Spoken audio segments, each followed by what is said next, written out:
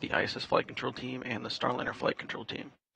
Starliner, Houston, Big Loop. We just wanted to let you know that when we're manipulating that memory card, we'll make sure the centerline camera is off, OFF. Yeah, it's off. We're doing that. Roger.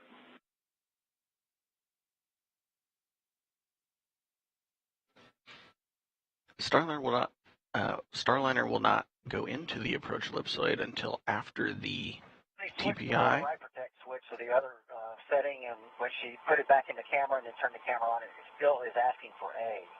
Is there a way to make it ask for B? Are you aware? Yeah, no. We can go ahead and just try A.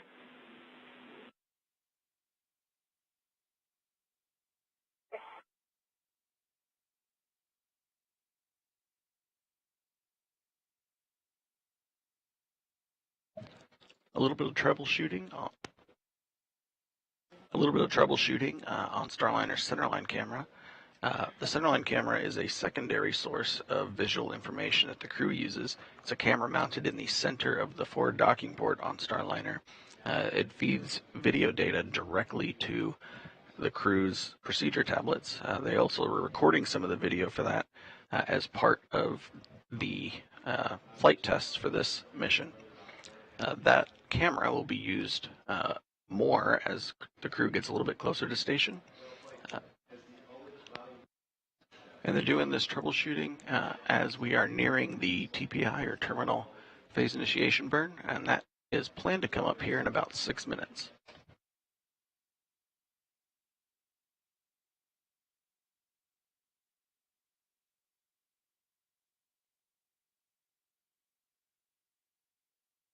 We've heard multiple voices and seen some of our team members in the room here today, but to tell you a little bit more about our NASA astronauts aboard Starliner. Again, this is the first flight of astronauts aboard this spacecraft. We're talking about Butch Wilmore and Sonny Williams, the commander and pilot, respectively, of Starliner. Roger that.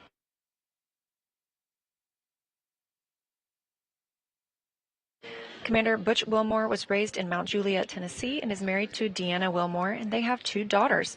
He has a Master of Science in Aviation Systems from the University of Tennessee. The U.S. Navy captain successfully completed 21 combat missions during Operation Desert Storm while operating from the flight deck of the USS Kennedy. Butch has accumulated more than 8,000 flight hours and 663 carrier landings. NASA selected him as an astronaut in July of 2000. So far, he's completed 2 space flights. This is his 3rd. His first was a pilot on the Space Shuttle Atlantis in 2009, and in 2014, he served as a flight engineer for Expedition 41 to the International Space Station. To date, Wilmore has logged 178 days in space, and I think we can chalk that up now to 179, including 4 spacewalks.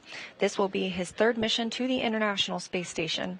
Before his selection to NASA, Wilmore was on exchange to the United States Air Force as a flight test instructor at the Air Force Test Pilot School at Edwards Air Force Base in California. And Sonny Williams, the Boeing CFT pilot, was selected to be an astronaut by NASA in 1998. Like Wilmore, this will be Sonny's 3rd mission to the International Space Station. In her previous 2 flights, she served as a flight engineer for Expedition 14, and in 2012 as a member of the Expedition 32 crew. She's logged 382 days in space, including 7 spacewalks. Williams has more than 50 cumulative hours of spacewalk time, and that's the 2nd most by a female astronaut. The retired U.S. Navy captain is a former naval test pilot and instructor. She's logged more than 3,000 flight hours and more than 30 different aircraft. Sonny has a Master's of Science degree in Engineering Management from the Florida Institute of Technology. Williams, who grew up in Needham, Massachusetts, is married to Michael Williams. She enjoys hanging out with their dogs, working out, hiking, camping, as well as working on cars and houses.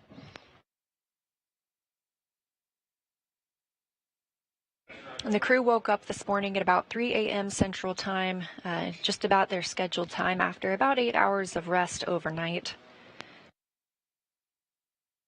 Once they get to the International Space Station, they'll be joining 7 crew members living and working there.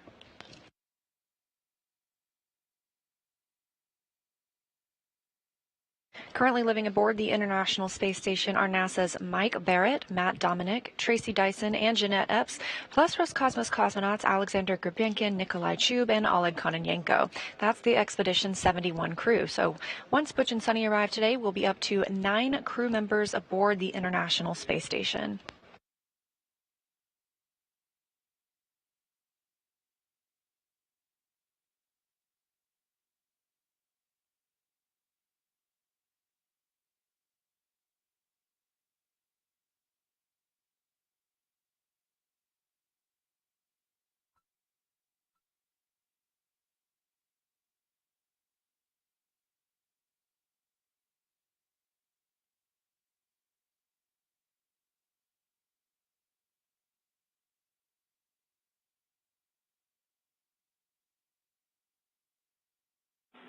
Starliner Houston on a big loop. Be advised that's for both.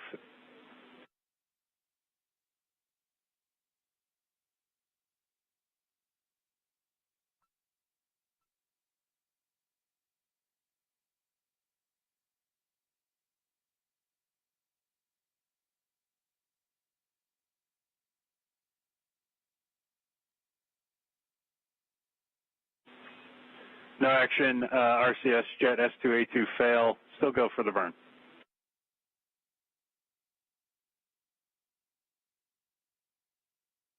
No action. You know what type of fail? It failed off, Butch, and right when that was happening, I was calling up. Just be advised, neither of the infrareds are taking measurements now for RelNav, so we're going to go ahead and reboot the camera IR1.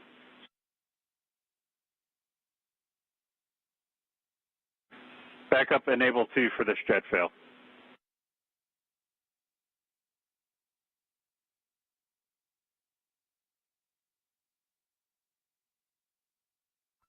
Enable 1 off, enable 2 on.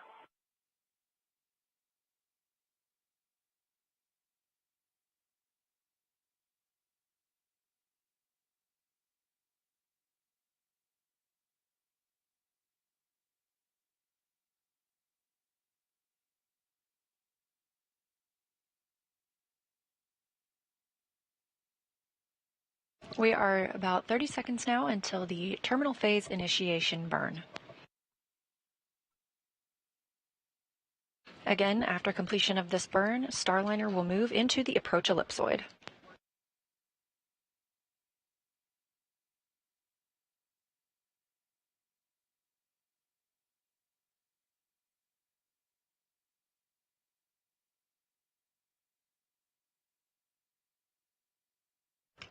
And the burn has started.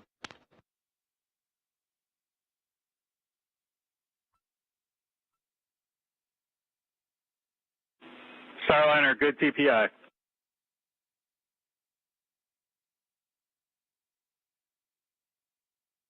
Good TPI. And Commander Butch Wilmore and the flight control team here noting a good TPI burn. Just before that burn, there was a call out about a RCS jet fail. The meaning behind that message is that we have been monitoring the thruster, and while it had good performance, part of our kind of conservative set of sensor data around the health and status of that thruster, something was slightly out of the planned ranges for that, and so as a safety precaution, we turned that off. But during our last check, it was performing as intended.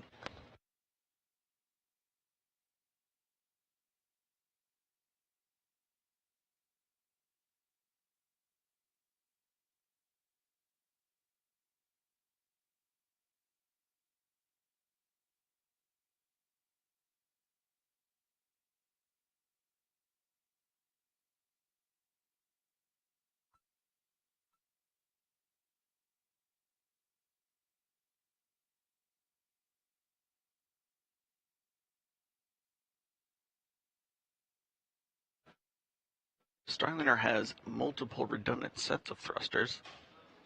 As a precaution, we've turned that one off. There are procedures to turn it back on and do a checkout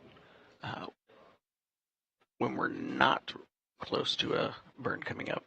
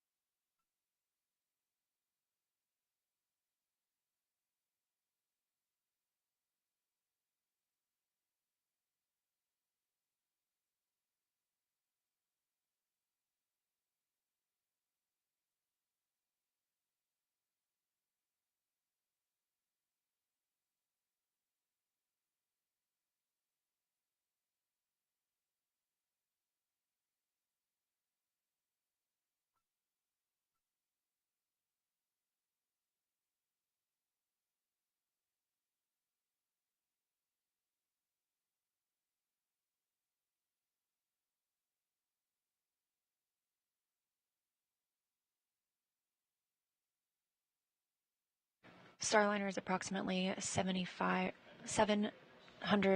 kilometers away from the International Space Station. The orbiting laboratory is currently flying about 17,000 miles per hour, 260 statute miles over Iran. We've walked through a handful of burns this morning. The first of those, the NHPC-1 burn at 7:52 a.m., changing the height of Starliner, and the second of those, the NHPC-2 at 8:14 a.m., also fine-tuning its approach to the International Space Station.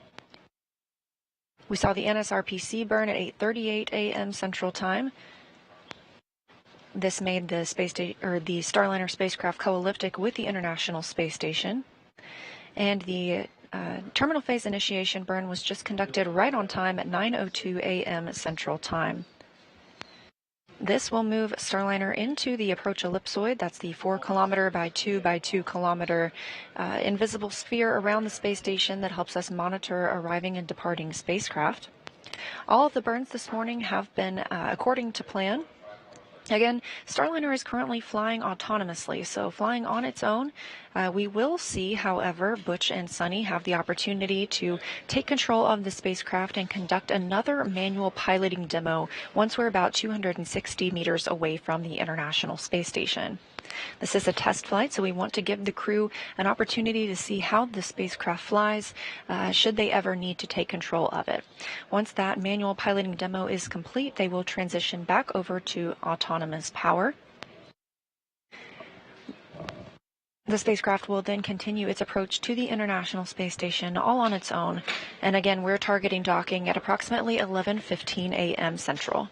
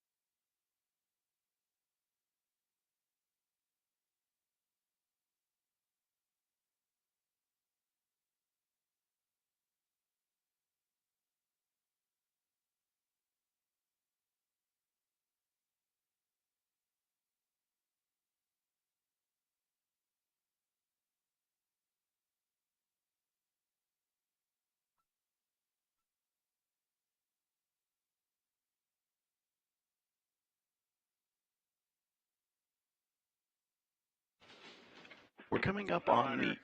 Houston, on the big loop. Hey, we just started picking up RELNAV measurements on both IR cameras. That's when it went to silhouette track at 7,000 meters. Prior to that, in long-range track, we were not getting any measurements. We don't understand why we weren't getting measurements, but it's good that we are now getting measurements. But since we have that behavior, we had the conversation here on the ground that, of course, as you know, if once we get into eclipse here, if we go RailNav degraded then diverge, the spacecraft will drop down to manual, and you're going to have to take us up to 200 meters per 11.11.301. And we expect to have good comm through that time period, and we'll give you updates should we see any other behavior or bad behavior.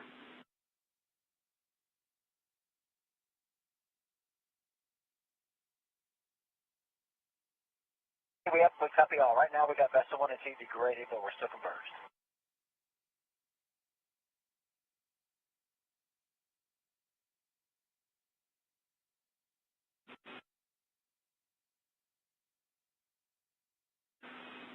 Yeah, okay, copy that, and RailNav is good.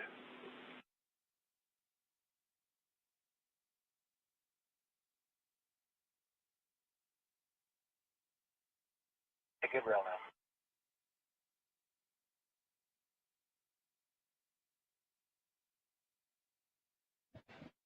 now. And Starliner, those Vesta degraded signatures, health and status thing out of the Vesta due to some VEX faults earlier.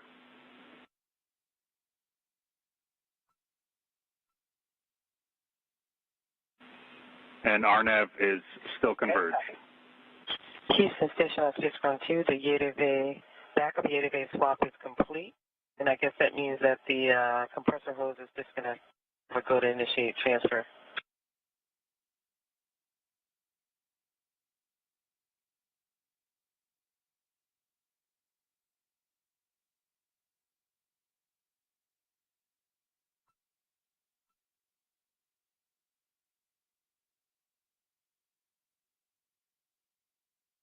My bad. Sorry about that. Copy.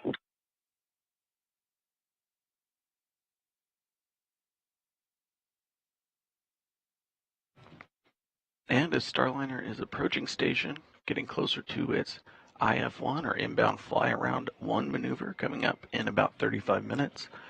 You've heard some back and forth between Commander Butch Wilmore and Capcom Neil Agata. Starliner's Vesta system is currently tracking both the position of ISS, but now that we're close enough, you're seeing some of the outline of ISS. Roger that.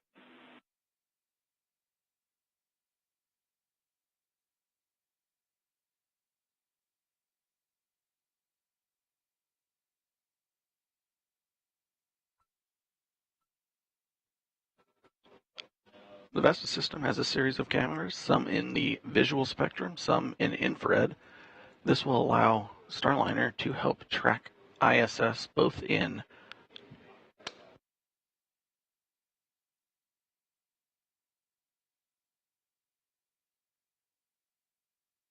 the Vesta system will help track ISS both in darkness and light. The red circles showing up on the Vesta display are the Vesta system picking out features on the ISS. When Vesta can pick out specific features of ISS via image recognition, that information can let Starliner know which direction Starliner needs to align with, which will pick Starliner's orientation to be in the optimal position to keep tracking ISS, and we'll follow that all the way into the docking port.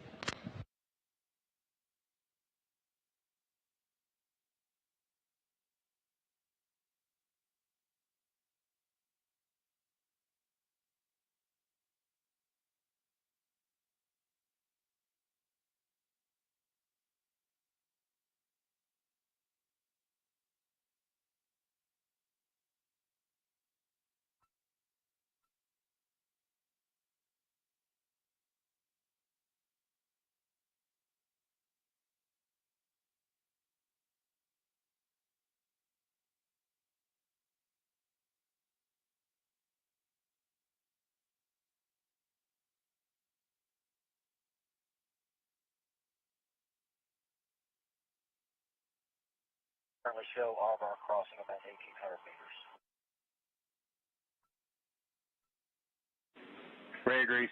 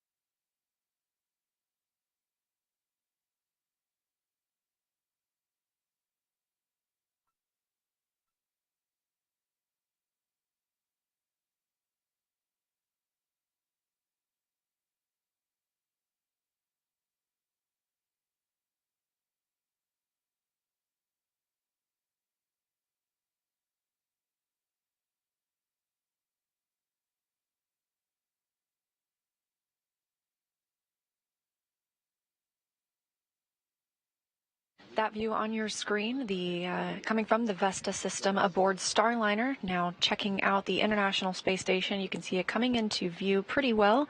And of course, we are monitoring Starliner's journey here in the White Flight Control Room at Johnson Space Center in Houston, Texas. But over across the hall in the International Space Station Flight Control Room, NASA's Gary Jordan is continuing to monitor the station side of today's operations. Gary, can you tell us how things are going?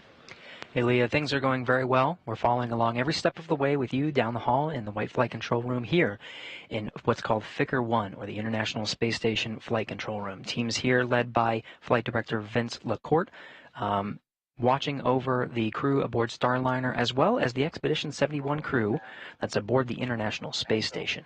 Crew members split up doing different things. It's Matt Dominic that you see there on the graphic on the front right there, NASA astronaut who's responsible for enabling the monitoring tools necessary to watch Butch and Sonny approach the International Space Station. There are tools, there is software that is receiving data from the Common Communications for Visiting Vehicle, or CV2V2 system, that creates a link between the International Space Station and Starliner. It's Matt Dominic there you see in the front that's going to be following along with that. Later, we'll have Matt Dominic as well as Tracy Dyson in the back left there. She's a NASA astronaut, flew up with the Soyuz crew, including Chub and Kononenko, Nikolai Chub and Oleg Kononenko. Kononenko, of course, who just passed the milestone of 1,000 days cumulative in space. On the left there, you see Alexander Gubyankin, who is the cosmonaut that joins the Crew 7 crew in the very front of this graphic. To the right in this graphic is Mike Barrett, and on the far right, Jeanette Epps, making up the complement of 7 astronauts and cosmonauts of Expedition 71. It'll be Tracy Dyson and Matt Dominic that oversee the final moments of the Rendezvous operations through the docking of Starliner to the very forward port. Once they do dock, the International Space Station flight control teams here in the International Space Station Flight Control Room will work with the teams down the hall in Starliner Flight Control to walk through the hatch opening sequence and operations. The 7-member crew that we just talked about will be there in the Node 2 forward hatch, ready to welcome Butch and Sonny, the first crew members to fly Starliner to the International Space Station, and we'll conduct a welcome ceremony from there. Here in the Flight Control Room, we talked about Vince LaCourte, the flight director. Next to him is the Capcom, Will Vu. You'll hear his voice relayed up to the crew aboard the International Space Station. Right now, all crew members are talking in the Space Ground 2 loop, which is a big loop. Everybody here that you're in the flight control rooms, both rooms here in Houston, the Space Station Flight Control Room and Starliner Flight Control Room, are talking with the two spacecraft that are about to rendezvous here coming up in the next couple of hours. Will Vu there is responsible as the voice from the control rooms here to talk with the crew aboard the International Space Station. Most of the communications you'll hear from him will be relaying to Matt Dominic, who again will be overseeing the rendezvous operations. Neil Nagata on the left there will be responsible for talking with Butch and Sonny in Starliner. Everything is coordinated as part of the integrated operations, very carefully choreographed procedures that you'll hear to make sure everybody's talking and the rendezvous operations are going swimmingly. So again, everything in the International Space Station Flight Control Room is going according to plan. We're tracking down to some of the next burns here, the inbound fly-arounds, which, of course, as after the TPI burn, terminal phase initiation, we get inside the approach ellipsoid. Once we're inside the approach ellipsoid, we operate by these joint flight rules and count down towards these next sequence of burns to get ever closer. It'll be very interesting to see some of the great visuals for some of the free flight demos that are necessary to verify all of the different capabilities of Starliner as part of this flight test. Again, station is ready to receive the Starliner. We're tracking no issues at this time. Attitude and solar configurations aboard this station is ready, and so really we're just following along every step of the way with the teams over there in the Starliner Mission Control Room. So that'll be it for us for now. We're continuing to follow along, and we'll be with you every step of the way. Leah and Jim, back to you over in the White Flight Control Room. Thanks, Gary. And yes, we continue to monitor the arrival of Starliner to the International Space Station. And if you're just joining us, a reminder, this is the very first flight of Starliner with crew members aboard. So we'll be bringing the space station total number of crew members up to 9 upon their arrival today, again, targeting approximately 11:15 a.m. Central Time.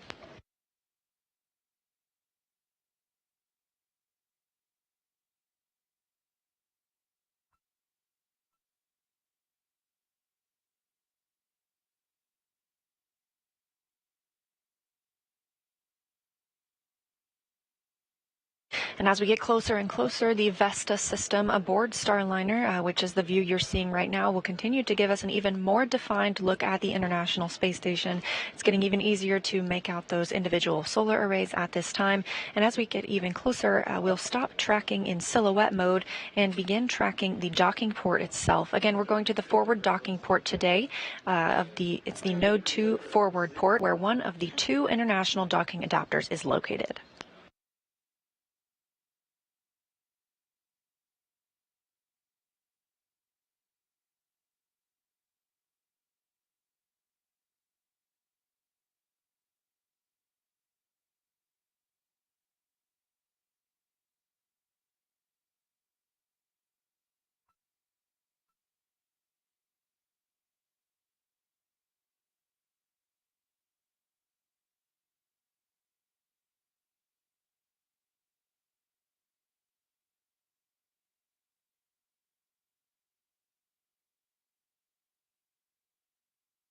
To take a look at the rendezvous and docking profile today, we've had 2 height adjustment and plane change burns already. Those are the NHPC 1 and 2 burns occurring at 7:52 a.m. and 8:14 a.m. Central, respectively. Those were both good burns. We then came up on the NSRPC burn. This was a co-elliptic and plane change burn at 8:38 a.m. Central, another good burn, before moving to the terminal phase initiation burn.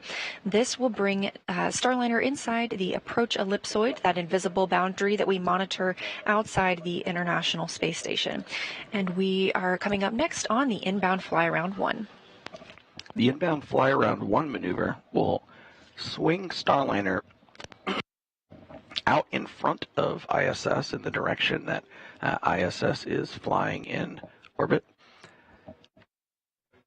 Then the IF2, or the inbound fly-around 2 maneuver, will slightly alter Starliner's trajectory to hit a peak altitude in front of the Node 2 forward docking port. From there, Starliner... Big loop for tablets. we can take another receipt on the tablet that's charging, and we're also curious on the battery status of the tablet you're using for centerline camera.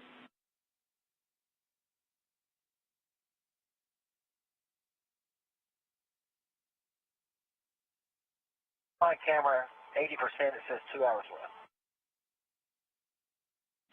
One that's on the chargers is 71. Did you say the centerline camera tablet's currently on the charger?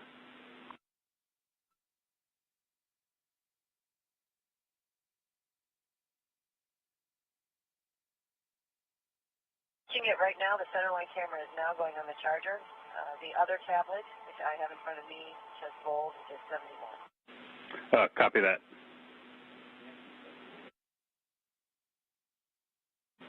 And can you tell what the centerline camera battery state of charge is?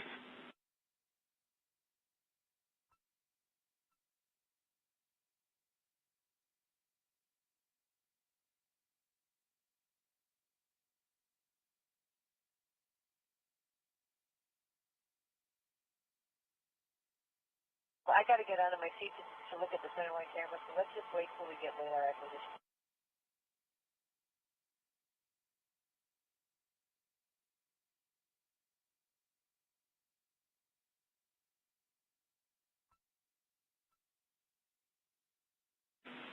Starliner, expect radar acquisition in about 400 meters. Plus fully charged at 190 minutes.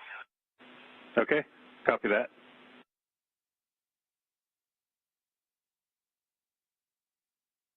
We're showing our bar cross about 1200.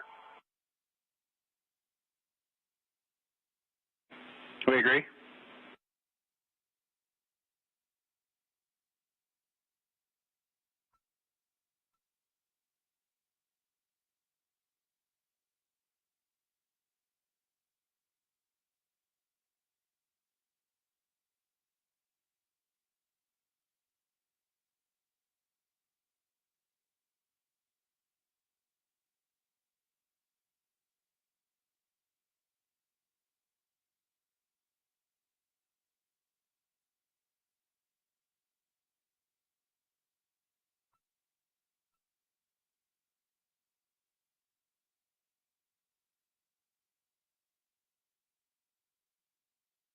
Some of the communication going between Capcom and Commander Butch Wilmore and pilot Sonny Williams is about making sure that the battery of the centerline camera and the batteries on the crew tablets are topped up. Part of the use of those two things is when we begin our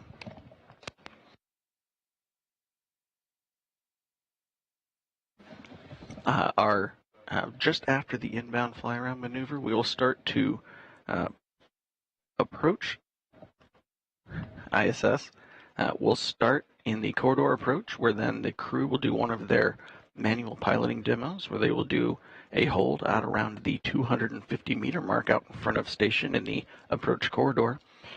After about 5 minutes of that test demonstration, Starliner will then go back to automated mode.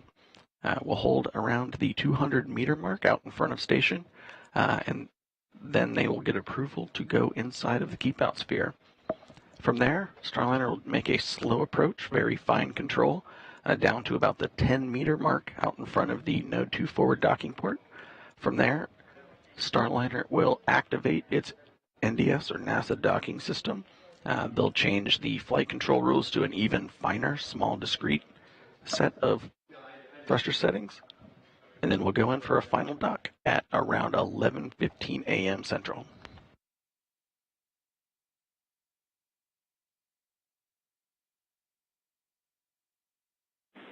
Starliner, good radar acquisition.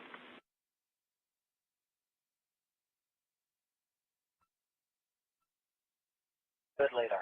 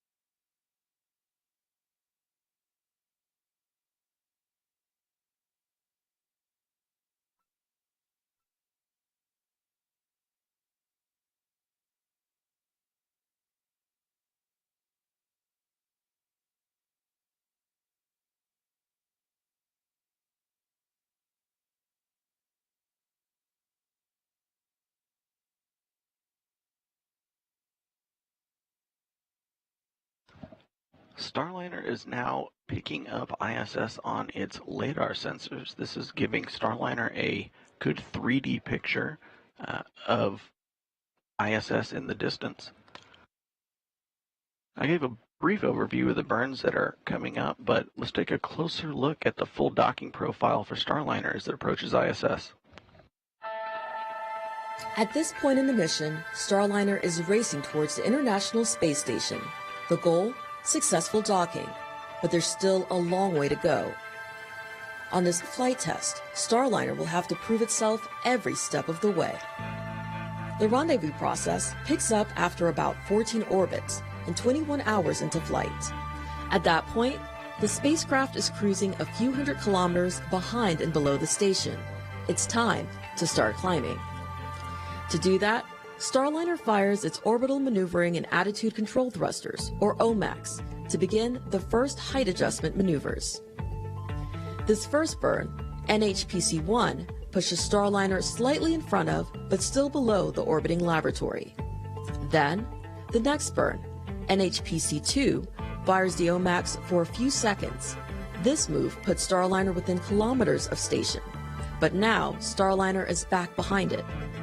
The final height adjustment, NSRPC, is another short OMAC burn that places the vehicle on a co-elliptic path with the station's orbit. Now, Starliner is just outside the approach ellipsoid, with the Vesta cameras in the nose pointing straight at station. After terminal phase rendezvous initiation, the proximity operations begin with a series of inbound fly-around maneuvers. Now, Starliner is just hundreds of meters away from station. Because the two vehicles are closer together, Starliner will only use its smaller reaction control system, or RCS thrusters, from here until docking. The first inbound fly-around maneuver, IF-1, swings Starliner 550 meters ahead of station and raises it another 300 meters. This maneuver accelerates Starliner to about 17,500 miles per hour, nearly matching the station's velocity. Inbound fly-around 2 raises Starliner further, moving into position 300 meters directly in front of station. Now, it's time for the initial approach. At approximately 250 meters, space station crew will manually command the Starliner to stop. This is just to verify that Starliner will obey that command if they need to issue it in the final docking phases. The approach corridor initiation burn sends Starliner into the keep-out sphere, a 200-meter sphere that nothing is allowed to enter unless it plans to dock to station. Then, when Starliner is 182 meters away from station, it will automatically stop and retreat to 200 meters.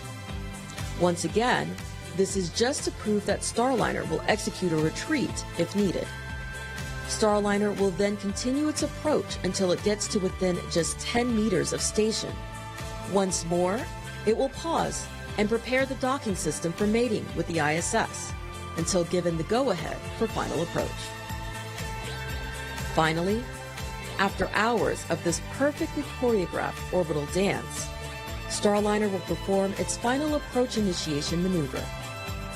The vehicle will slowly close the final 10 meters until its docking system makes contact with the Boeing-built International Docking Adapter on the Harmony Module's Node 2. Then, Starliner's docking ring will retract, hooks engage, locking Starliner and station together, signifying a successful docking procedure.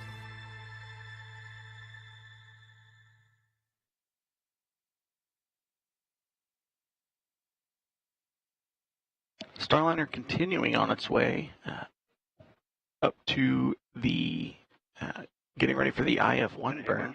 Can you see the ISS and centerline camera on the tablet? Oh, that's what I'm saying. I can't see it at all on the centerline camera. We've got a good picture on the IR camera, but centerline there's nothing.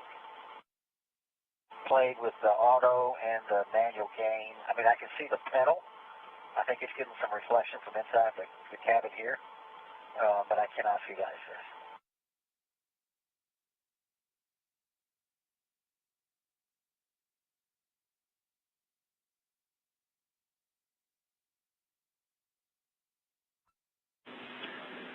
All right. Yeah, copy that. And Spanky reminded us that you can take a picture or screenshot on the tablet.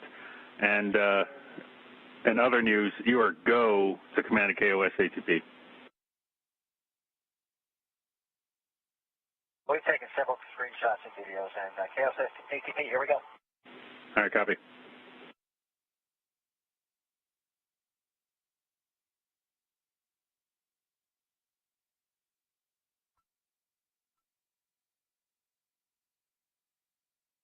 KOS ATP is enabled. Here's your copies.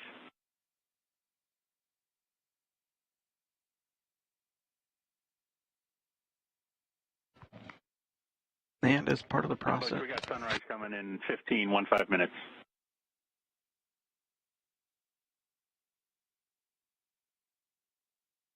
Okay, yep. May actually just look that up. Thank you.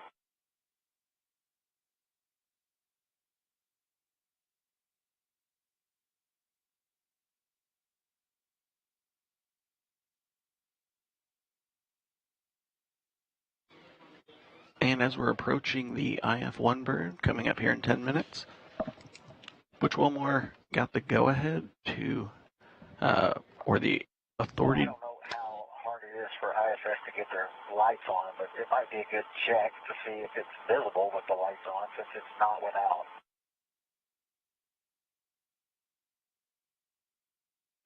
Yeah, we're checking, Butch.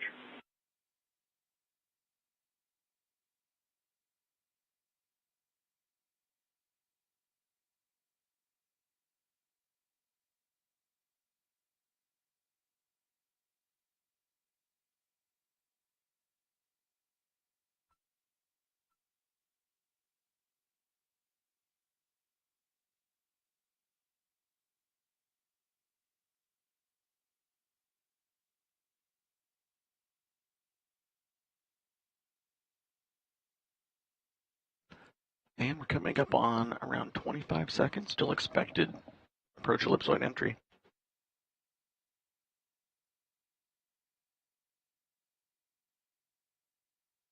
Again, the approach ellipsoid is a 4 by 2 by 2 kilometer invisible boundary around the outside of the International Space Station.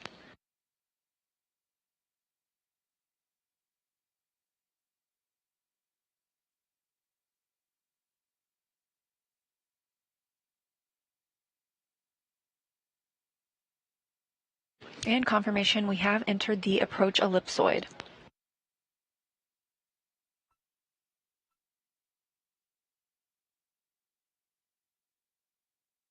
As Jim was saying, we also heard the authority to proceed to the keep out sphere. I turned the light on because I can now see there is a speck out there.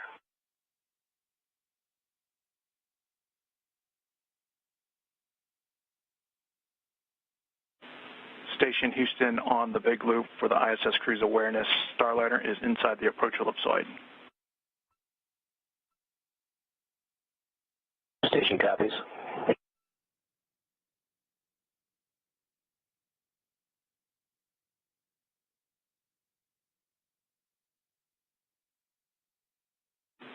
Again, We're still talking about turning on the lights here on ISS. We haven't turned on any yet.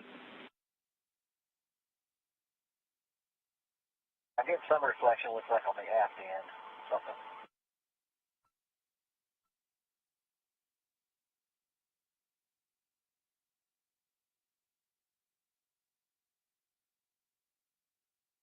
Might was shining a flashlight out of the cupola, I don't know. Yeah, copy.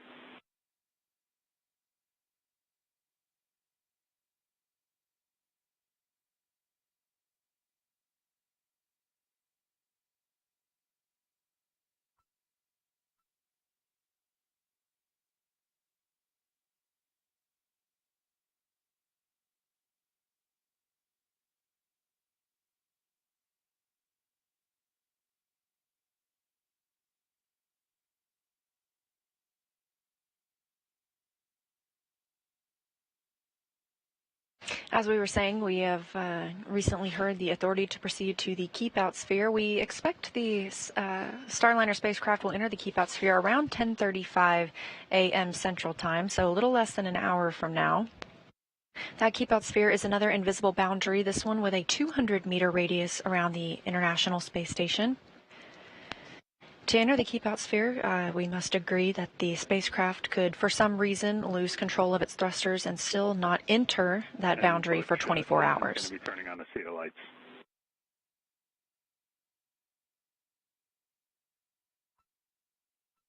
Great.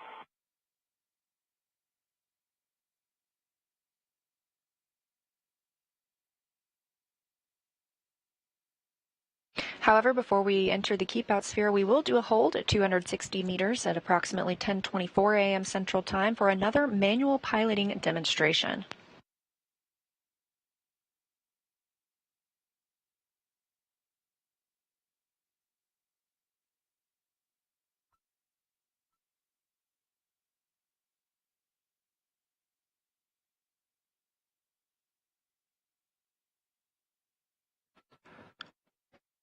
And while Starliner's Vesta infrared camera is able to pick up station, we're currently still in a period of darkness.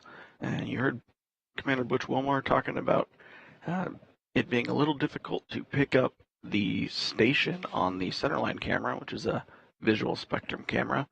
The ISS team's trying to see if they can get the ISS team to turn some of the ISS lights on to make it a little bit easier to pick up the station in using regular eyesight, but we will be coming up on a period of daylight in about the next 20 minutes or so.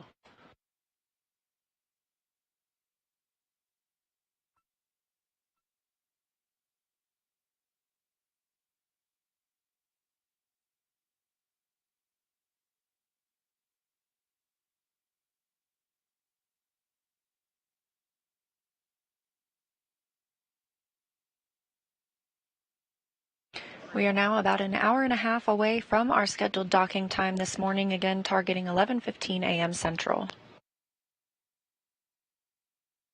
That comes after launch yesterday at 9:52 a.m. Central.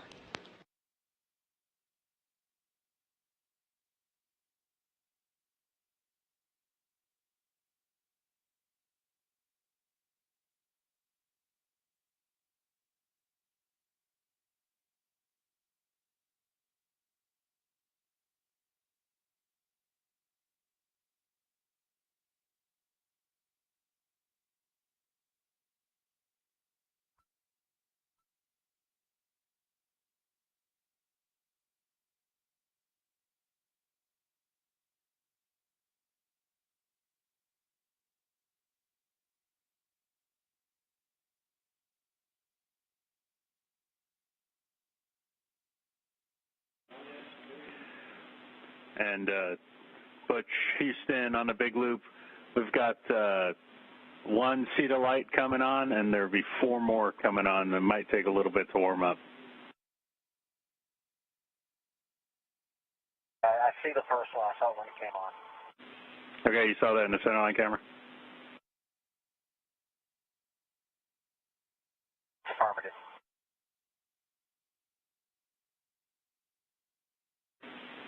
And you know what's coming. We're going to want some centerline camera screenshots of that.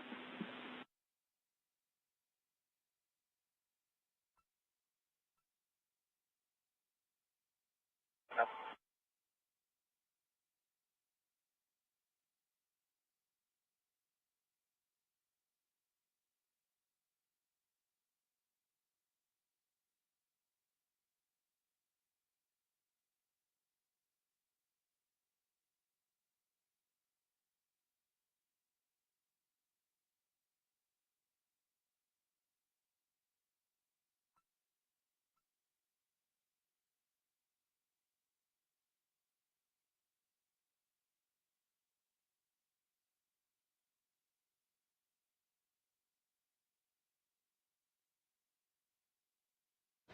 We heard some communications between the Capcom and the crew aboard Starliner. They are turning some lights on the International Space Station. This will give the crew a better visual of the station itself as they continue to approach. We are standing by for the IF-1 burn in about 1 minute and 30 seconds. This is the inbound fly-around burn.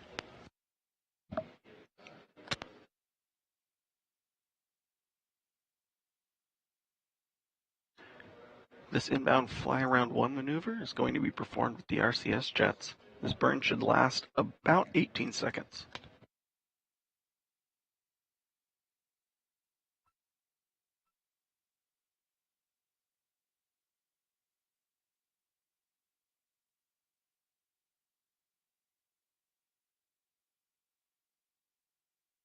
The RCS jets that'll be executing this burn are on the service module portion of the spacecraft, and if you look in the top right corner of your screen, that is what it looks like is facing you, the service module portion.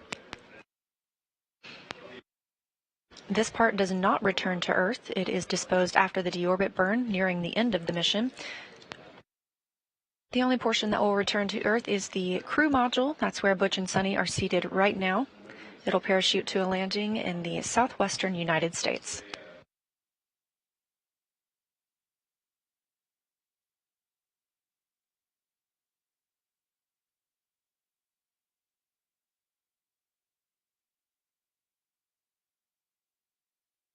And we're coming up on 10 seconds till the IF-1 burn.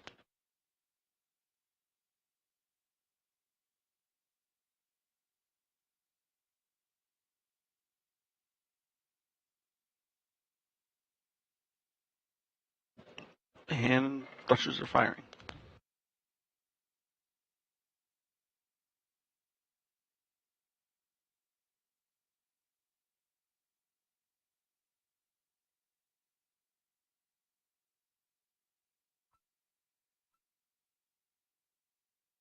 And thruster cutoff. Good burn, Starliner and Butch. We got all 5 CETA lights on for ISS. How does it look?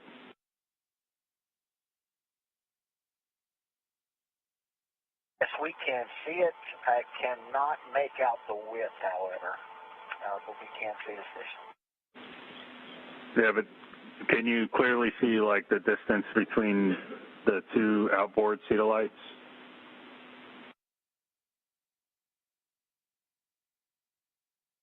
You can see the one that's on the port side. I cannot see the one on the starboard side. It might be blocked by something. Roger.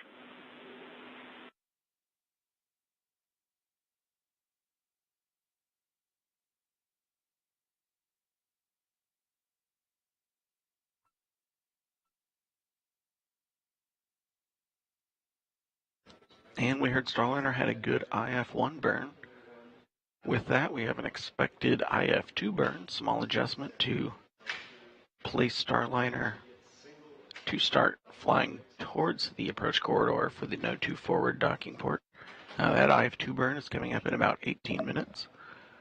Still some issues picking up the lights on ISS. Starliner had a transient caution around the time of the burn. No action. It was just sort of expected, and there was timing with how the triggers were set up for that message. Hey, yeah, we copy. We saw it.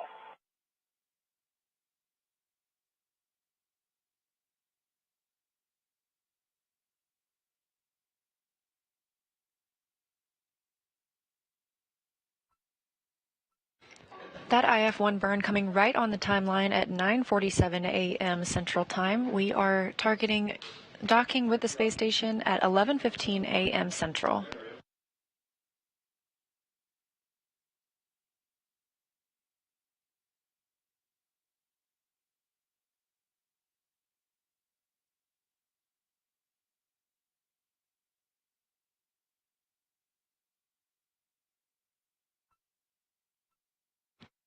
And you heard Commander Butch Wilmore talking a little bit about trying to pick up the lights on the outside of station. We should be coming up in a period of daylight soon, and that should hopefully help them see station without the extra lights, but also Roger that. Inside 2 minutes, sunrise.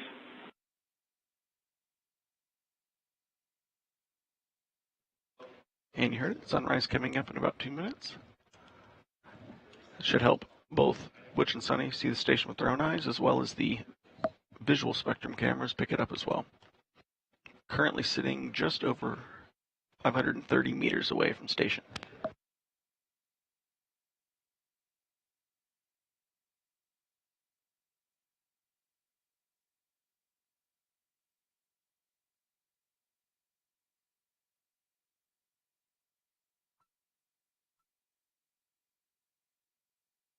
Now, we do not have views currently of the crew inside the Starliner capsule. However, we will regain views of Sunny and Butch once they dock to the International Space Station.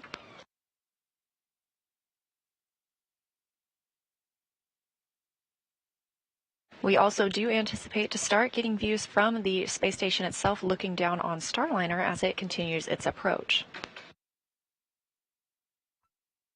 Again, the next major milestone this morning is the IF-2 burn, coming up in about 15 minutes.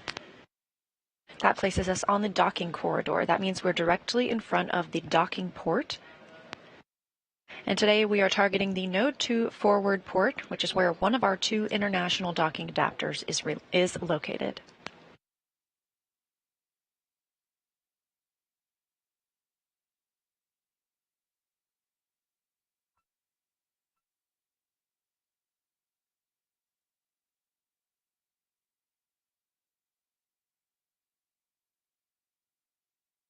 And as we transition from an orbital nighttime into an orbital daytime, teams reporting that they are getting all good views on the Vesta system. This is the system on Starliner that allows us to track the space station, and as we get closer will help us align with the docking port.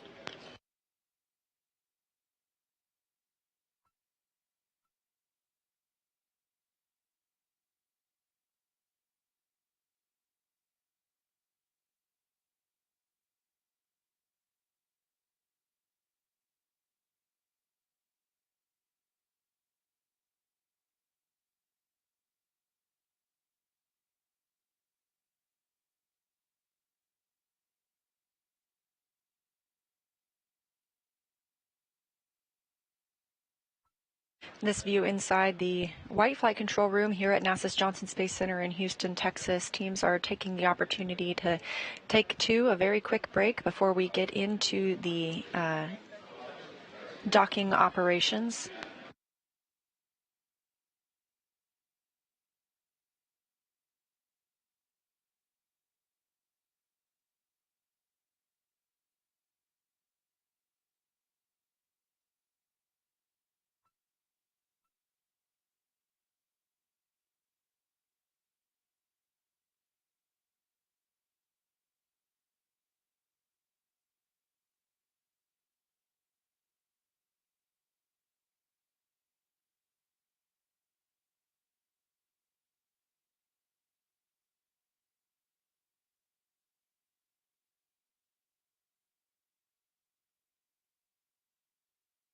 And with good views coming in on the Vesta system, let's learn a little bit more about the eyes of Starliner. Vesta is a brand new and highly complex navigation system designed by Boeing. It's what Starliner will use to autonomously dock with the International Space Station. VESTA stands for Vision-Based Electro-Optical Sensor Tracking Assembly, and here's how it works. The system consists of 2 laser-ranging sensors, 2 wide-field sensors, and 2 narrow-field sensors, all of which work together to guide Starliner slowly and safely to the station. Early in the rendezvous process, the sensors operate in a long-range tracking mode, monitoring the International Space Station from afar when it still resembles a bright, star-like spot in the distance. As Starliner gets closer, the sensors pick up more details and are able to see the ISS clearly enough to determine its outline. This phase is known as silhouette mode. Then, in the final phases of docking, the space station is close enough for the VESTA sensors to switch to feature track, where they use exterior features on the docking port of the Harmony module, such as handrails, stickers, and reflectors, to assess the capsule's position and attitude. Starliner's Vesta systems are programmed to recognize these features as relative points of navigation, enabling the spacecraft to determine exactly where it is and execute its docking procedures with great precision. Vesta also gives the ground teams a highly accurate understanding of Starliner's location relative to the space station, as Starliner autonomously makes its way to the orbital laboratory.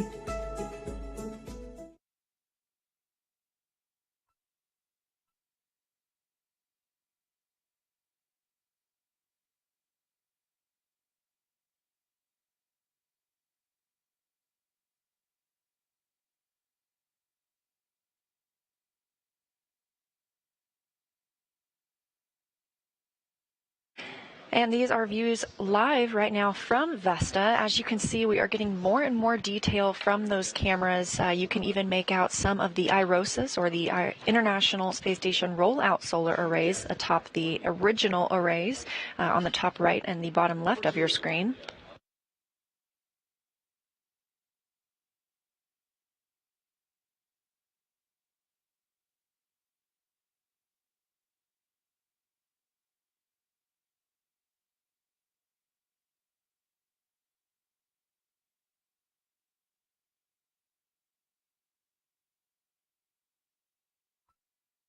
And we have our first views of Starliner from the International Space Station, now crossing over into an orbital daytime over the South Pacific Ocean. We are tracking docking this morning at 11:15 a.m. Central Time, the first arrival of Starliner to the International Space Station with NASA astronauts aboard.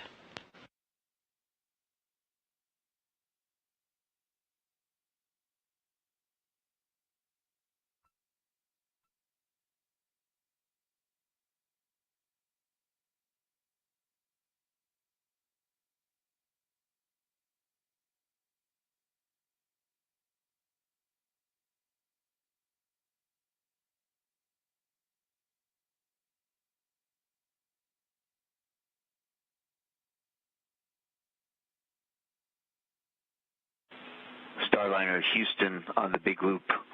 Just letting you know, now that we have light outside, we're going to turn off the Cedar lights just in case. Concur. Thank you.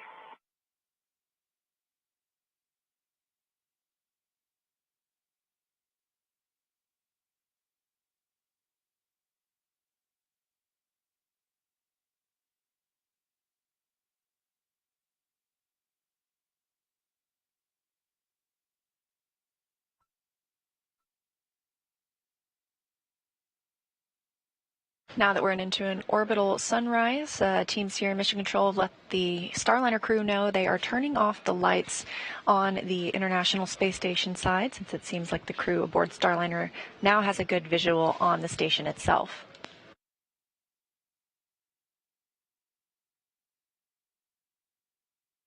Again, Starliner is flying autonomously right now, but we will see the crew transition to manual piloting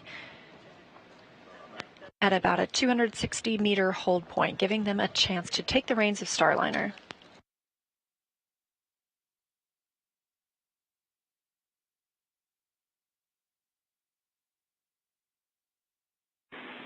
Starliner, see the B1 Bravo 1A3 jet fail.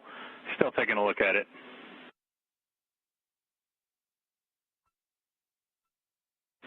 I think we saw it. Yeah, and it failed off.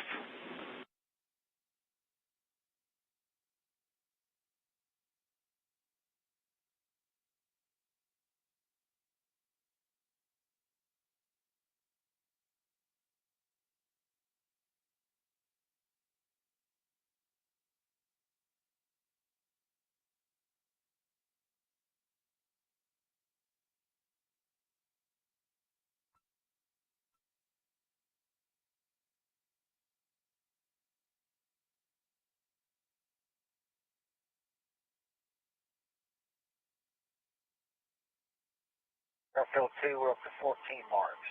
16, 16, 17.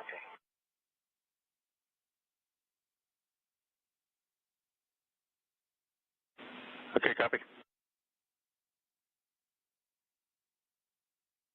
Want us to get rejected or not?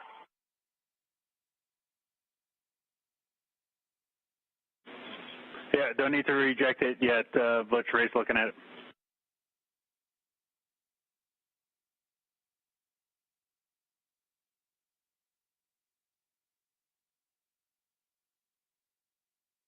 All right, go up to 35.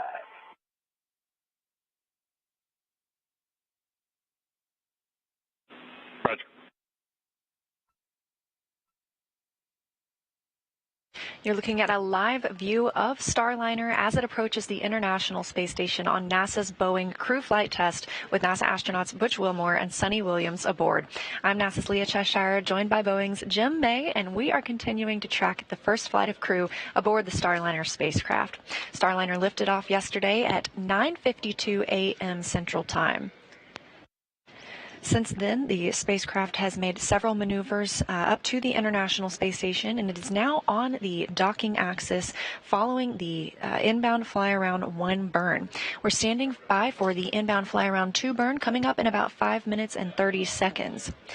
Now, built in over the last 24 hours, the crew has had about 8 hours of a sleep period. They woke up around 3 a.m. Central Time this morning, and we are targeting docking at approximately 11:15 a.m. Central Time. We're live in the White Flight Control Room here at Johnson Space Center. This is where Starliner is being commanded. There at the top of your screen in the light blue shirt, that's Flight Director Ed Van Cise. In the middle of the screen, you can see Capcom or Capsule Communicator Neil Nagata. And down in the white shirt with the red tie, that's NASA astronaut Mike Fink, also a crew member for the Starliner 1 mission.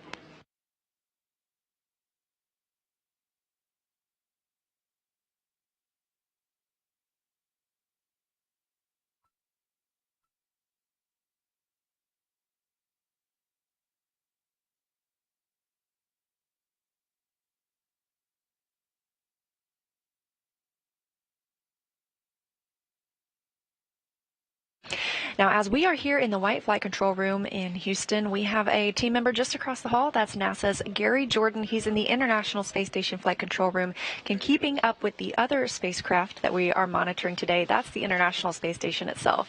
Gary, how's it going over there? Hey, Leah. Hey, Jim. Really good to be following this flight with you today from the International Space Station Flight Control Room. Teams here are led by Flight Director Vincent Lacourt, working hand in hand with Ed Van Cise just down the hall. The two, in synchronized fashion, are walking through the steps very methodically, like a choreographed dance. Starliner's burns have been executed precisely according to the timeline. Everything tracking well on the International Space Station side. Right next to him, you'll see Will Vu. He's the Capcom from here in Mission Control, Houston, relaying the procedures and following along with, of course, all of the different operations, but his job is to talk with the crew aboard the International Space Station. 7-member crew is currently aboard and awaiting the arrival of Butch and Sunny. It's NASA astronaut Matt Dominik's job inside the International Space Station to monitor Butch and Sunny's arrival. He's there in the very front, slightly to the right, NASA astronaut Matt Dominik, and of course complemented by the entire Expedition 71 crew.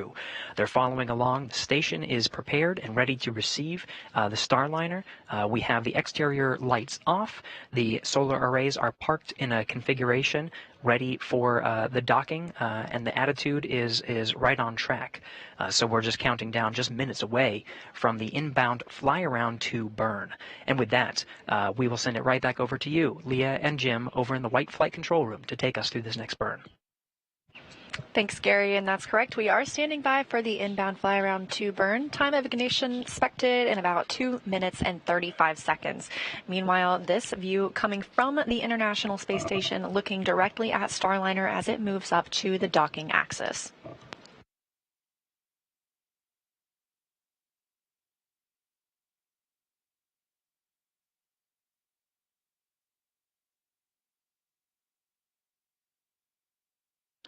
This IF-2 burn is just a small adjustment from the IF-1 burn. It will help flatten out Starliner's trajectory to get it to point more towards the approach the approach corridor on the Node 2 forward docking port of the Harmony node.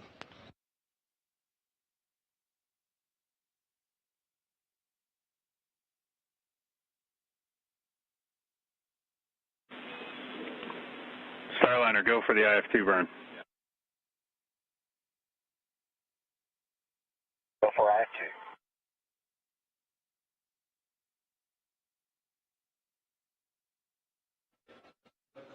And we're go for this IF2 burn. This burn should only be about 1 second long.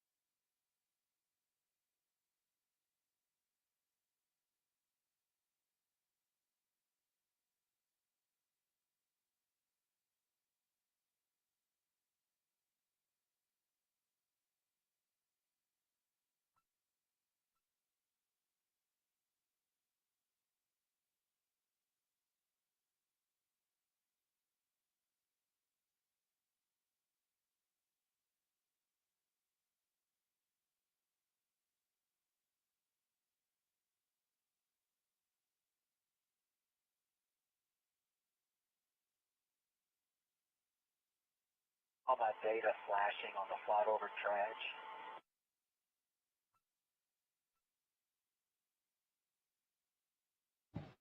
And coming up on about 5 seconds to the burn.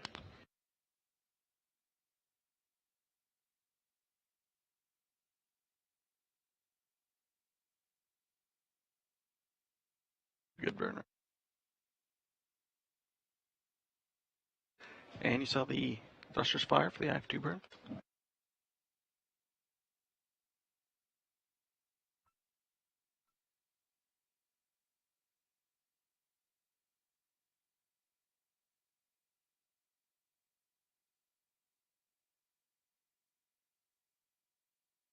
That burn happening right on time, 10:07 a.m. Central Time. IF2 burn, and Butch, say again for data flashing on warp dredge. The nav FLIR, the white converged, and then 4.02, then inbound fly around, and then the destination A and B in the ARD region. Not all flashing at the same time. Different ones would flash at different times. It's steady now, but it was still a lot of flashing. Go away, come back. Go away, come back. Okay. Yeah, that was my next question.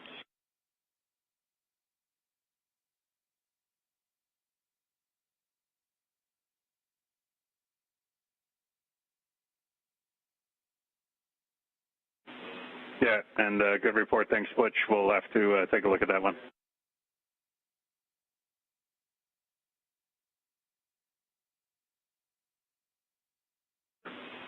And Starliner, we're curious, with that flashing on the parameters, are you comfortable enough that you can command a destination A or B? Yes, now it's not doing it. I could have done it before as well. Where you actually do the commands, it was fine. Like the abort and the recover, those never flash. It's just the white text. And the reason I called you, I know it was right before the burn, because I was hoping to call your attention to it in case it was still doing it and you could see it. So my apologies. Yeah, no, appreciate it. Sorry, we just didn't copy the whole transmission right before the burn.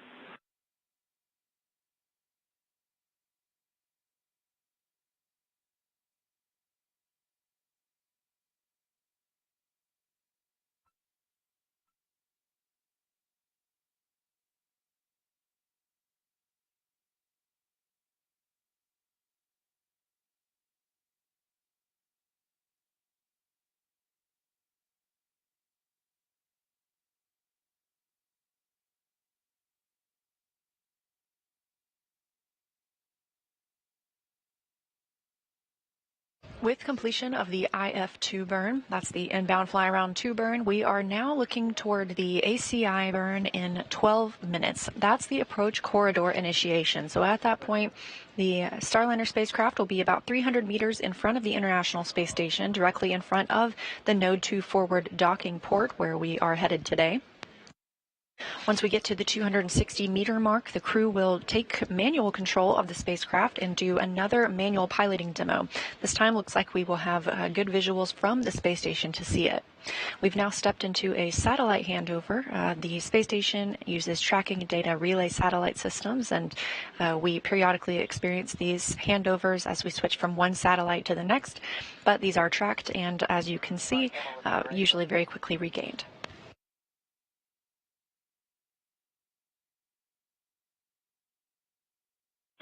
Roger.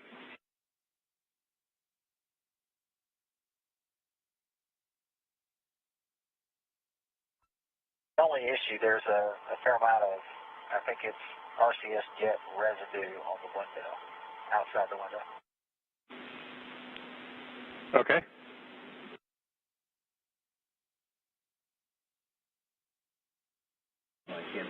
Yeah, Butch, we're assuming you're talking out the IVA hatch window for the centerline camera.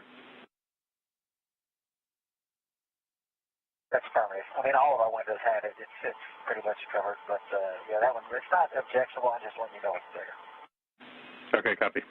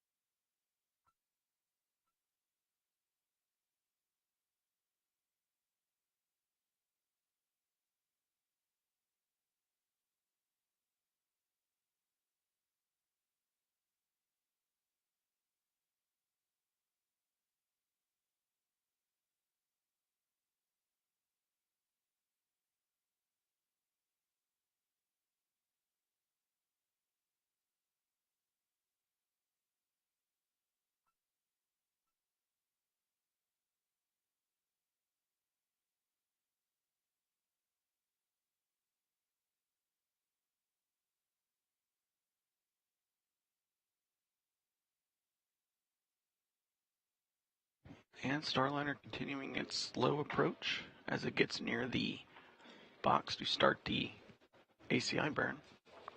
Starliner is currently 451 meters away from the Node 2 forward docking port, currently approaching at about 0.22 meters per second.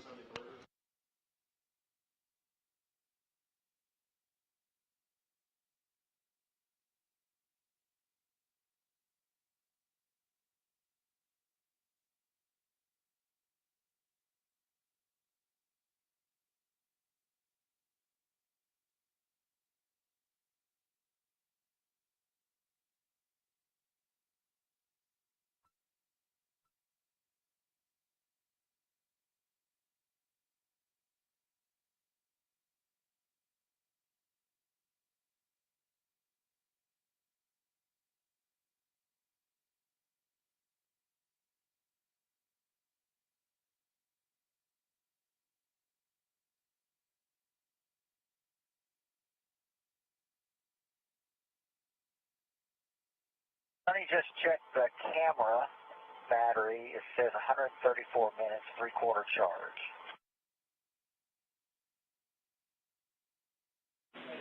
Okay, yeah, copy that. And but you should have the battery charge on the tablet overlay itself.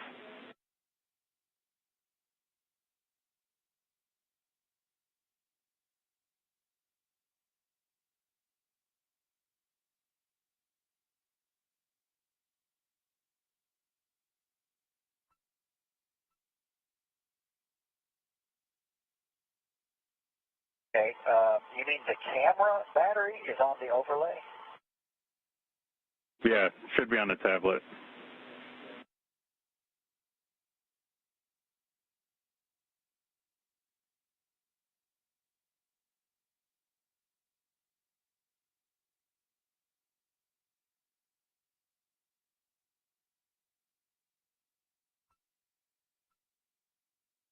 all we've learned.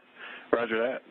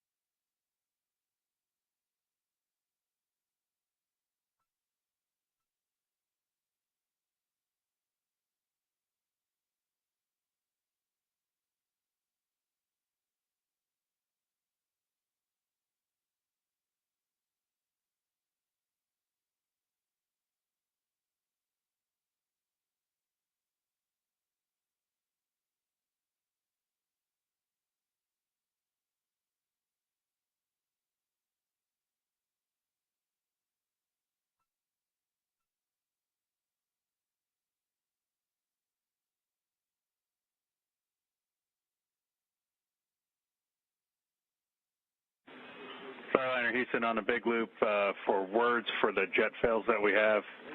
We're planning on doing a hot fire test before we get into the KOS to see if we can get those jets back. And big picture, what that means is that once we get to 260 meters, you're going to go ahead and press through the procedure and put the Starliner in the station keeping inside the corridor. But we're not going to do the manual control demo. You're just going to station keep for us. I'll get you words to get us in a free drift when we're ready. We'll test fire the jets, and we'll see what the data tells us. But essentially, we're just going to be in and out of hold, and you're going to have to do some station keeping in that time frame.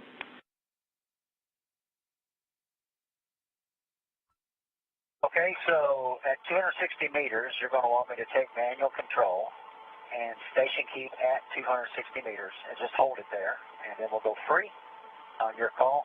You'll do your jet fire, and then we'll go from there. Yeah, that's good words. That's good words for now. I'll get you more detailed words once we get there, and we'll have to coordinate that for you. And just be advised, we're going to want to know if you can hear or feel the jets, so we'll be in back and forth comm during that time period.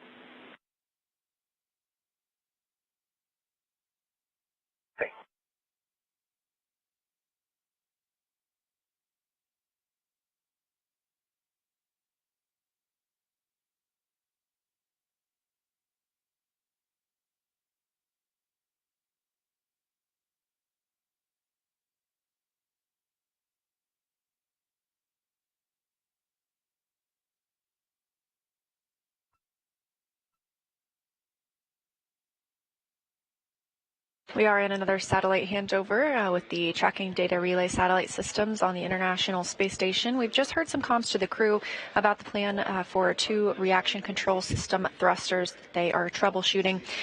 We have an upcoming ACI, that's approach a corridor initiation burn in 3 minutes, 18 seconds and counting. And after that occurs, we will reach our 260-meter hold point. We anticipate that hold point around 10:24. This is originally where we were planning to switch to manual mode and go into the manual piloting demo. We are still going to switch into that manual mode and troubleshoot those 2 reaction control system thrusters on the service module by conducting a hot fire test. After that is complete, the crew will have the opportunity to conduct their manual piloting demo.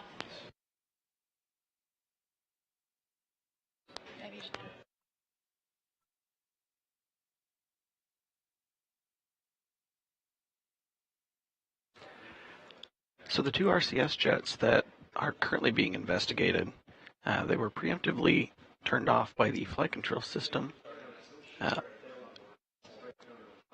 with some sensor values that were slightly above the conservative bounds that we have set. So that's the reason why they're going to do a test of those to see if they can bring them back into the active set of thrusters.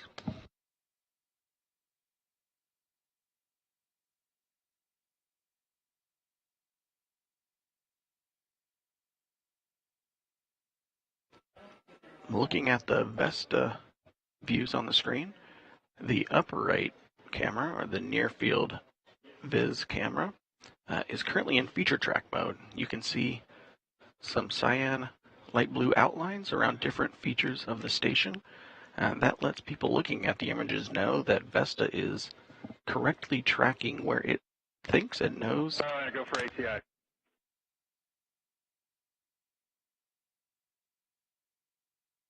Go for ACI. Those outlines letting people on the ground know that Vesta is accurately tracking the outside of station. We also heard a call up to Commander Butch Wilmore that the crew is go for the ACI burn.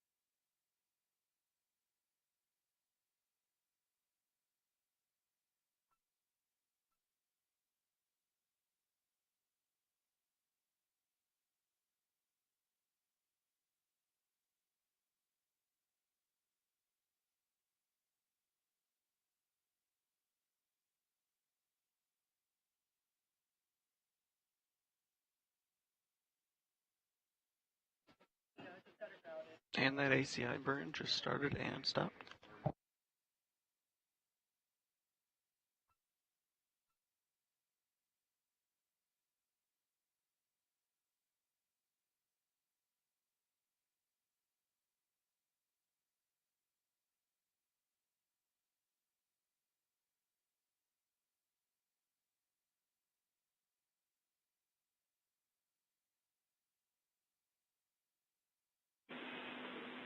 Starliner, good corridor burn. Go for station keeping at 260 meters.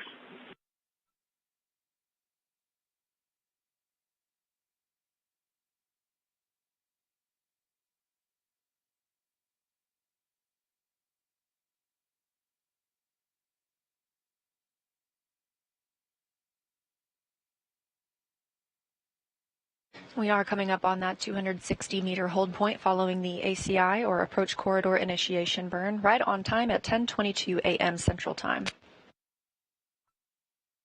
Again, we are tracking 11:15 a.m. as the earliest opportunity for docking today. However, it is a docking window, so we can hold. Big loop, good corridor. Go for station keeping at 260 meters.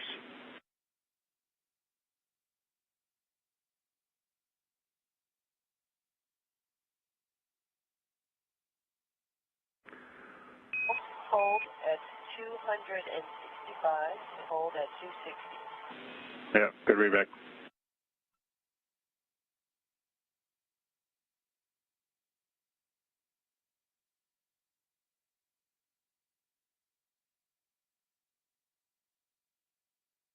Starliner coming up on 260 meters. Butch and Sonny are going to begin the hold at 260 meters.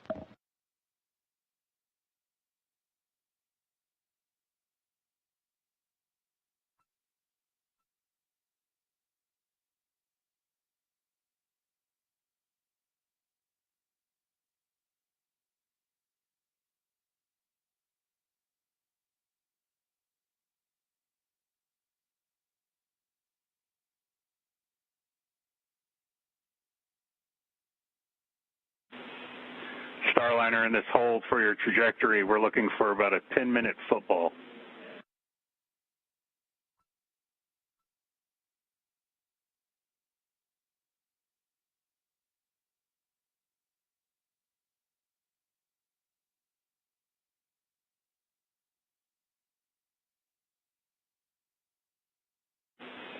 Starliner getting ahead here for the hot fire.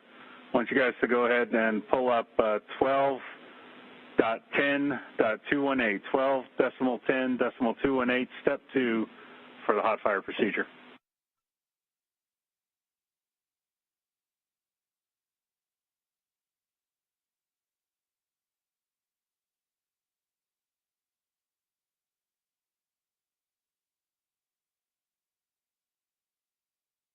Okay, 12.10.218, we had it pulled up, we're looking at step 2. Okay, roger.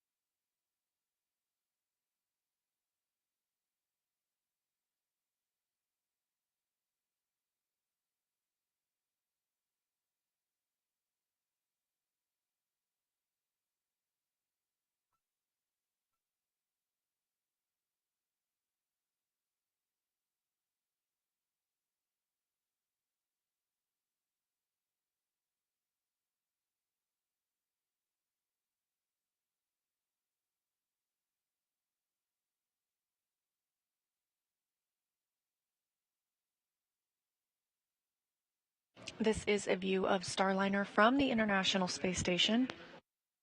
The spacecraft is now aligned with the International Docking Adapter on the Node 2 forward port. That's its intended destination today. They are currently holding at the 260-meter mark. This was a planned hold, however, it is being extended to troubleshoot 2 reaction system thrusters.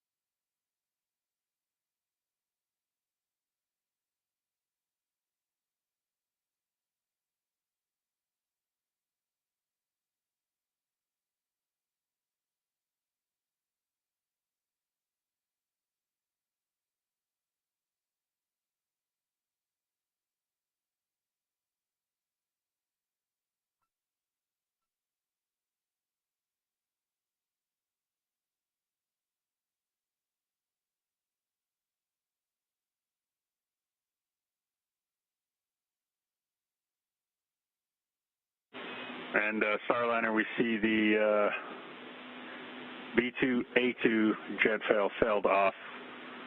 Still talking about it, still good for control.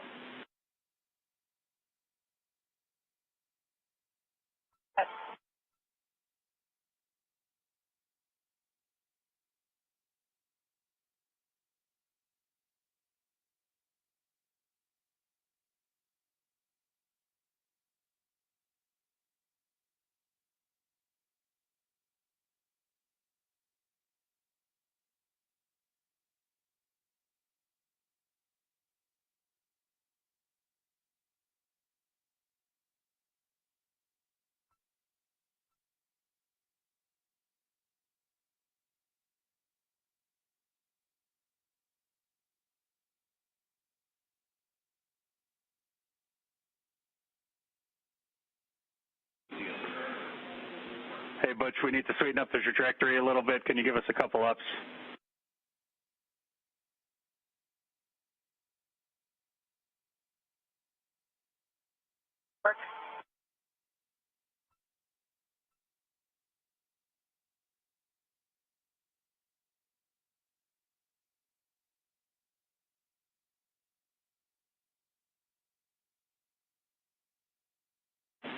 And Sonny, confirm you've got the procedure pulled up.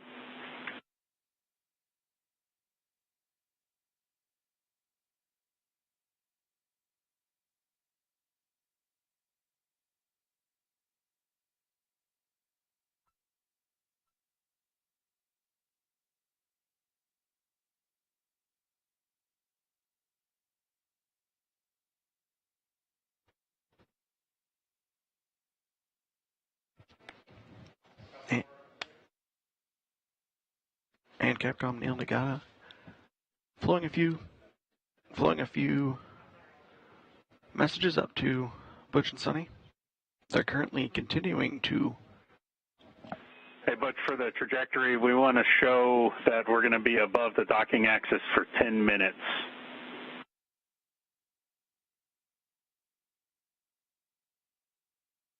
Do that?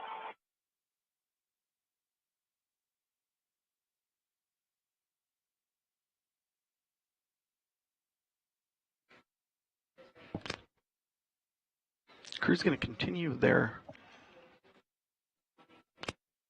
hold outside of the approach corridor.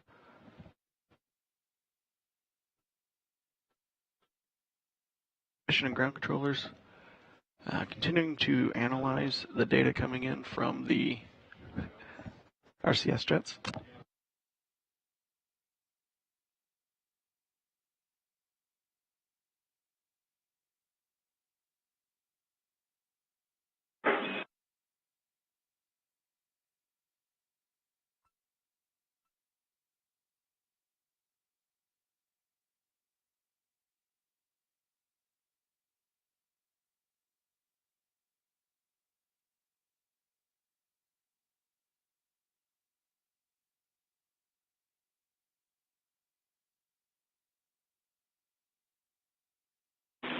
Hey, Sonny, are you guys ready to execute the SM hot fire test procedure? We lost another jet, S1A1.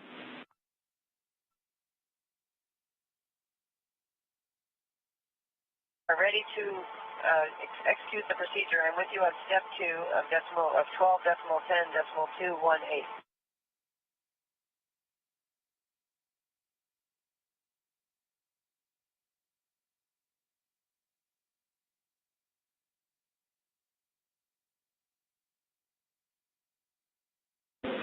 Okay, you guys are go to execute step 2, and in between the hot fires, please damp rates.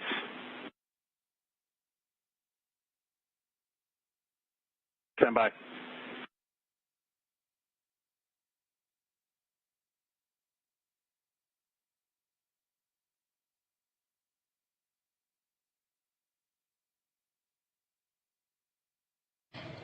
The crew aboard Starliner is preparing to conduct a hot fire test of the thrusters that are currently down.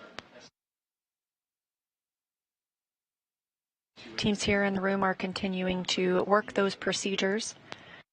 Again, we are at a 260-meter hold point. Starliner, execute step 2 now, please.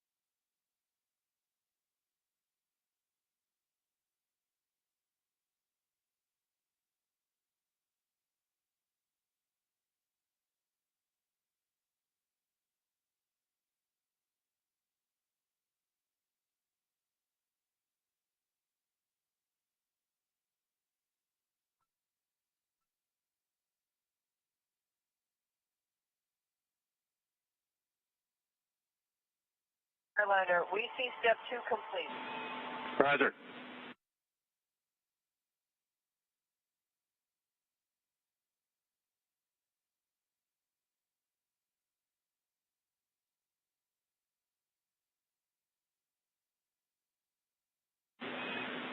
Okay, Starliner, we're about to hot fire S2A2. Stand by.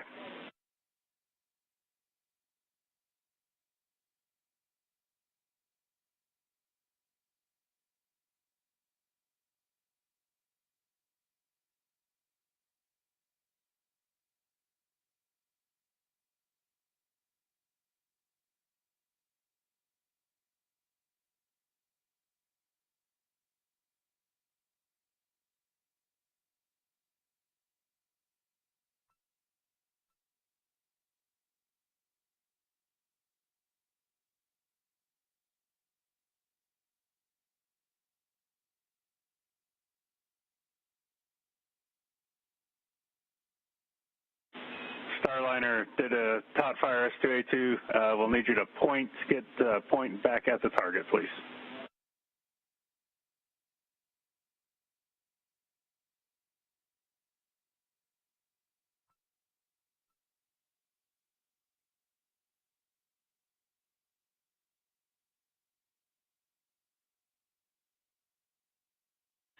And Starliner, curious if you heard or felt anything for that test fire.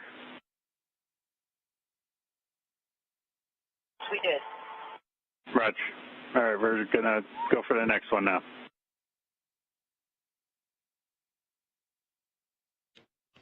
And mission controllers here, working through hot firing the jets that have been toggled off. They're doing a one by one, going back and forth between that and having Butch hover in the corridor.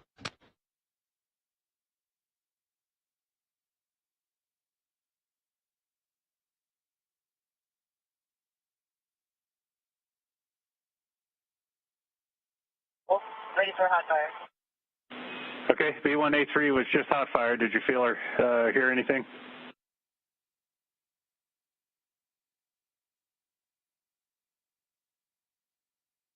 Specifically. Okay, we're going to. Right again. Well, we're going to set up for the next one now.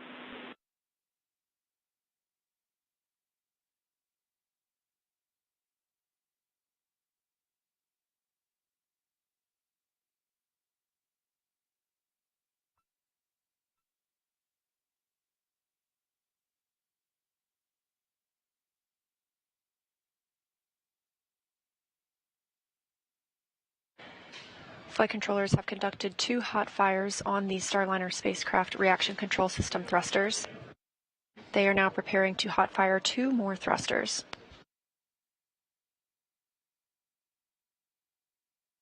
Butch Wilmore continues to manually pilot the spacecraft. Okay, copy that. We'll be on air to ground 1. ISS is in the handover.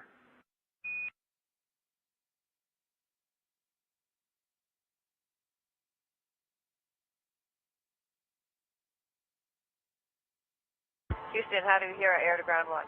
Yeah, loud and clear. B2A2, we just hot fired. That was the one you felt. That's affirmative.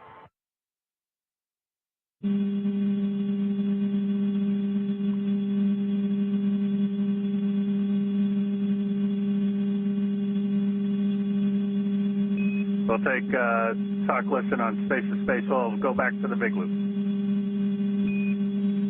It works, changing. Okay, about to fire S1A1. Stand by.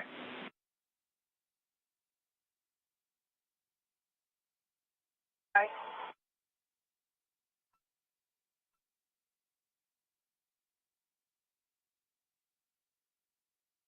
Heard it. Roger.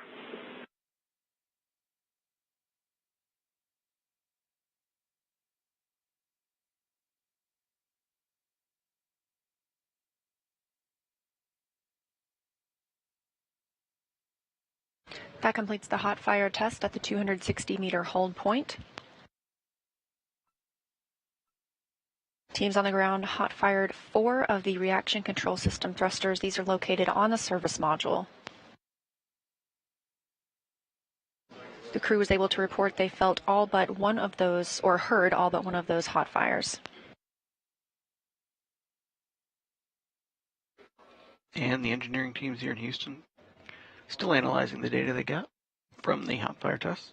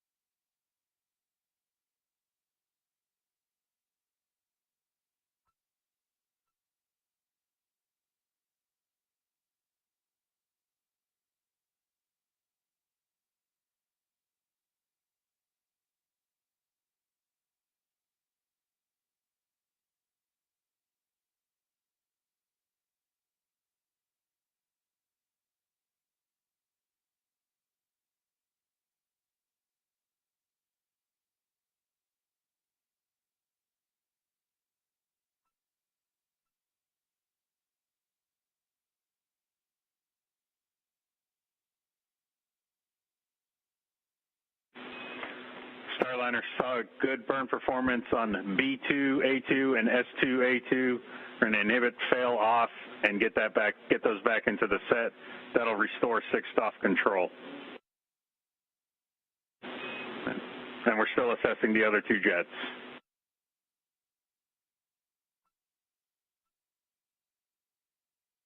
Okay, we're standing by. You're going to do the inhibit, fail off, and we'll be standing by for cleanup procedures.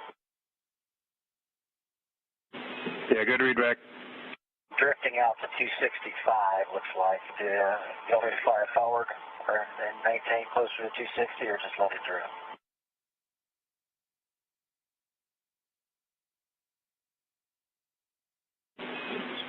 And Butch, go ahead and sweeten that up to get us back into 255 to 265.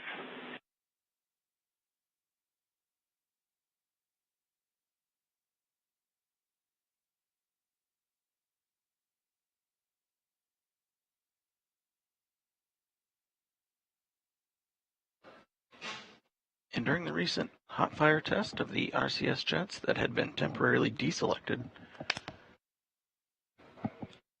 the hot fire test determined that 2 of the thrusters were still performing nominally. They just happened to have a slightly out of range sensor value. We have sensor value ranges set fairly conservatively, which is part of the reason why we do the hot fire test, to verify that they are still working. Mission controllers are still analyzing the other 2. B2A2 is back in the set. We have 6th off capability back.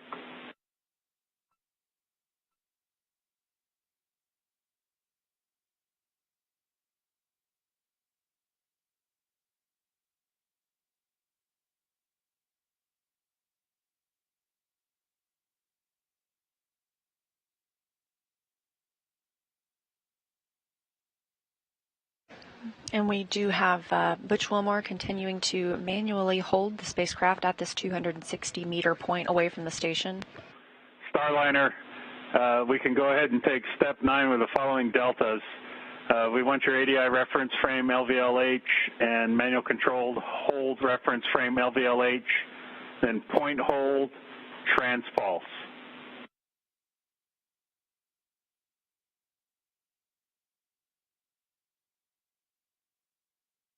LVLH, point hold, transpulse, and we'll put that to work now. Good read back. And once you're there, go ahead and sweeten up your pointing to get it back at the target.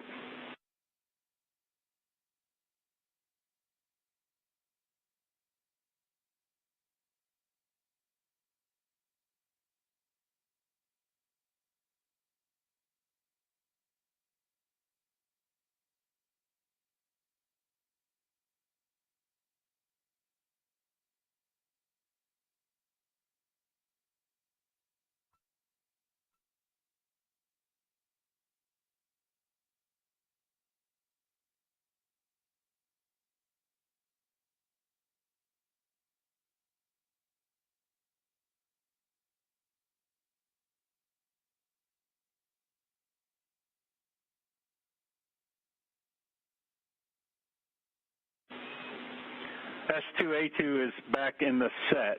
We're looking at the data for the other 2 jets. Say again, Sonny? You want us in transpulse, point hold, is that correct? Or auto? No. Yeah, point hold, transpulse.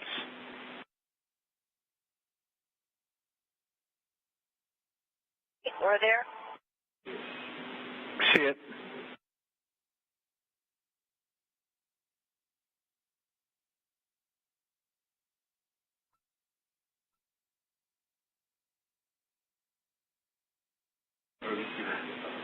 All right, Butch and Sonny, we're ready for the manual piloting demo at your leisure.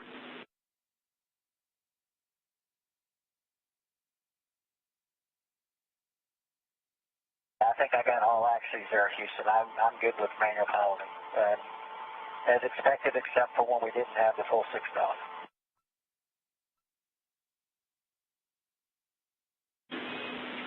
All right. Yep. We're just confirmed you got all axes and you're happy with it, and we're still looking at the data down here. I'll get right back with you.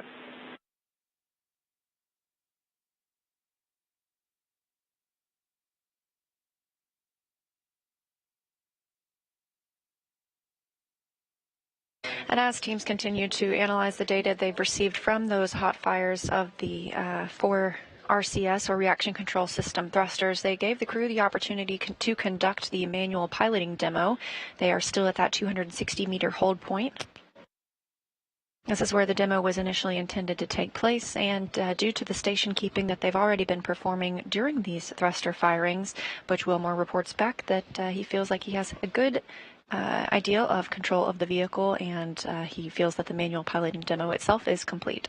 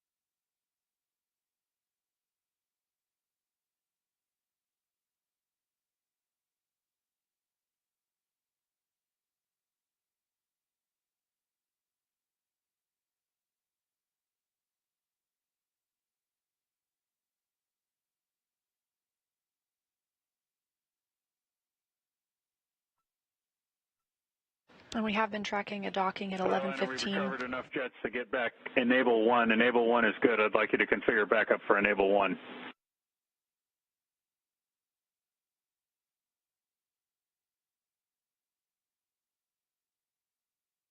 Enable 1 on, Enable 2 off. Roger. We were tracking an initial docking time of 11:15 a.m. Central Time. However, that is a window. That was just the first opportunity. So even this extended hold, we still have the opportunity to make that first docking window.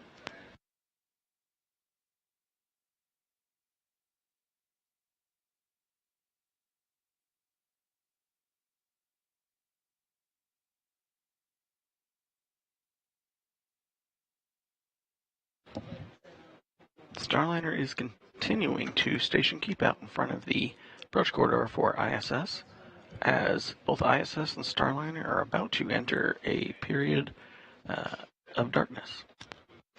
Sun going over the horizon for them.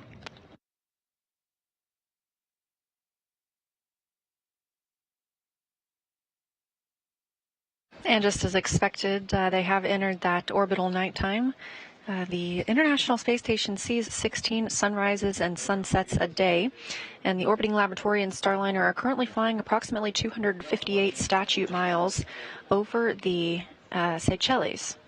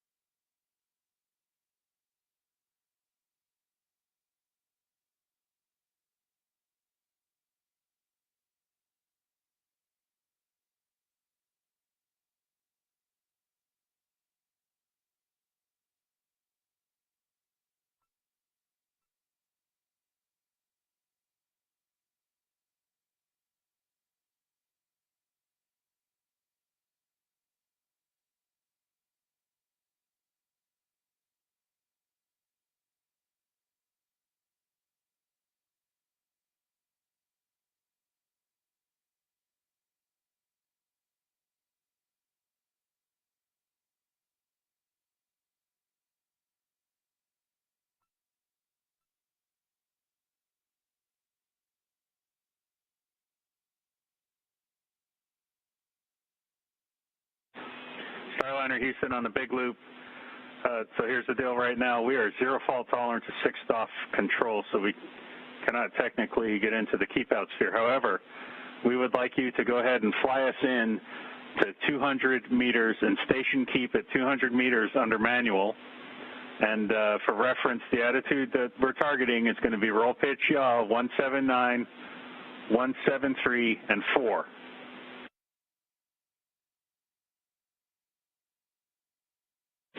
And you're good to do that now.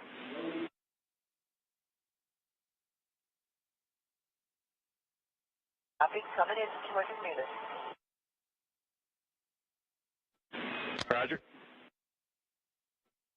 There's still some discussions here in mission control with engineers looking at the data from the hot fire test. In the meantime, they're having Butch and Sonny move Starliner to a slightly closer position as they await the results of the analysis from the hot fire test.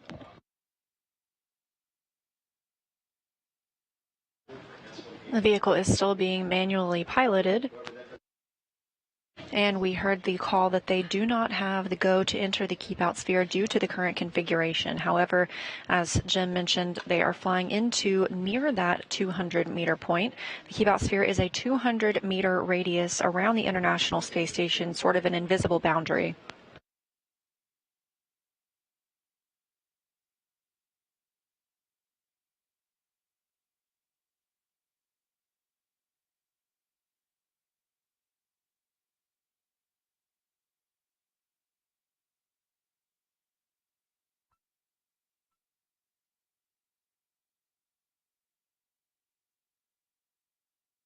The keep out sphere and that 200 meter radius, again, it's a way to govern the arrival and departure of vehicles. Essentially, before a spacecraft can enter the keep out sphere, it has to be at least 4 orbits safe, meaning if it were to lose control of its thrusters, it would not enter that 200 meter radius within 4 orbits.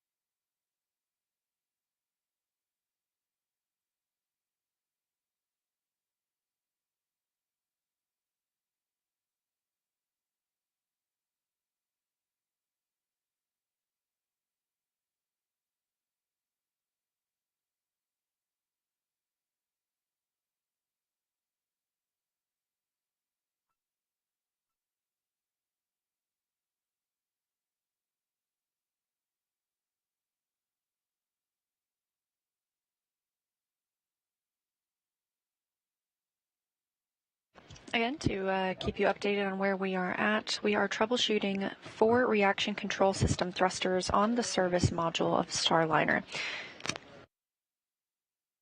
At the 260-meter hold point, the crew was scheduled to conduct a manual piloting demo. They did so by station keeping while those 4 thrusters were hot-fired, meaning they're trying to regain use of them.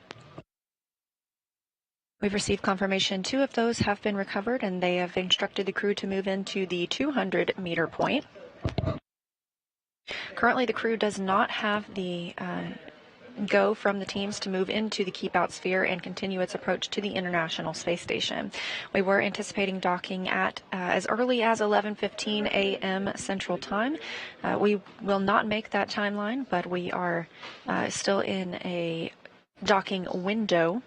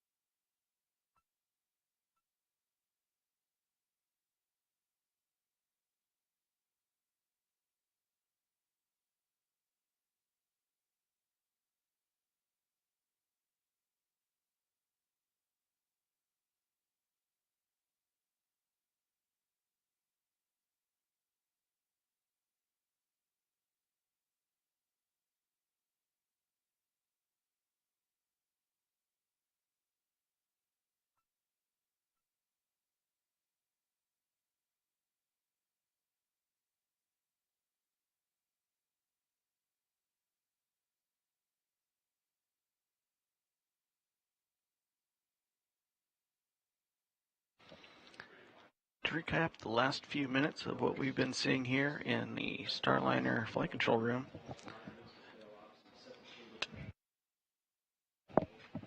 Starliner crew, Butch and Sonny, did some manual station keeping, as well as helped do a hot fire test for some of the RCS jets that were automatically taken out of the set for use.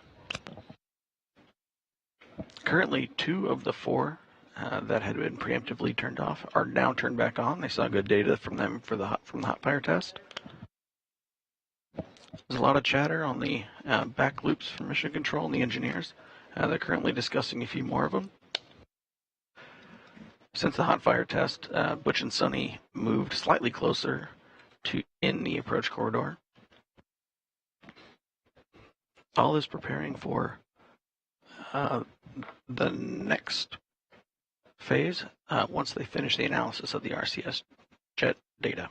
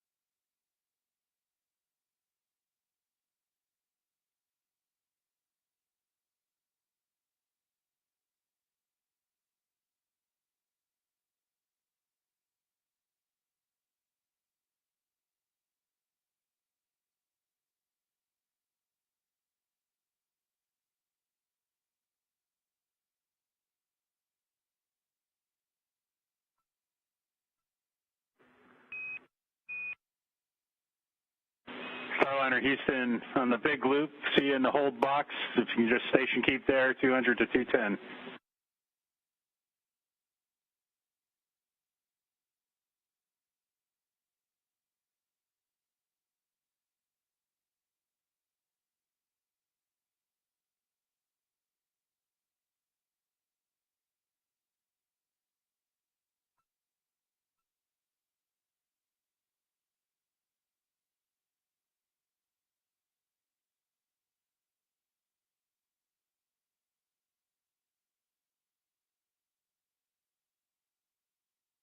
If you're just joining us, we are covering the first flight test of astronauts to the International Space Station aboard Boeing's Starliner spacecraft. This is NASA's Boeing crew flight test. The crew lifted off yesterday at 9:52 a.m. Central Time and is currently about 200 meters away from the International Space Station and holding. They do not currently have the go to enter the keep-out sphere and proceed with the docking process, as they are troubleshooting some reaction control system thrusters that failed on the service module.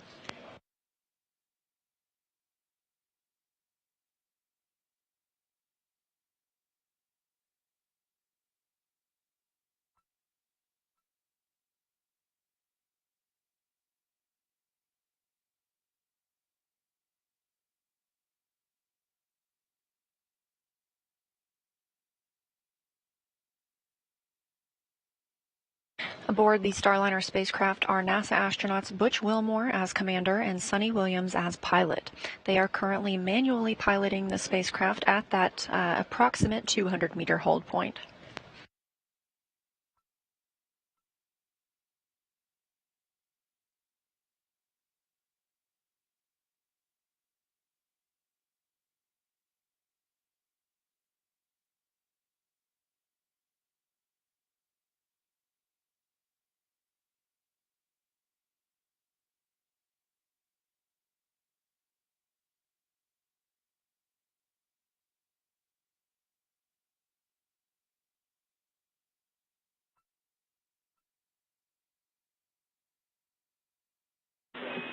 Re-enabled B1A3, talking about our next approach. Just give us a few minutes.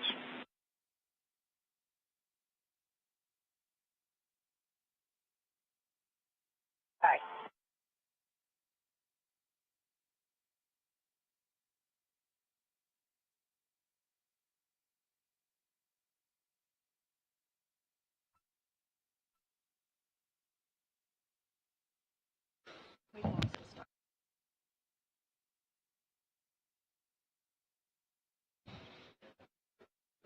And flight control teams here in Houston have re-enabled the B1A3S service module RCS jet. Butch and Sonny still station keeping Starliner, hovering between 200 and 210 meters out in front of the approach corridor for the Node 2 forward Harmony node docking port. A little more info about these RCS thrusters. These are reaction control system thrusters. There are 28 of them, and they are located on the service module. That's the lower portion, essentially, when you look at Starliner. The service module does not return to Earth. Also on the service module are 20 OMAC thrusters. That stands for Orbital Maneuvering and Attitude Control. OMAC thrusters are used for larger burns. Meanwhile, the RCS thrusters, what we are currently troubleshooting, these are used closer to the International Space Station. They allow us to make more fine-tuned changes to the spacecraft's trajectory.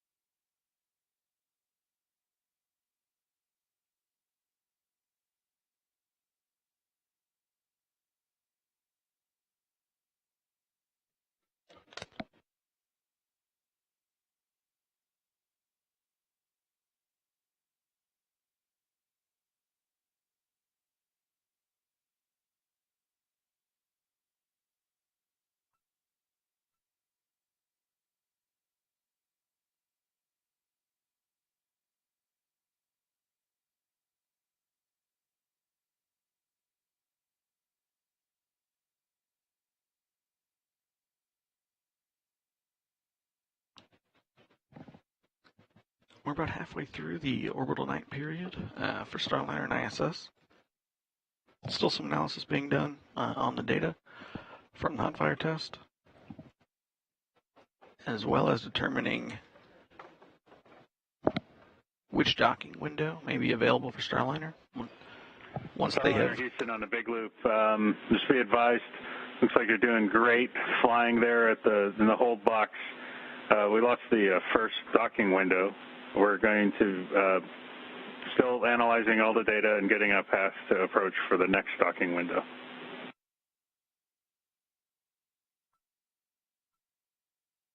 See that?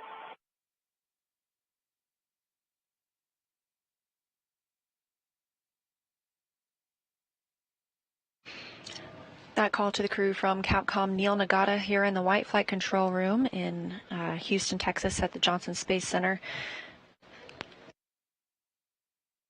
We were anticipating the earliest docking today for 11:15 a.m. Central Time, but with that call, we will not be making this first docking window. The second of those windows opens at 12:33 p.m. Central Time. And just so you're aware, we deactivated Mustang to help out main B power margin.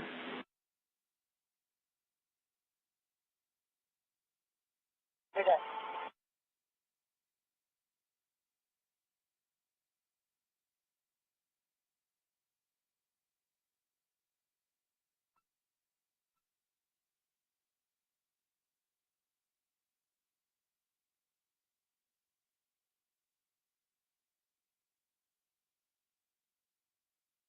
So we're going to power off the centerline camera for now. We've got to get vested.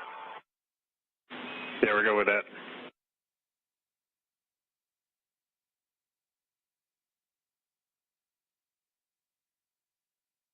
The crew is just outside that 200-meter keep-out sphere from the International Space Station.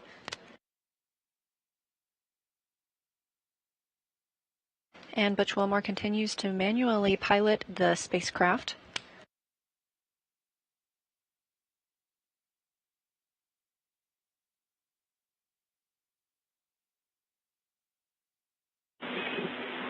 Starliner Houston, we'd like to get back at some level of automation for the hold. So we'd like to take a destination B, retreat 200 meters, then trans auto and point auto. And we're just sit tight here for a minute. Okay, you want to do that now or sit tight? No, I'd like you to take those actions now. Destination B, Bravo, then trans auto, point auto, and then what I was saying is we'll sit tight at 200 meters while we're taking a look at the data and getting a path back in. Okay, we covered it. We're going to go destination Bravo, retreat to 200 meters. Then we're going to go point auto first, and then trans auto. Yeah, sounds great.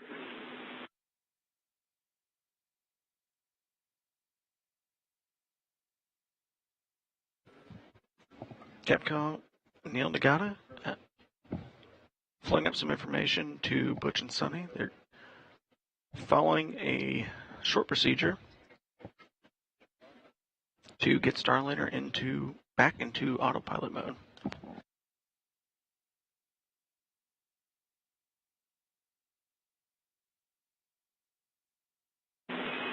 Expected message, T2A2 is not where we're looking.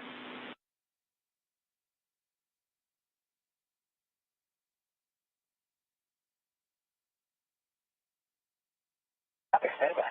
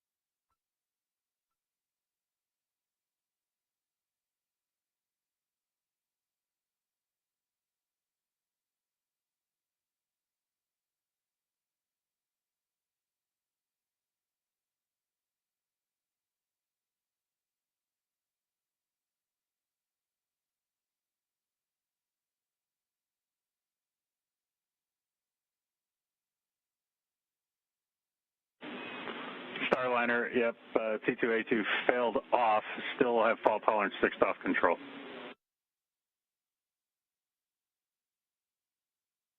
Copy.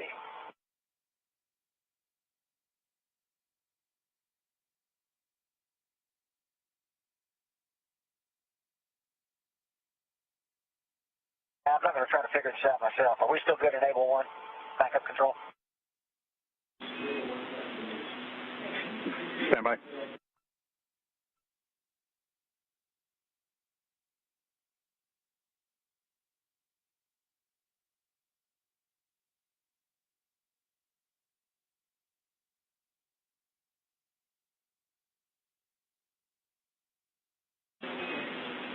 All right.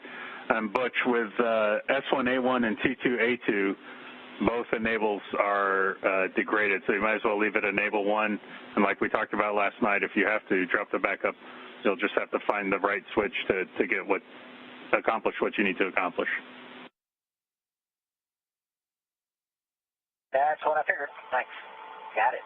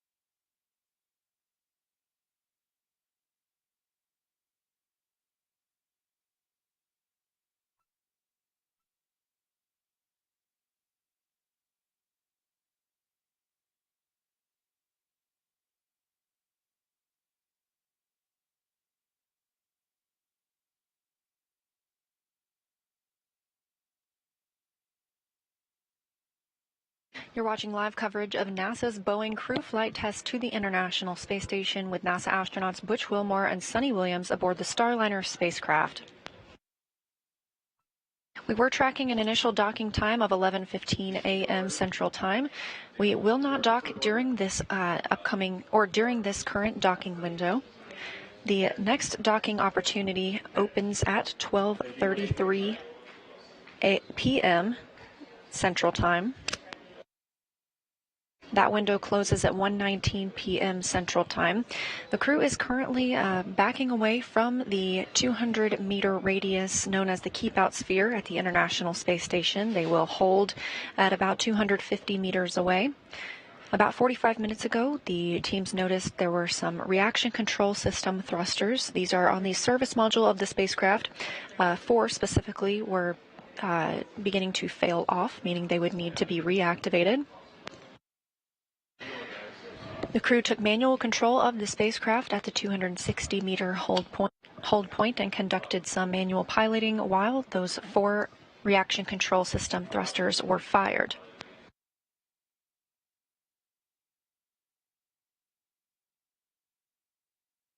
With the current configuration, the teams have not currently given the go for the astronauts and the spacecraft to move inside the Keep-Out Sphere. That Keep-Out Sphere is a 200-meter invisible radius around the International Space Station, and the spacecraft must be considered 4 orbits safe, meaning it would not move into that radius within 4 orbits if it were to lose control of its thrusters.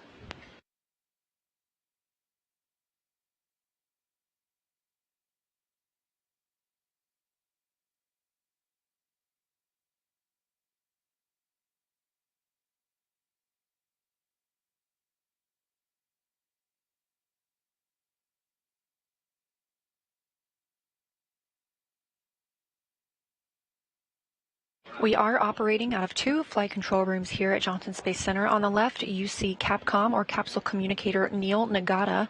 He's the voice you've been hearing speaking with Butch and Suni aboard Starliner. We're in the white flight control room. This is the Starliner flight control room.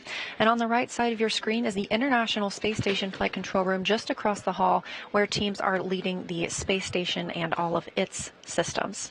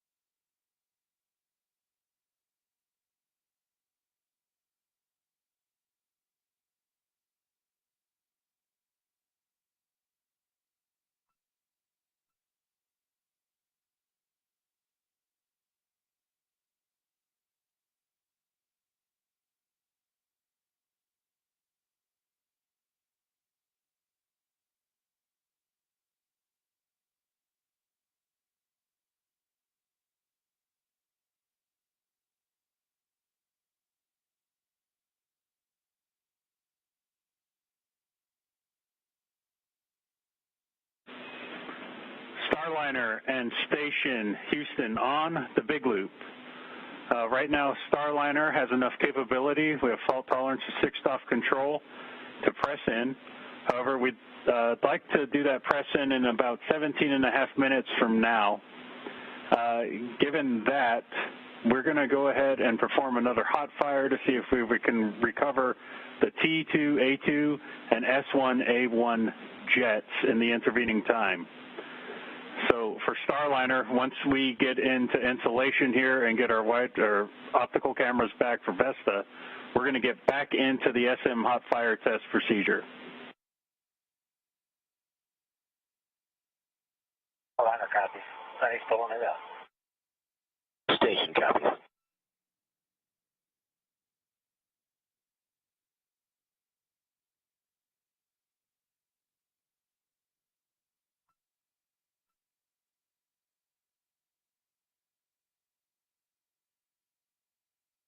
And I call from Capcom, Neil Nagata, to Butch and Sunny and Starliner.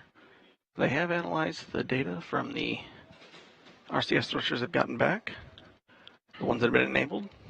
They do have 6-off control of Starliner, which means they are currently go for a docking.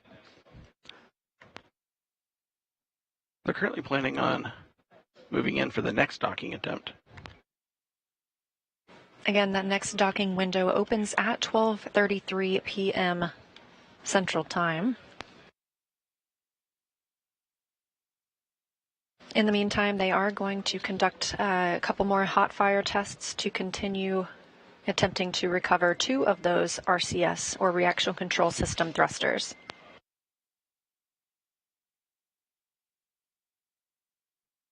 We are reaching the end.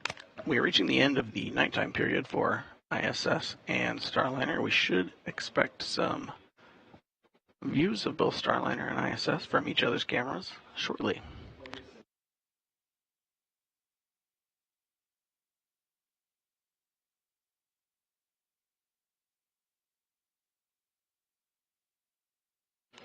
There is a possibility to hot fire some of the jets again during this time period. We will wait for a call from the Capcom. Starliner for the hot fire. The plan here is we're going to hot fire 3 jets, B1A3, T2A2, S1A1. Part of the reason we have to go back and take a look at B1A3 is because we had an attitude correction. We told you to do it, and it kind of muddied the rates for B1A3. So to get confidence back in it, what we're going to do here is we're going to have you go, we'll have you go to point hold and manual, right? And then we're going to sweeten up the station keeping. We're going to go to free drift, and then we're going to go ahead. I'll let you know when we start firing those jets. You'll be hands off until I tell you you're hands on. How copy? We go hands off the 10-minute hands on after we go free drift. We're ready. Okay, and also to make things a little simpler, we're going to stay in LVLH for this one. So stand by for my next call to get us configured.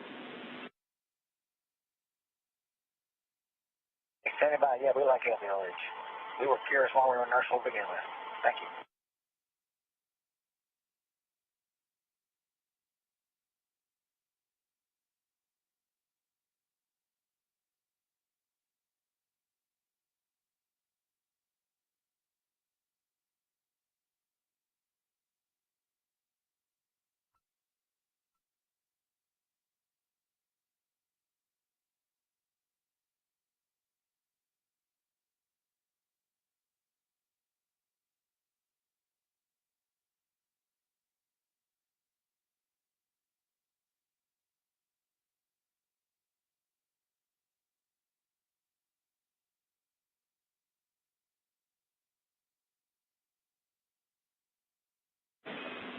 Starliner will take a point hold transpulse when you get there. Stand by. Ray will give us some words to sweeten up the station keeping.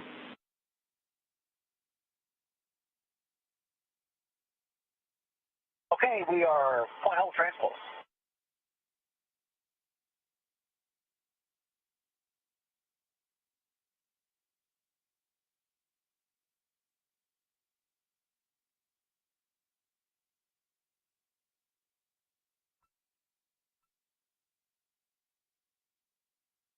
This view coming from the International. Give us 2 ups.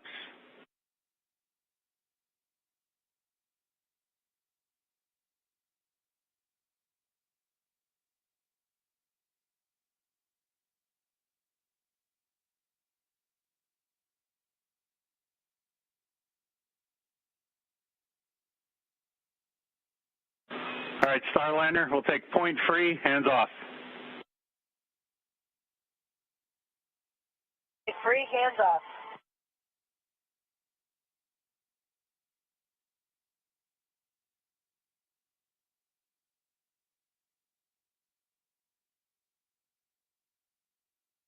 Again, this view live from the International Space Station, and you can see Starliner still at that approximate 220 to 250 meter point.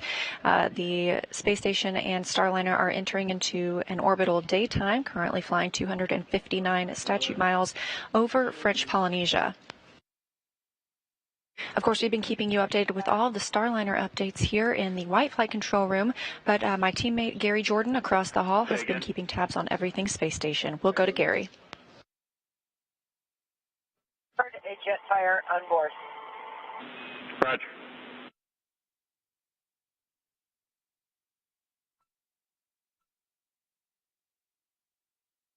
And this is Mission Control Houston. Of course, we're following along every step of the way with the teams over in the next flight control room following Starliner operations. Some of the views you were seeing were of the flight director, Vincent LaCourte, speaking with Ed Van Cise, flight director over in the Starliner flight control room, coordinating on entering that keep out sphere. We've been showing you periodic views of some of the telemetry that shows that sphere. Now, of course, once we cross that boundary, we're, of course, now in integrated operations, but that boundary needs to be carefully coordinated before pressing in and make sure it has the right fault tolerance.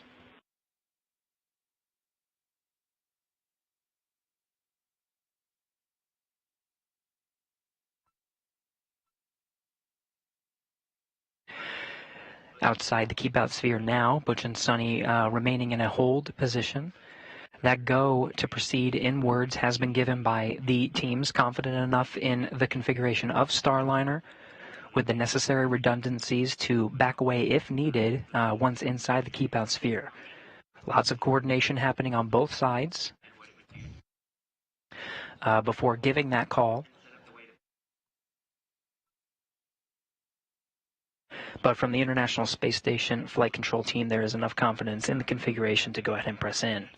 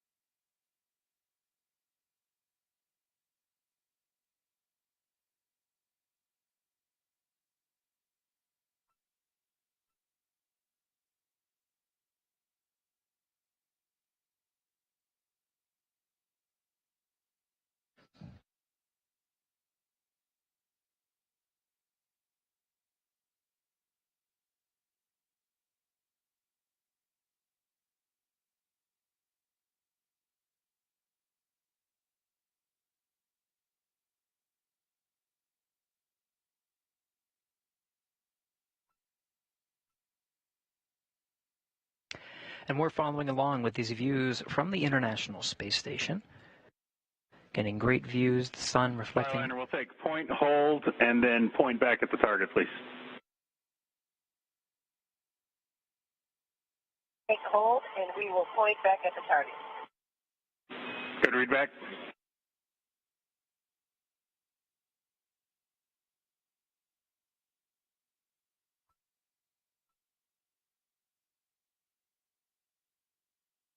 the point hold of the Sarge being one of the features of the International Space Station. The Vesta system, which we've been talking about on Starliner, tracks some of the features of the International Space Station, just making sure the pointing is right, and we do have some time to figure it out.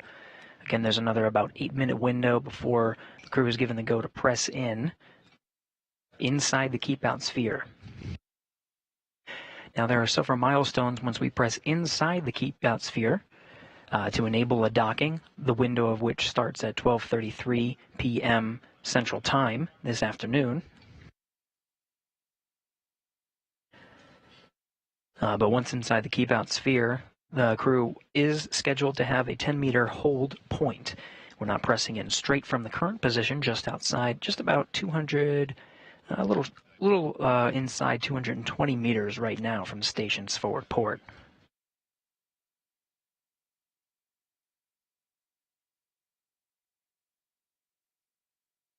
If that's okay with you, and otherwise it's good. Good with the attitude. Point free, hands off.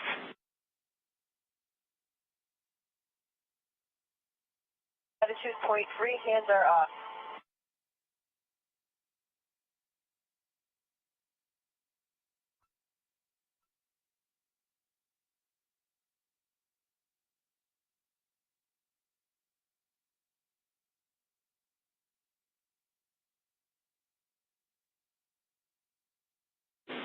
S1A1 fired.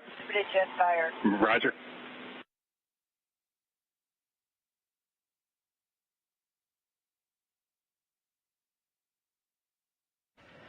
Capcom Neil Magada in the Starliner flight control room. The voice you're hearing inside Starliner is Sonny Williams, confirming that when the ground teams enable the thruster firing for that hot fire test, which had been reported to the crew. We got a pretty good yaw rate. Let me fix this. Negative. We're firing B1A3. Stand by. These numbers you're hearing are the specific thrusters. And we heard it. Roger that. We're looking. You heard confirmation of feeling some of those thrusters, S1A1, B1A3. These are the specific thrusters that are targeted for these hot fire tests before proceeding into the keep-out sphere.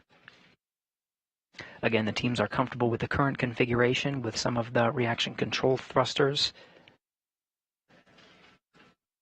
In the current configuration off, however, some of these thrusters that are being fired now are part of the hot fire test to try to recover some of those. Even though there is redundancy, recovering those would just add enough redundancy or additional redundancy outside of the already go configuration.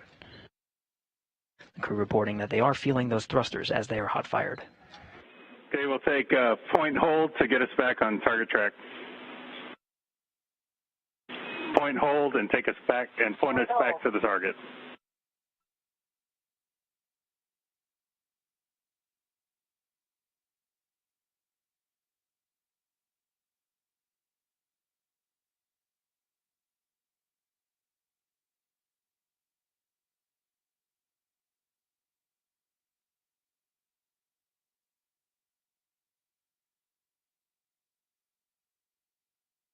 Okay, we'd like to do translation.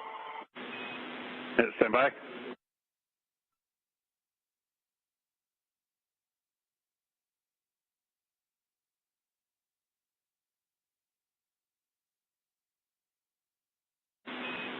Starliner, your go to translate back to the hold box manually.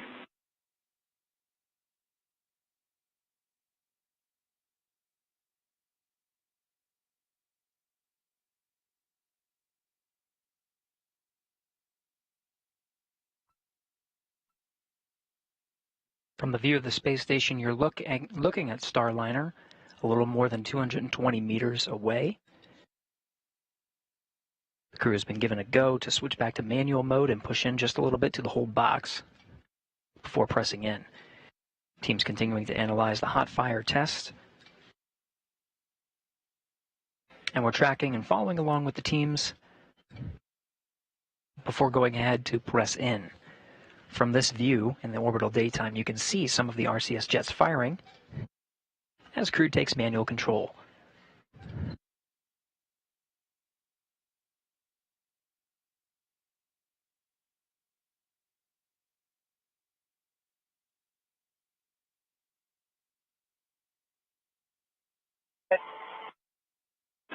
Say again, Tony. Yeah, back in the box.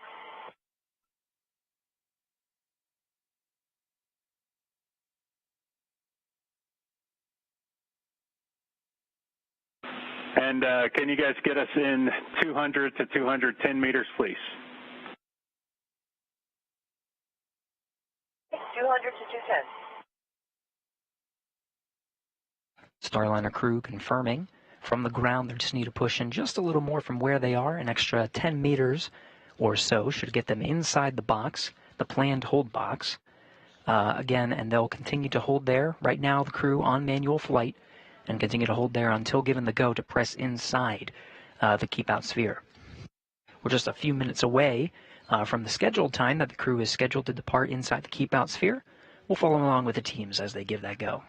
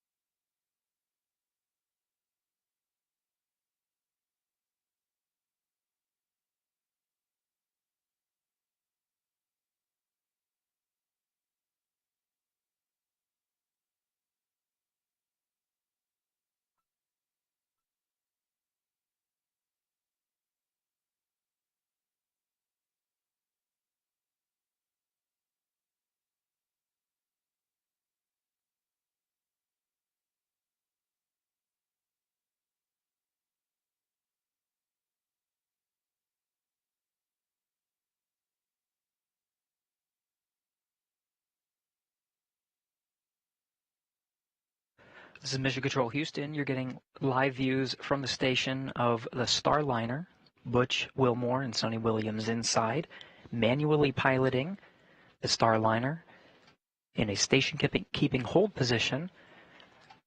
Right now, just about 212 meters from the station. Station and Starliner are flying approximately 257 statute miles over the Pacific Ocean, approaching the west coast of Mexico, about to fly over the Midwest of the United States on a northeastern trajectory. In an orbital daytime, you're getting great views from the outside of the station. Teams continuing to analyze the Starliner before going ahead and pressing in to the keep-out sphere. The earliest window to do so is crossing right about now, but we'll wait for that go from both teams concurring to press in and go through those next steps to the 10-meter hold point. We'll get that view of Starliner a lot closer than what we're seeing now. We're attempting right now the second docking window, continuing to look at the Starliner and its systems, the reaction control thrusters that are needed to enable a go to proceed inside the keep-out sphere and ensure a safe docking to the International Space Station. The window for that second attempt opens at 12:33 p.m. Central Time. That's, of course, Starliner Houston, see you in the box. We'll take auto. Auto.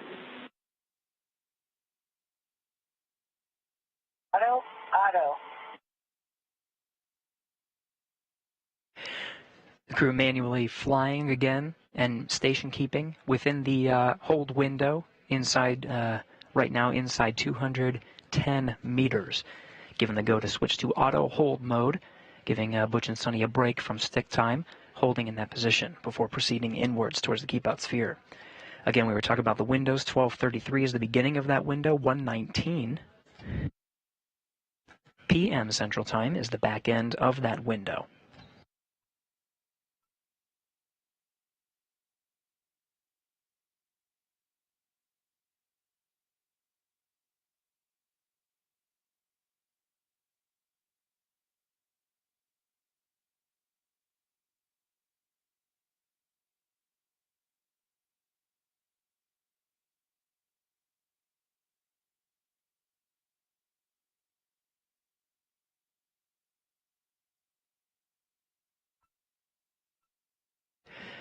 flight controllers here in the International Space Station Flight Control Room, continuing to evaluate steps needed to ensure a go to proceed inside the keep out sphere, and go ahead and press in for that attempting for docking within the second window. We're following along very closely and coordinating. Houston.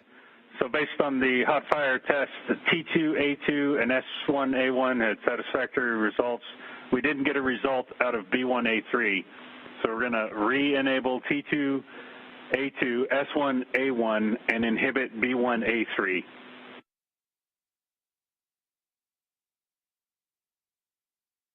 We copy all. You're going to inhibit B1A3. The other two, we see one of them back online, and it felt like the rest of them to us. I'm not sure what your data shows, but okay, copy all. Okay. Just read that back. You felt all three. Yes, we felt all three. Roger.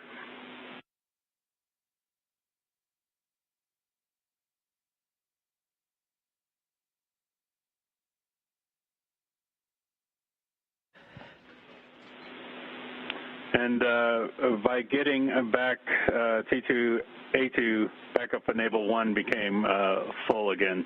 And I don't think you switched out of that, but we're still go backup enable 1. Copy that. Enable 1 on, enable 2 is off. SMRCS. Roger that.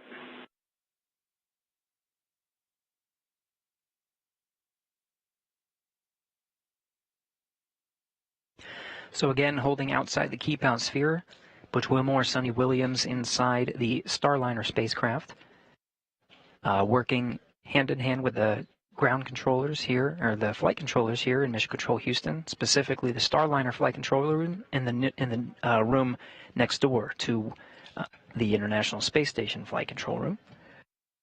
The teams worked together to hot fire some of the reaction control thrusters that went down.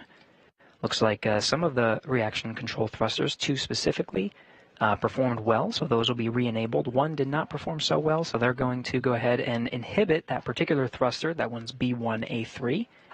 Currently analyzing the configuration before pressing in.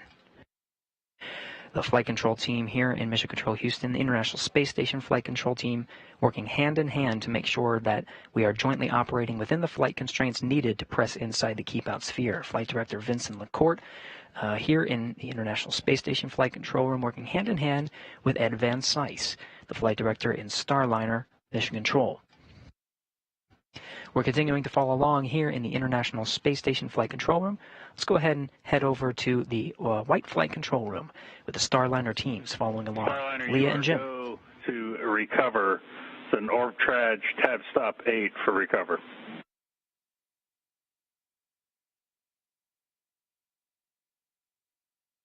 Stop 8, recover. Here we go.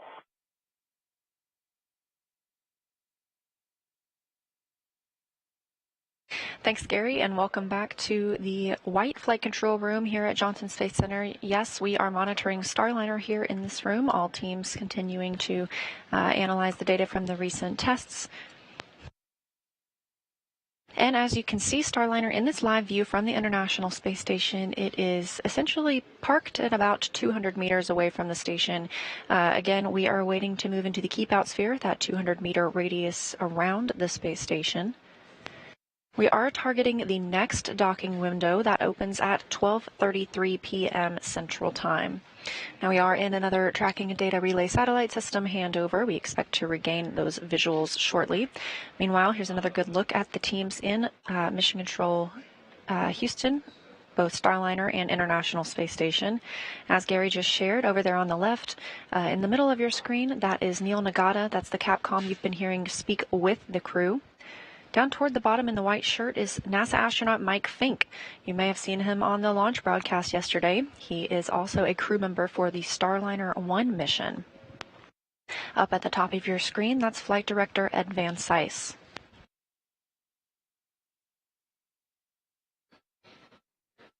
And Starliner progressing slowly through the approach corridor now. We've just reached 187 meters. 190 meters is the first distance, and Starliner's flight plan for docking. First milestone inside of the keep out sphere. currently moving towards station at about 23 centimeters per second. We're going to continue our slow approach until the 10-meter point at which we have a planned hold where we will enable the NASA docking system, NDS, and then prepare for a final docking several minutes afterwards. Starliner is directly lined up with the Node 2 forward port. That is where it will be docking today. Also docked to the Node 2 port are the SpaceX Dragon spacecraft. That's on the Zenith side. So once Starliner arrives, we will have 2 American crewed spacecraft at the International Space Station.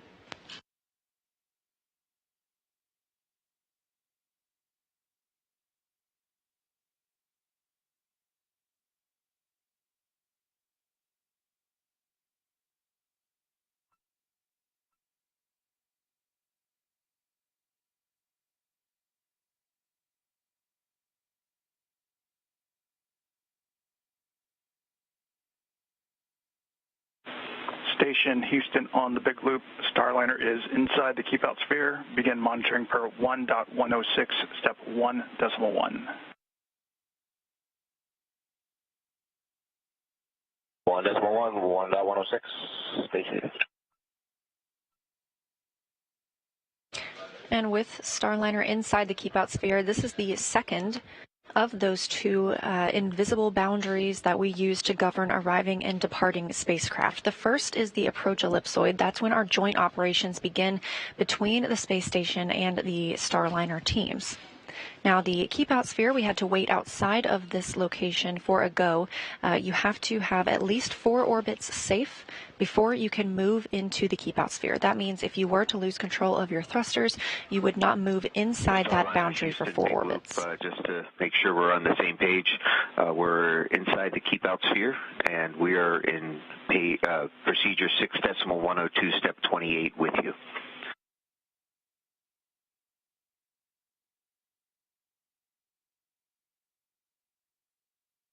And Starliner is with you. Height fill 2's up to 45 hits.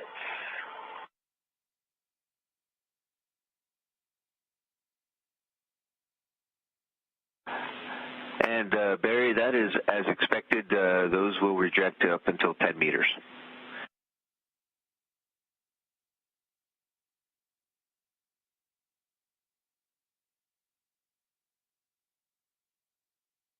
As Starliner continues its approach, both it and the International Space Station are flying approximately 261 statute miles over Kansas, crossing into Nebraska.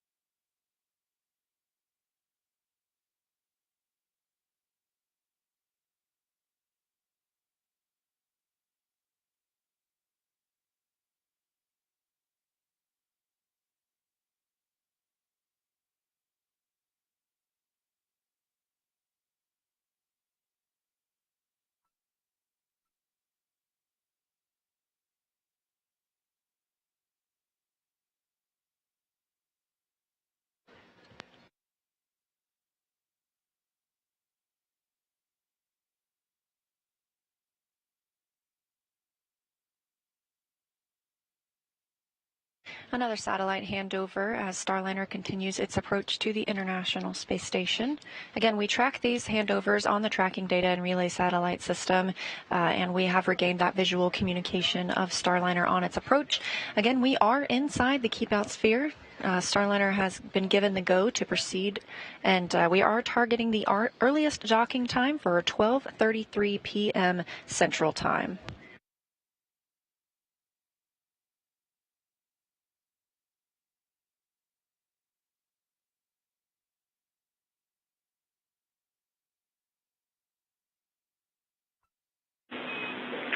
And Starliner looking good on our current rates in. We're expecting about a 6-minute lighting hold when we get to 10 meters. 6-minute lighting hold, copy.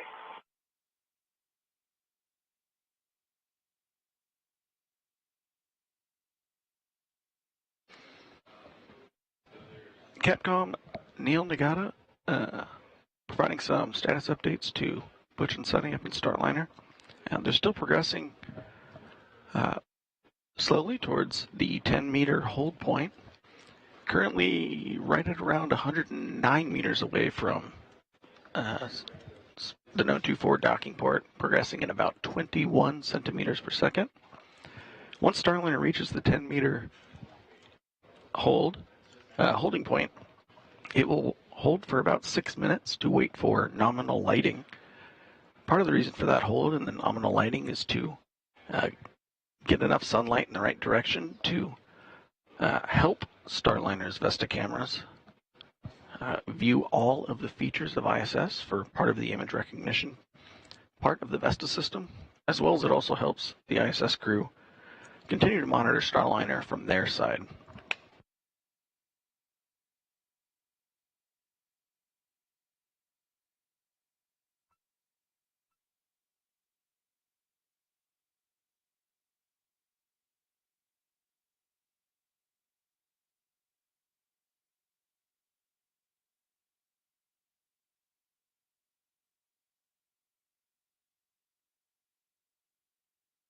And just a reminder of the NASA astronauts aboard Starliner today.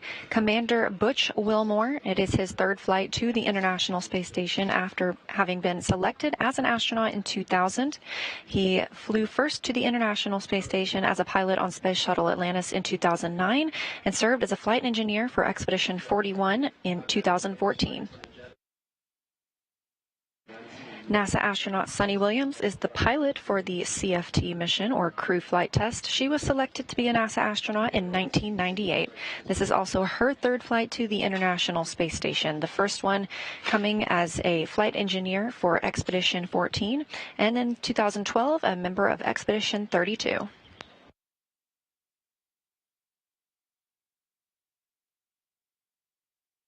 Starliner is now approximately 90 meters away from the International Space Station.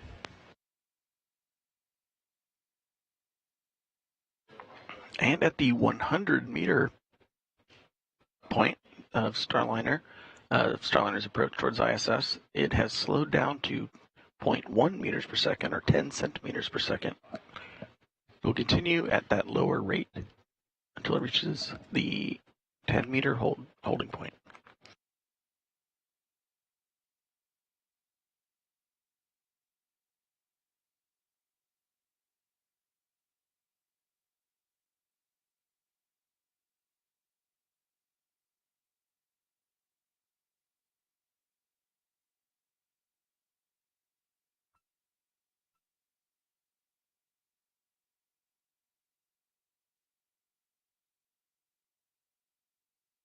And to recap, we are again targeting a docking no earlier than 12:33 p.m. Central Time. This comes after some troubleshooting of some reaction control system thrusters. Those are also known as RCS thrusters on the service module portion of the Starliner spacecraft. We had 5 at different points, had 5 of those thrusters go offline, and through several hot fire tests, we were able to bring back 4 of those thrusters and obtain the go and the redundancy that we needed to enter the keep out sphere and approach the International Space Station for docking.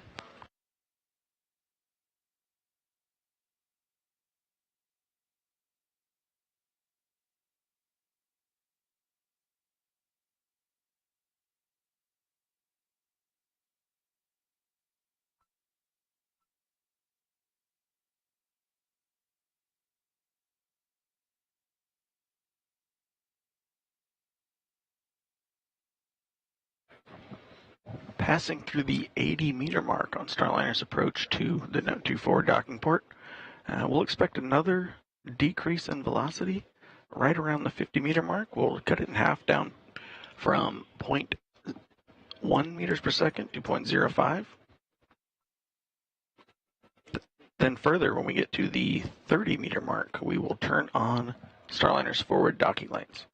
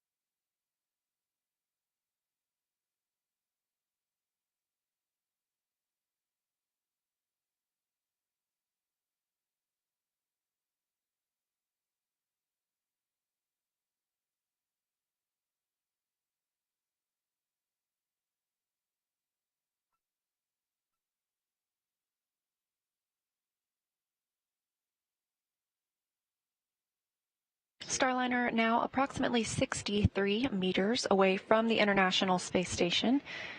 Again, we are docking to the Node 2 forward port today.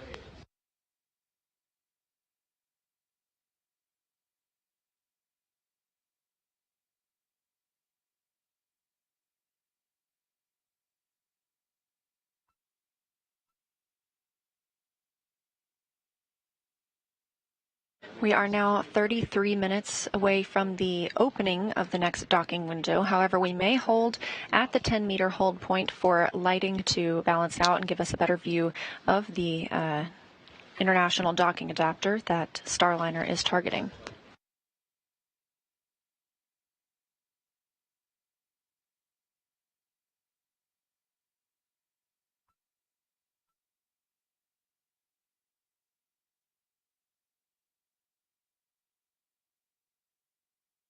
Starliner continues to use the VESTA system as it approaches the International Space Station. That stands for Vision-Based Electro-Optical Sensor Tracking Assembly.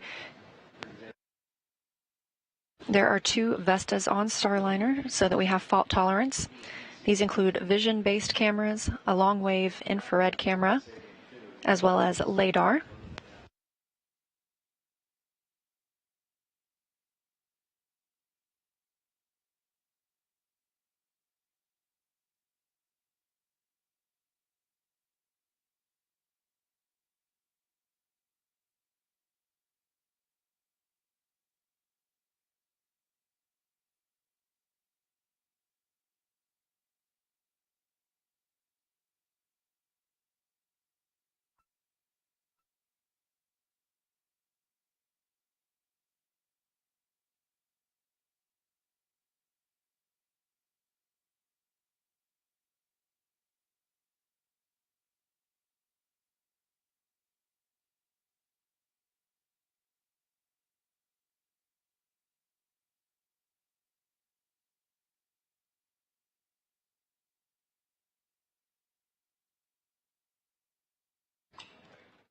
Starliner just passing the 50-meter mark. It has now slowed its approach rate to 5 centimeters per second, 0.05 meters per second.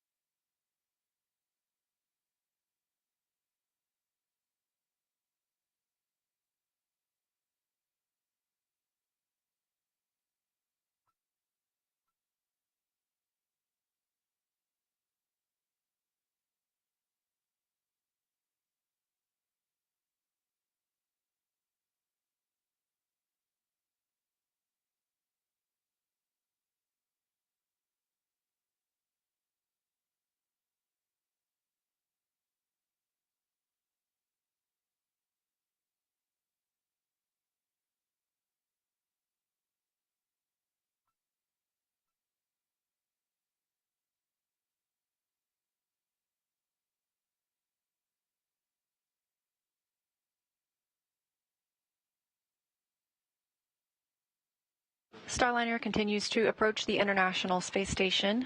Both are traveling at approximately 17,000 miles per hour, but in these proximity operations, we have to move very slowly and precisely to line up properly with the Node 2 forward port. We are now about 44 meters away from that docking adapter. The next hold point comes at the 10-meter hold point. And again, we anticipate that we may hold here for some time while we wait for the lighting to balance out for Starliner.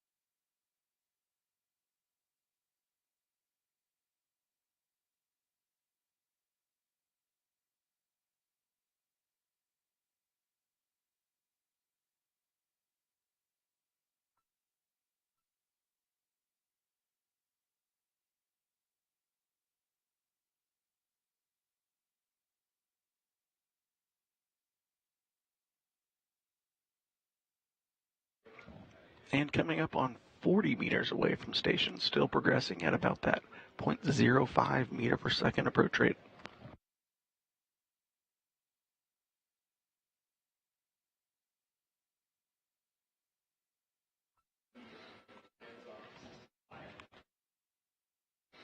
Starliner currently experiencing a period of relative darkness where the visual spectrum cameras aren't getting as much information from its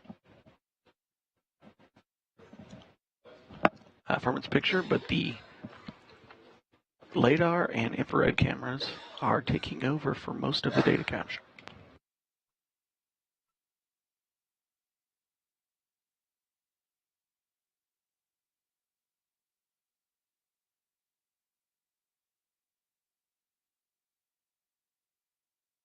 Again, this is NASA's Boeing crew flight test to the International Space Station, the first flight of astronauts aboard Starliner. Today, they are carrying NASA's Butch Wilmore and Sunny Williams, both making their third trip to the International Space Station after lifting off at 9:52 a.m. Central Time yesterday from Space Launch Complex 41 in Florida.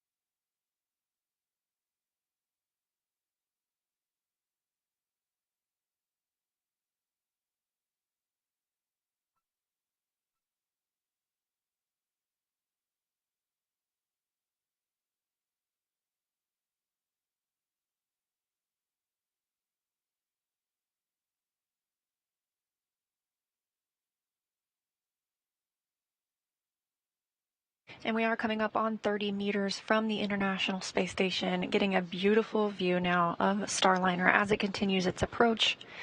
We are in an automated piloting mode at this time, so the crew is not having to command the spacecraft. Starliner is designed to automatically rendezvous and dock with the space station, but we have seen the crew take manual control of the spacecraft a couple of times during this flight test. One of those happened yesterday afternoon while we were in what is called far field operations. They essentially got to test maneuvering the spacecraft in case they ever did need to take manual control. And because that test went well, they did the same thing as we were at about the 260-meter hold point earlier today.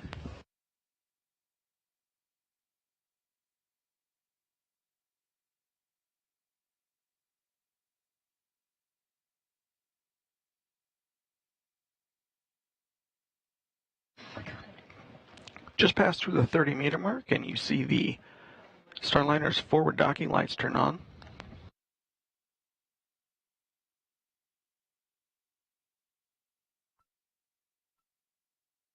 The station is getting a good view of Starliner with the lighting coming from that direction. We're waiting for the Earth to spin a little bit more, sun to move relatively, so Starliner gets a good set of lighting on station, and we'll continue the approach towards the No. 24 docking port.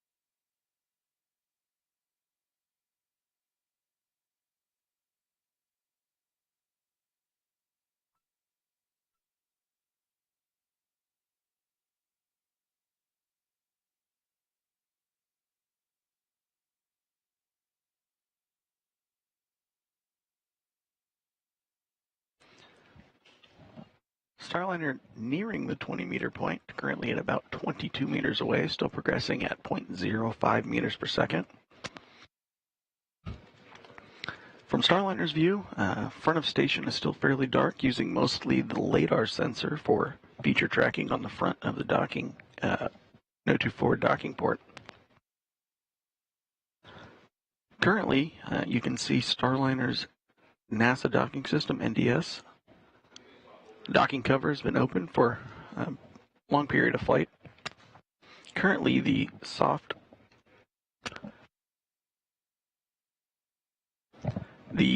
docking ring on the soft capture system is retracted. It's the inner metal ring on the front of NDS with the 3 pedals sticking out from it. Once we hit the 10-meter docking hold point, Starliner will extend the soft capture system, which is a series of motor-controlled arms.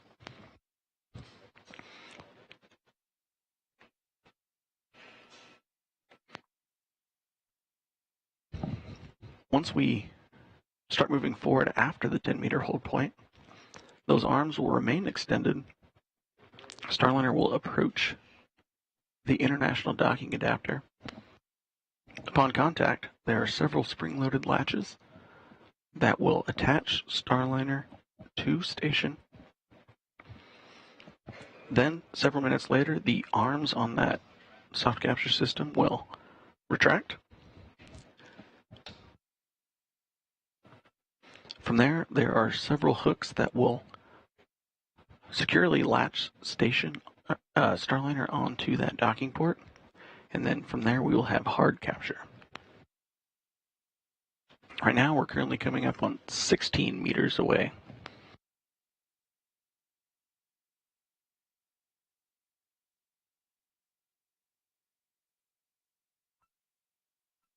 And again, we anticipate holding at that 10-meter hold point. This is a built-in hold, and we may wait here until we get ideal lighting. The International Space Station and Starliner are flying over Algeria and about to cross into an orbital nighttime. Again, we see about 16 sunrises and sunsets each day when traveling at orbital velocity. That's 17,500 miles per hour.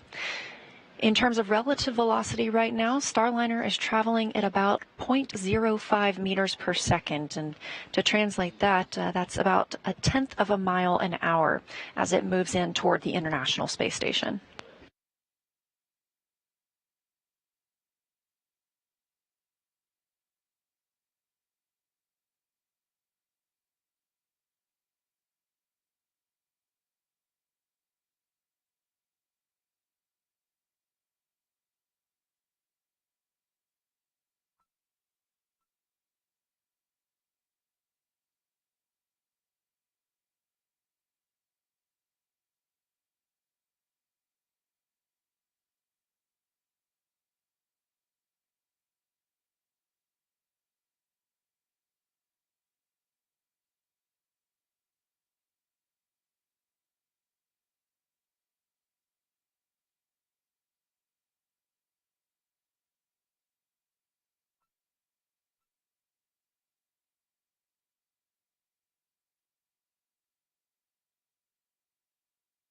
And meter hold confirmed.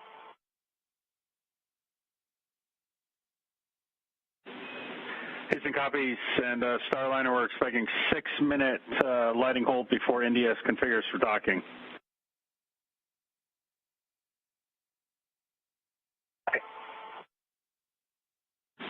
Station Houston on the big loop. Starliner's at the 10-meter hold point. ISS crew perform 1.106, step 1.2.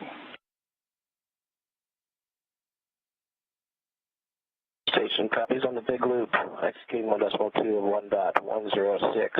ISS crew ready for final approach. Houston copies.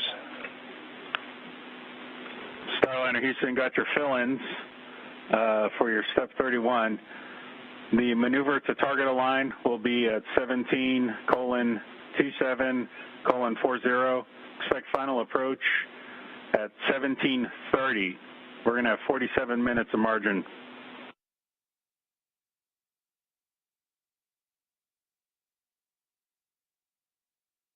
Okay, 17:27:40 and final approach 17:30. We don't know if you said 40 or 00.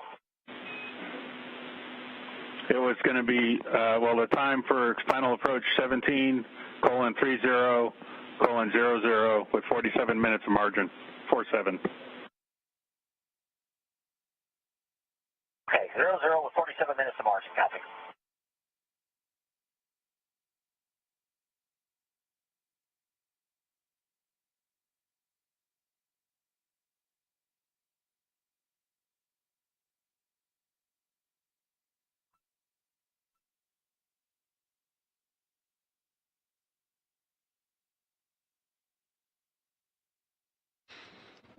Starliner holding steady in the 10-meter hold point.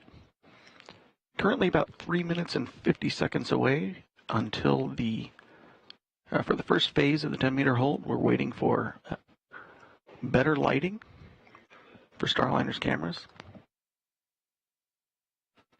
In the second phase of the 10-meter hold, the NASA docking system will continue to finish its initialization.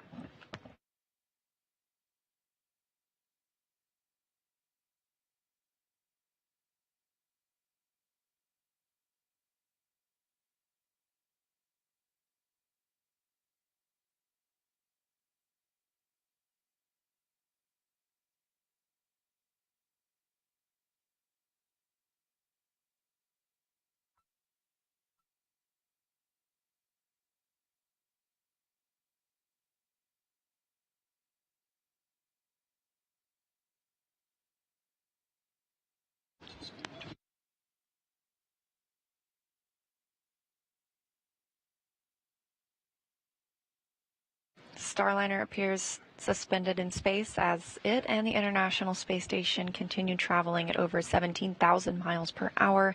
And again, we are anticipating an orbital nighttime here shortly.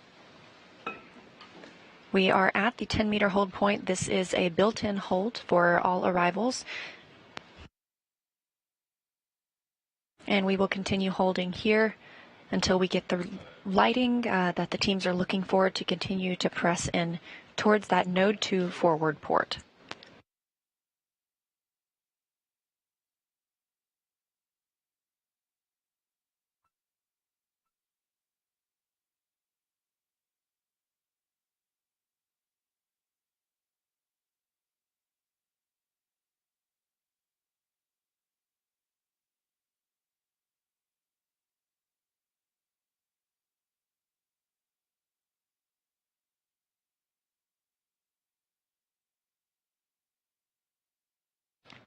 With this close-up view, you can actually get a pretty good view of what the Vesta cameras look like and where they are. Those are the two black rectangular shapes in the upper right and bottom left of that front docking port area. There's also an additional camera offset to the left, just above the orange data connection. Those cameras are spread out in different locations to help better track different features on the front of the International Docking Adapter.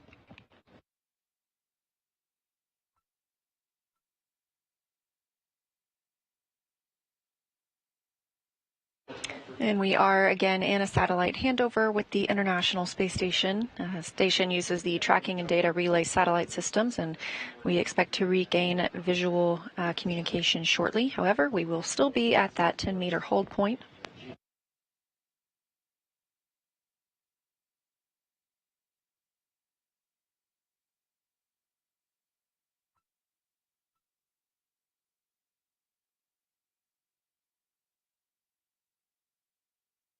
Again, the docking window opens at 12:33 p.m. Central Time.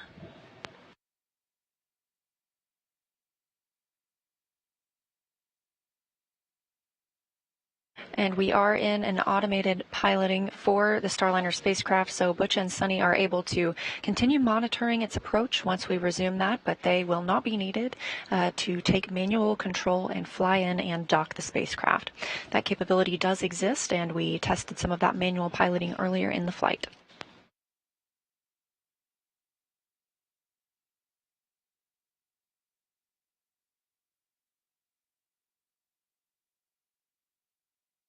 So we just hit 10-meter hold 2. We're putting step 32 in work, if you're ready.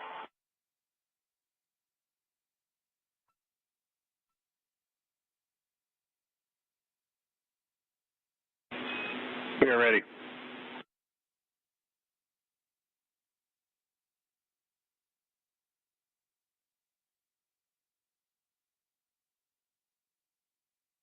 Again, Houston. We are ready. Okay, here goes, step 32. Here we go. Roger.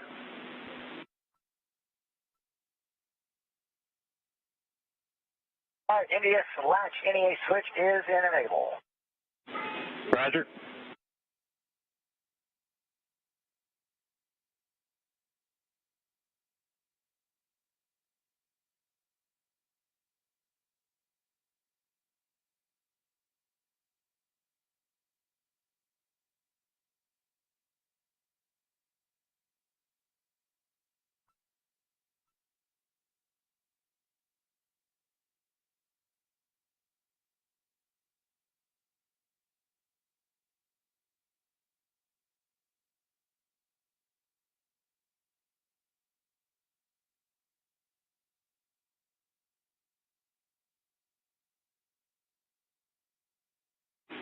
Starliner reactivating Mustang.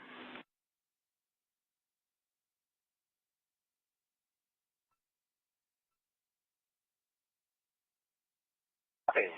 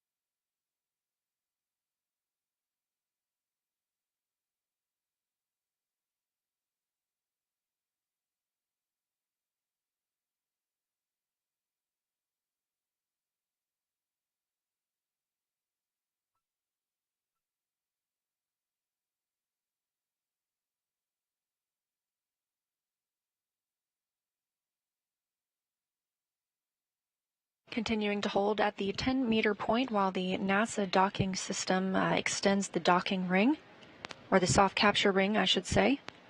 Now less than 10 minutes away from the opening of the next docking window, again that coming at 12:33 p.m. Central Time.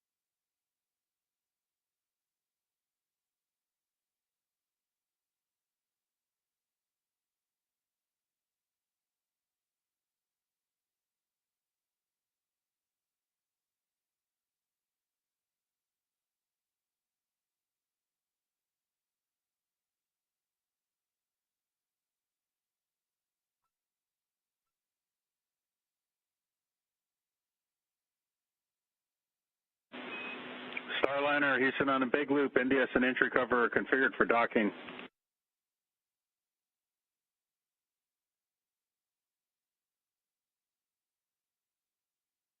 Starliner copies. We're ready.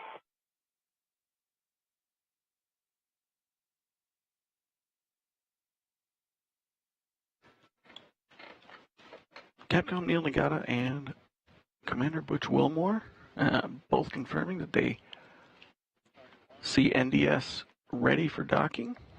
We're currently sitting about 1 minute 55 seconds away from the final approach ignition.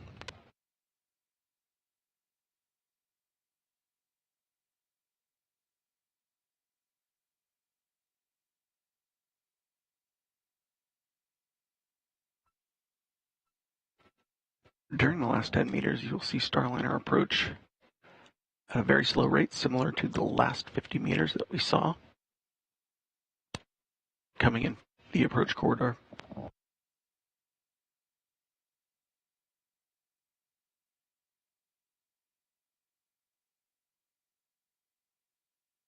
The view on the right of your screen in the larger box, that's from Starliner's Vesta cameras. This helps Starliner align with the International Space Station. Again, we are docking to the Node 2 forward port today. Window opens at 12:33 p.m. Central Time.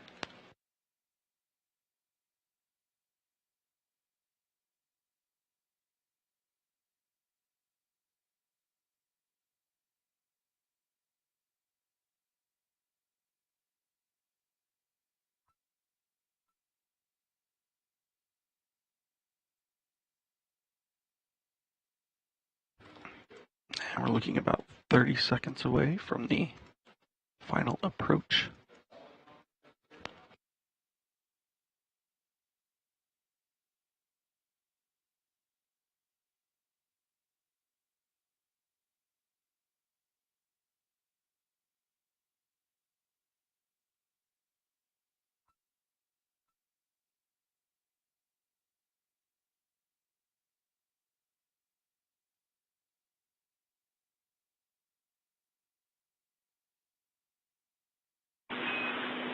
Starliner Houston on the big loop. You are go to command final approach with tap stop 4 OFM, trigger next.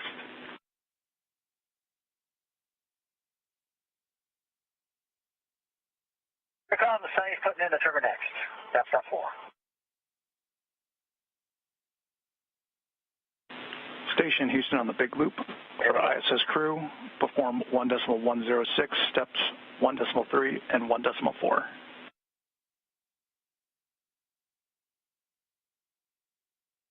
Station copies, executing 1.3, 1.4, 1.106.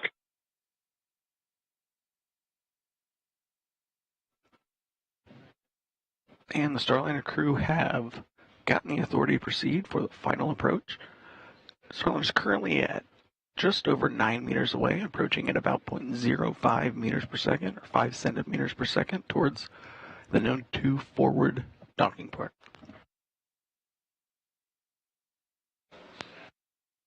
Again, NASA astronauts Butch Wilmore, the commander, and Sonny Williams, the pilot, on the crew flight test today. This is an autonomous docking, meaning they are monitoring from inside Starliner, but the spacecraft is currently flying itself.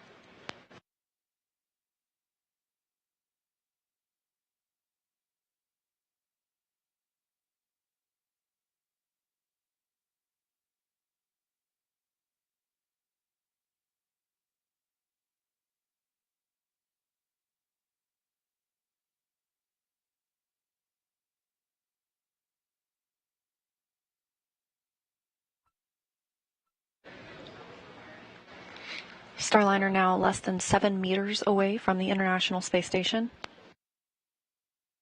All good calls on the ground. Estimated time of contact is 2 minutes.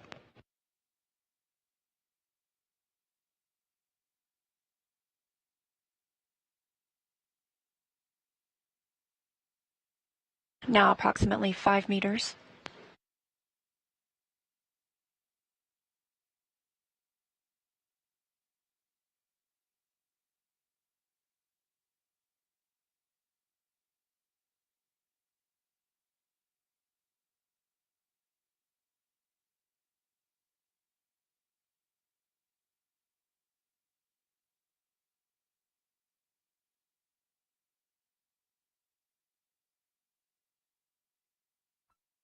And Starliner passing through 4 meters.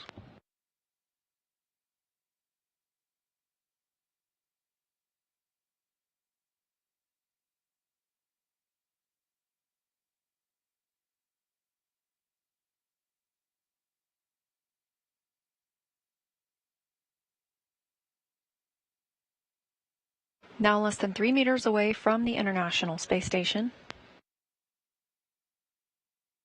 Good performance calls coming from teams in mission control.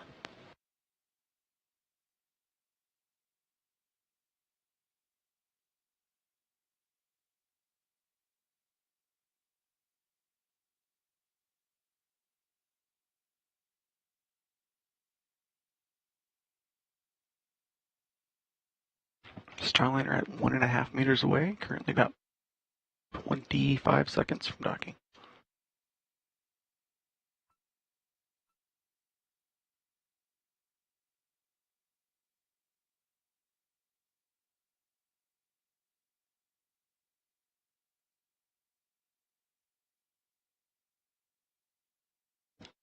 .5 meters.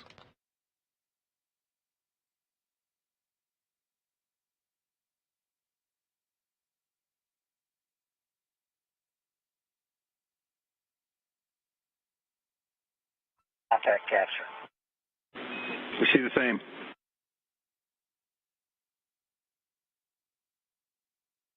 At 12:34 p.m. Central Time, above the southern Indian Ocean, we have confirmation of contact and capture of NASA's Boeing Crew Flight Test and Starliner aboard the International Space Station. Butch and Sunny have made their arrival.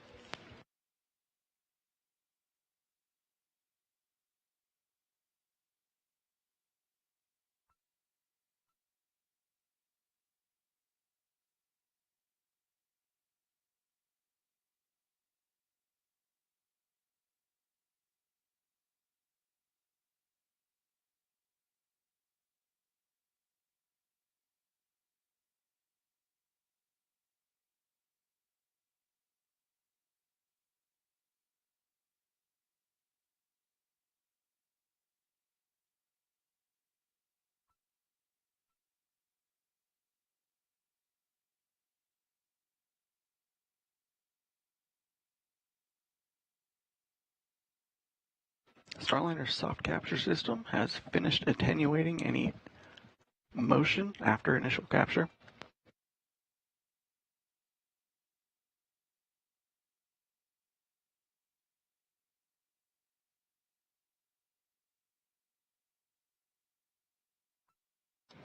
Next step for the NASA docking system is to retract its extension arms, allow the hooks on the hard capture system to attach to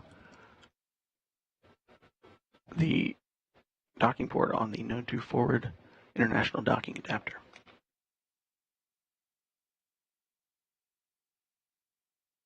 And with the arrival of Starliner, again, that coming at 12:34 p.m. Central Time, we have 2 American crewed spacecraft aboard the International Space Station.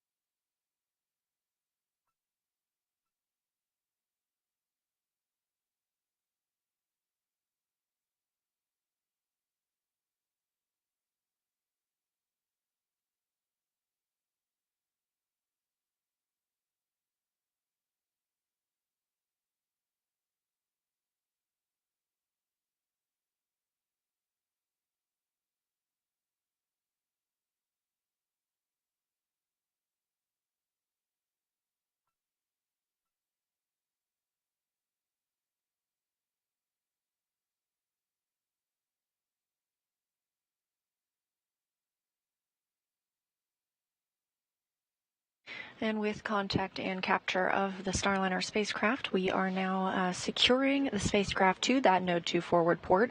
First step in that is ring retraction of the NASA docking system soft capture ring. Once that's complete, there are 12 hooks that will need to drive and more firmly secure the spacecraft. Those will happen in 2 sets of 6. This takes anywhere from 15 to 30 minutes after the spacecraft arriving to the International Space Station.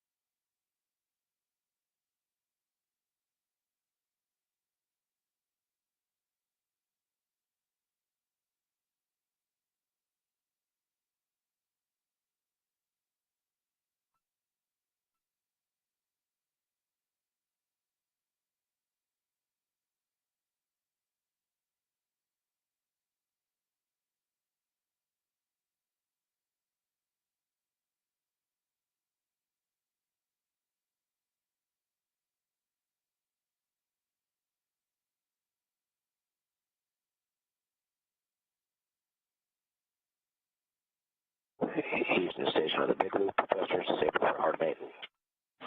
Houston copies.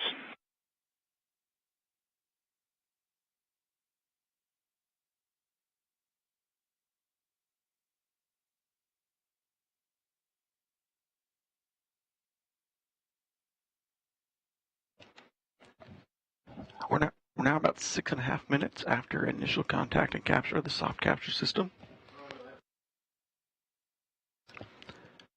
We can expect the hard capture hooks to start anytime after about 7 minutes from that soft capture time frame.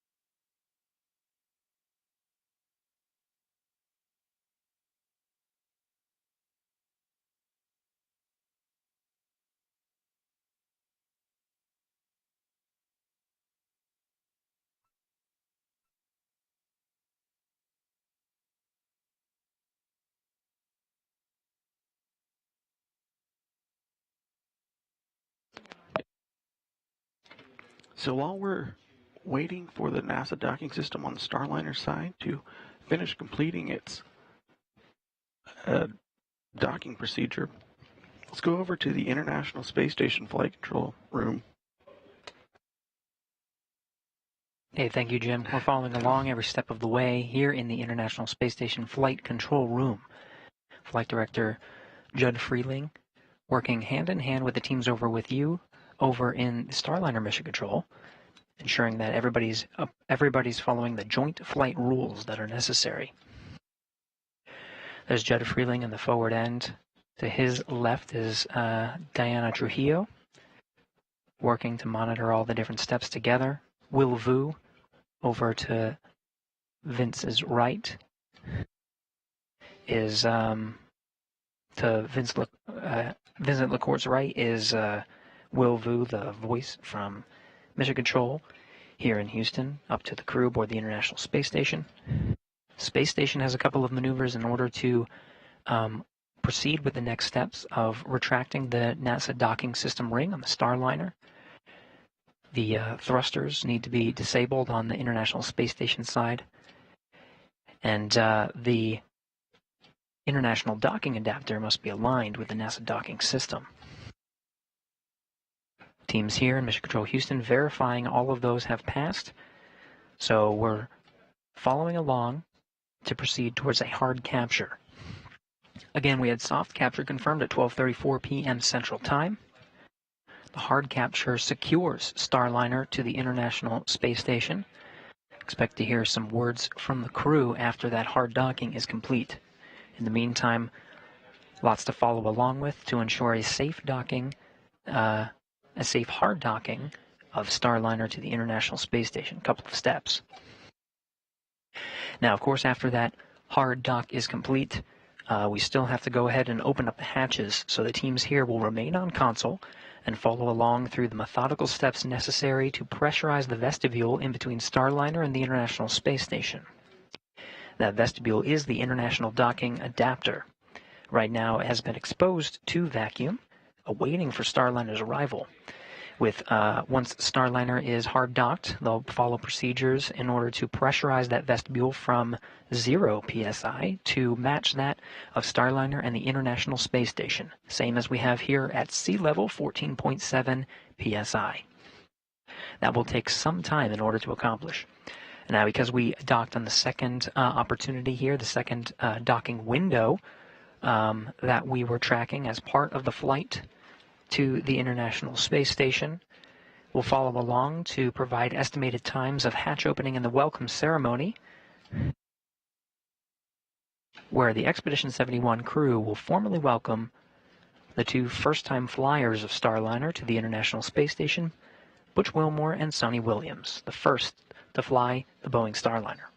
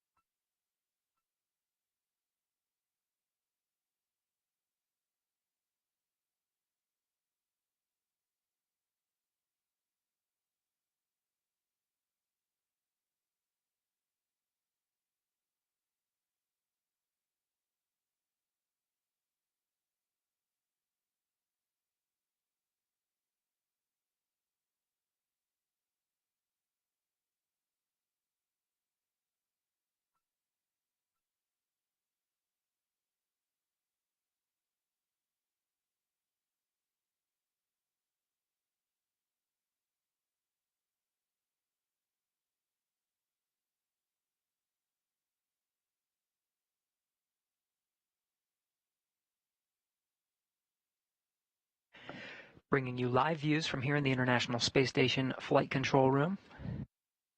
Flight Director Vincent LaCourte talking with the flight control team. We're all waiting for the hard capture of Starliner to the International Space Station. Again, soft capture confirmed at 12:34 p.m. Central Time.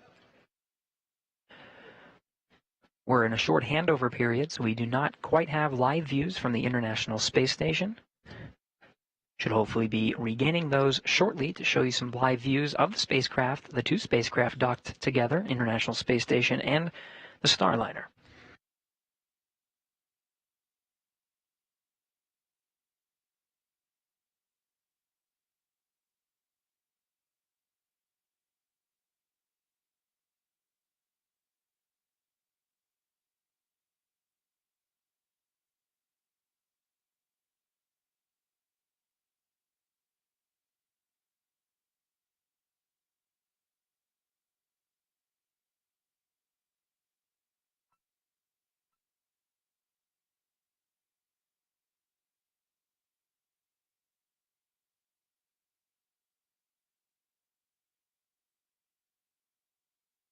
Fellow Flight Director T.J. Creamer was just passing behind Vincent LaCourte and Diana Trujillo.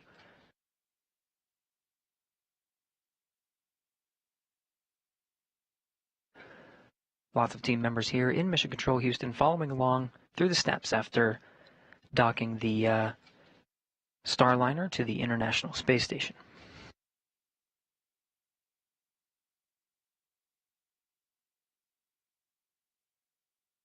Visiting Vehicle Officer Dory Tomeko is following along with the teams over in the Starliner Flight Control Room. The visiting vehicle officer, a console position here in Mission Control Houston that works very closely with any visiting vehicle spacecraft.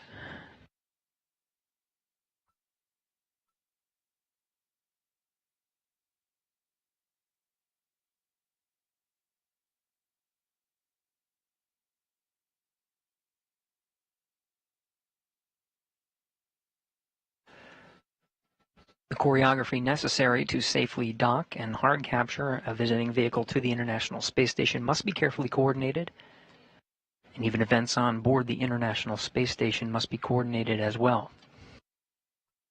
Again, we talked about the attitude control systems with thrusters inhibited on the space station. Right now, control moment gyros are the ones that are holding the International Space Station in place until after the hard capture, when those thrusters can be re-enabled. There's also an exercise constraint on board the International Space Station, trying to limit the vibrations during dynamic operations of docking two spacecraft together at 17,500 miles an hour.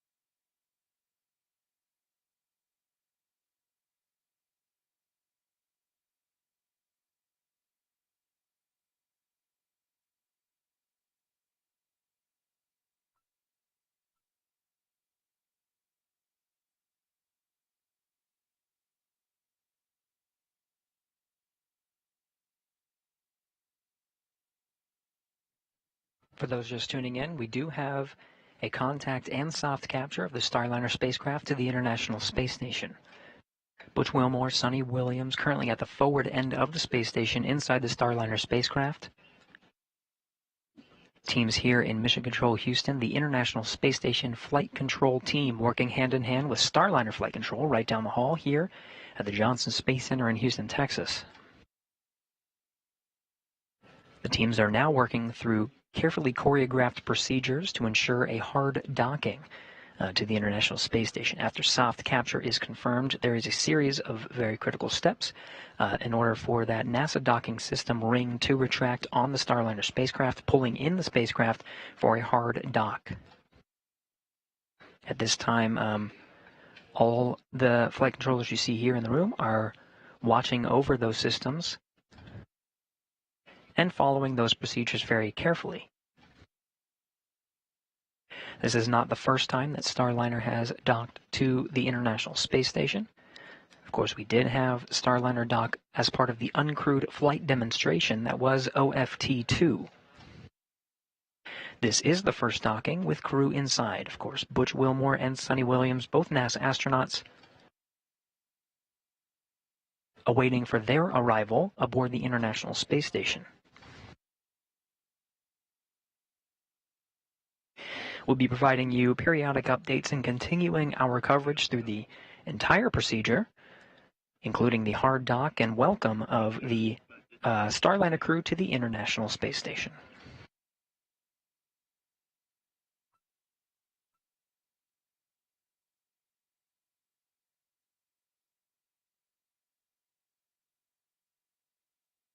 Again, we'll remain on air continuously through the entire procedure of hard docking to the International Space Station. The docking of Starliner to the International Space Station leaves a small gap called a vestibule in between the station and the Starliner. That vestibule is currently at vacuum, and methodically over the next few hours needs to be, once, of course, hard dock is confirmed, needs to be pressurized up to sea level to match that of the internal pressure of Starliner and the International Space Station at 14.7 psi.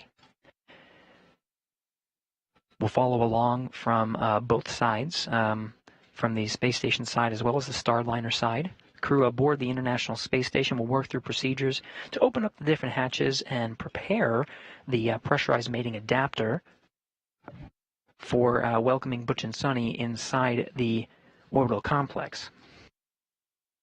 There are many steps in order to outfit the pressurized mating adapter and prepare for their arrival, including opening up various hatches, including the Node 2 forward hatch and what's called the APES hatch. This is the hatch on the station side. On the Starliner side, the hatch is called the IVA, and that will be opened as well to allow a clear path for Butch and Sonny to enter into the International Space Station.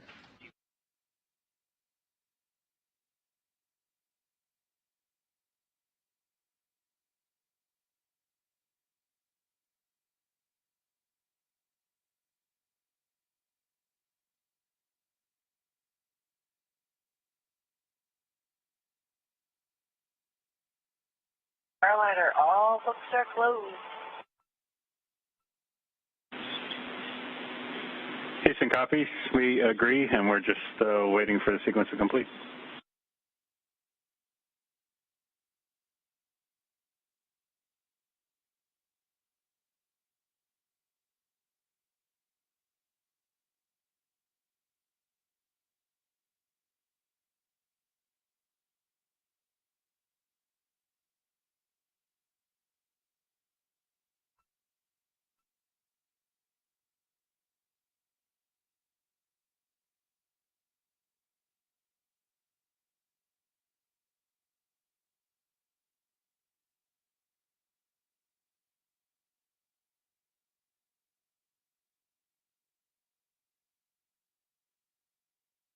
Again, you're getting live views from the International Space Station Flight Control Room.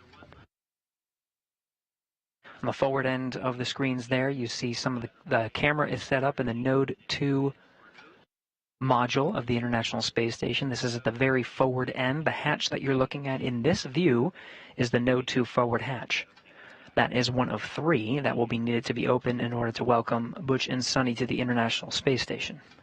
Currently closed as part of the docking operations. Starliner Houston on the big loop.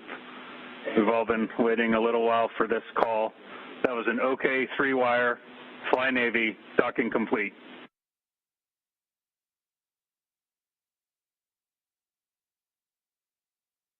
Okay, indeed. Nice to be attached to the big city in the sky.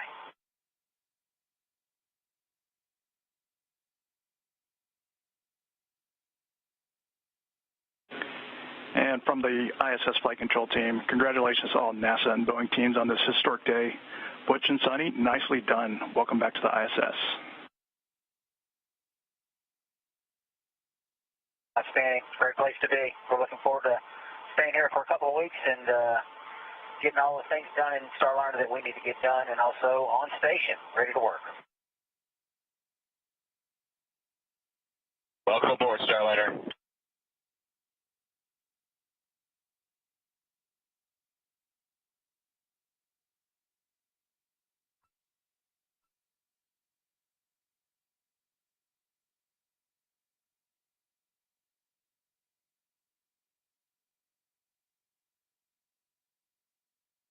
Starliner Capcom Neil Nagata on the right in your screen, flanked to his side by NASA astronaut Mike Fink.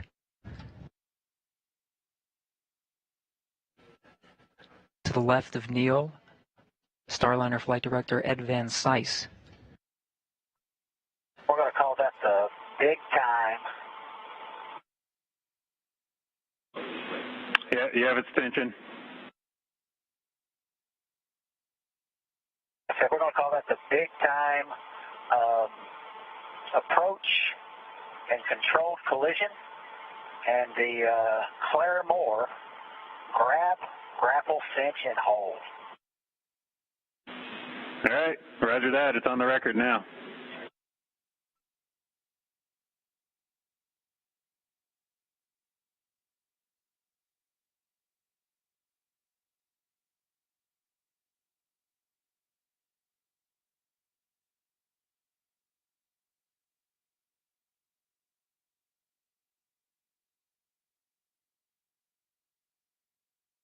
Butch and Sonny, of course, very much looking forward to entering the International Space Station, the crew aboard the space station as well. Starliner Houston on the big loop.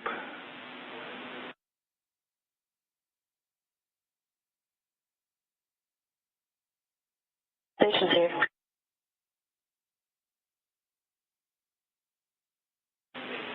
With the residue report on the outside of the Starliner hatch, we're going to work hatches one at a time, starting on the ISS side.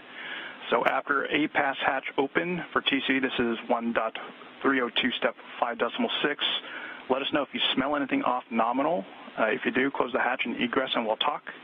But if things are good, we'll take some photos of the Starliner hatch, and assuming that we're still good, we'll work to get the Starliner hatch opened. Okay, a copy in 1.302. Say again the step. I've got a... Not a problem, TC. Step 5.6 is the actual A-pass hatch opening.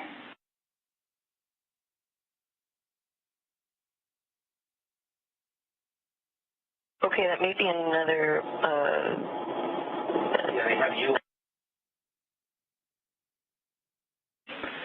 TC, we're just giving you a big picture right now, so... One more thing from Starliner.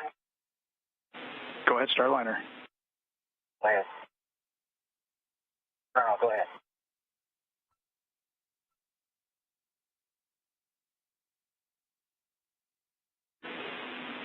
TC, we're not ready for you to get into those steps yet. We'll let you know when we are ready. And one additional point here, we want you to focus those photos and your inspection on the actual window in the hatch. Roger that. Photos on the actual window hatch.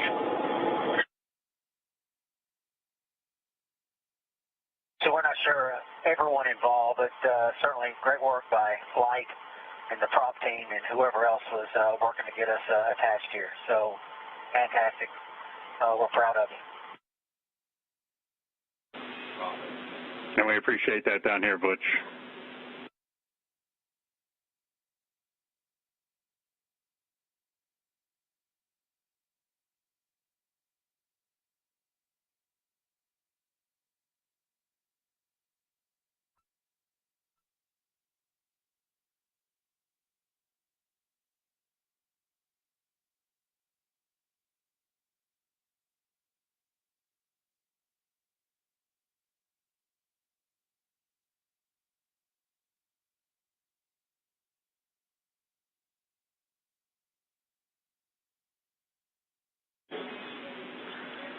Starliner Houston, on the big loop, I'm ready for you to pick up in step 1 of 1.302, the CST-100 post-docking leak checks and ingress.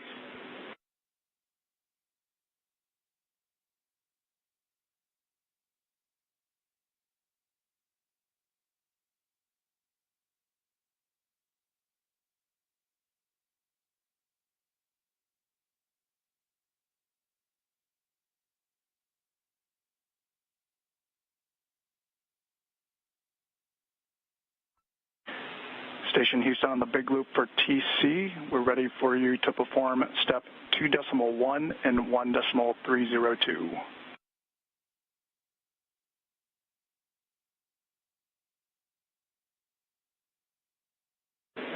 Copy and work.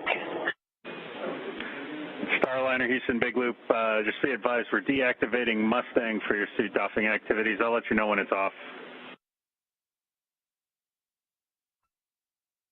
Okay, and can you say the procedure one more time? We were screwing around doing other things. No worries. 1.302, that's the first green block on your activity, on your timeline, CST hatch leak check. And that's step 1 only, please. Step 1, CST hatch leak check.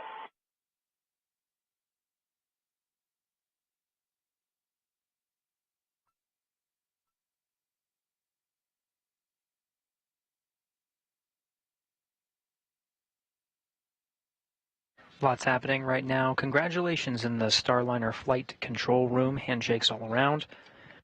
The crew is carefully awaiting confirmation of hard dock to proceed with the next steps. Of course, opening up the hatches and welcoming Butch and Sonny to the International Space Station. The contact and soft capture was confirmed at 12:34 p.m. Central Time. Teams in the room there in Starliner Mission Control celebrating the arrival of Butch and Sonny. We're hearing on both ends, on the Starliner end and on the International Space Station end, proceeding to open up the hatches. Celebration here in the International Space Station flight control room as well.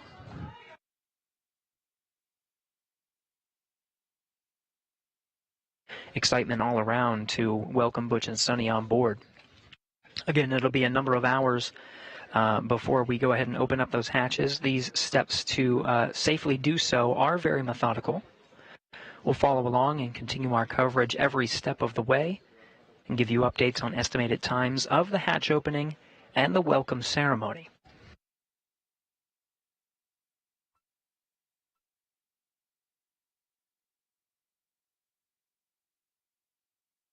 The Mustang system that you heard referred to on the loops there is the internal camera system.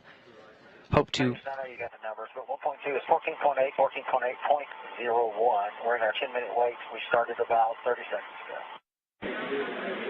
ago. Okay, yeah, copy that. Hey, Butch, say again the time.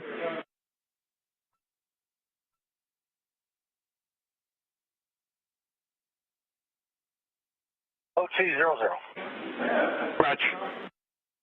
I stand back. Sorry about that. I'm sorry. That's my from TPI counter. Make that 0445.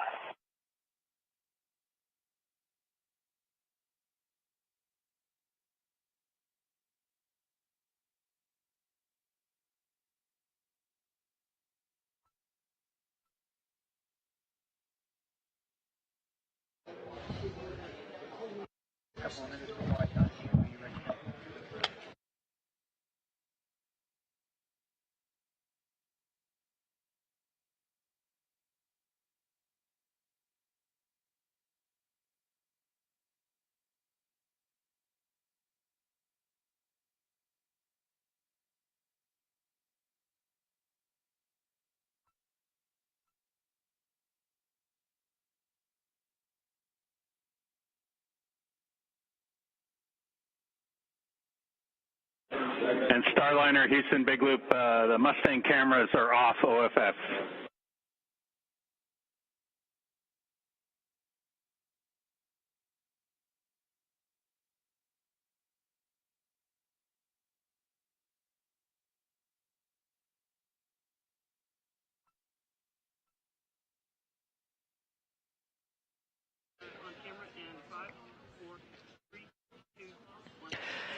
Well, it's a wonderful day in both of the flight control rooms here in Houston. Starliner flight control teams and International Space Station flight control teams, as well as the crew aboard the International Space Station and inside Starliner, all working together to bring these two spacecraft together.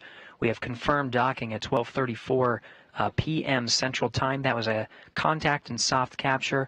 Now the teams in both rooms are celebrating and congratulating all of the hard work that got us to this moment, the two spacecraft together. We're counting down, and we're going to follow along as part of our live coverage every step of the way to take you through the hatch opening steps and welcome Butch and Sunny on board the International Space Station. This is just the beginning of the celebrations, but we still have a lot to do. From here in the International Space Station Flight Control Room, we'll follow along as the International Space Station crew, specifically Matt Dominic and Tracy Dyson, will work together to open up the hatches and begin the methodical sequence of preparing for Butch and Sunny to be welcomed aboard the International Space Station, including pressurizing that vestibule. For now, though, we'll toss it back over to Leah Cheshire and Jim May, who we've been working with and coordinating closely to enable today's docking. Leah and Jim. Thanks, Gary, and welcome back to the White Flight Control Room, where you can see there is a lot of activity happening behind us. Again, we docked today at 12:34 p.m. Central Time, and we are anticipating hatch opening around 2:20 p.m. Central Time. So the teams are already stepping through those procedures on the space station and on Starliner. And this is Boeing's Jim May. I'll be signing off. Thank you for letting me be there with you for this pretty historic moment for the Starliner crew, the ISS crew, all of NASA. My counterpart, Boeing's Rebecca Regan, will be taking you through with Leah and the rest of the team for the rest of the hatch opening and the ceremony for Starliner's crew arriving, Butch and Sunny arriving at the International Space Station. That's right. We're not going anywhere. We're staying live until we see Butch and Sunny come floating through the hatch. We also anticipate to see some views from the crew while still aboard Starliner through the Mustang video system. We've heard some calls that those cameras have been taken off for now. That way the crew can get out of their suits and into something a little more comfortable before they join the other side of the space station crew.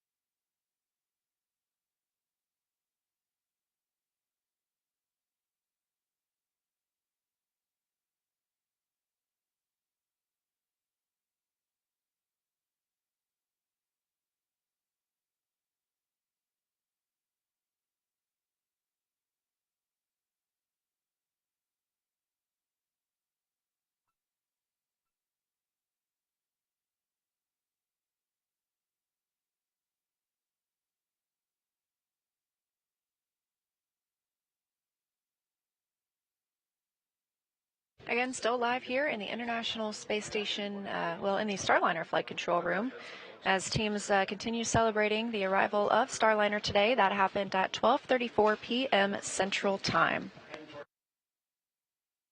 Starliner, just curious, who is sitting prop today? Say again, Butch? Okay, who's sitting prop today? It's, Mr. Lenort, sir.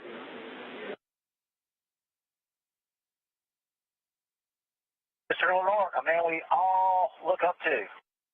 Thank you. Please relay your team that some really great expeditious work. It's not unnoticed, of course. Wonderful. Yeah, he's not standing now, so I don't have to look up to him, but we copy that. Appreciate it.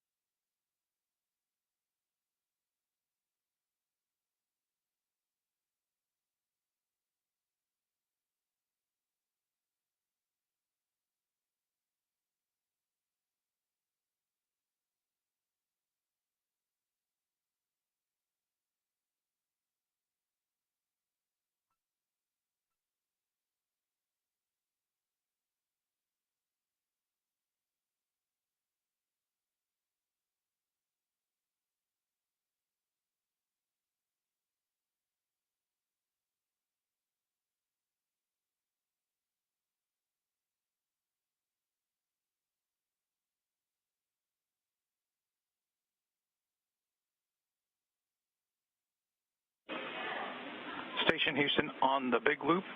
ISS thrusters have been enabled, and as you can probably guess, hard maid is complete.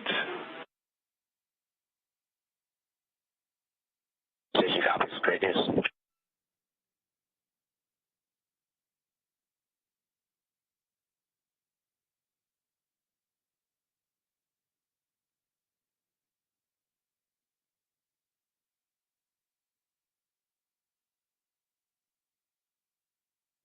All right, so we're showing 10 minutes, and the numbers look the same, except the vestibule pressure went down 1/100th of a percent.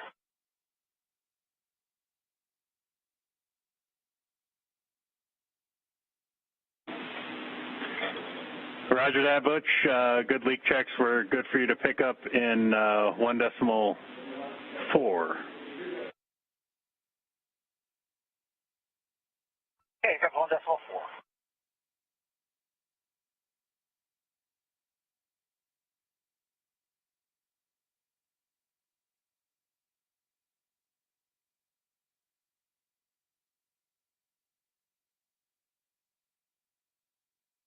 All right, Houston, initial hatch leak check is complete. Roger that.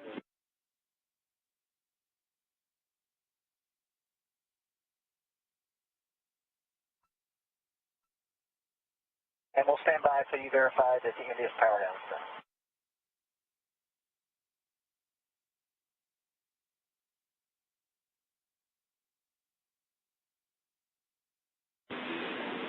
All right, Butch. Yeah, we concur. India's power down's complete. We're working with ISS for the initial vestibule pressurization. As you heard, we're going to have a delta this procedure where we're not opening the hatches simul.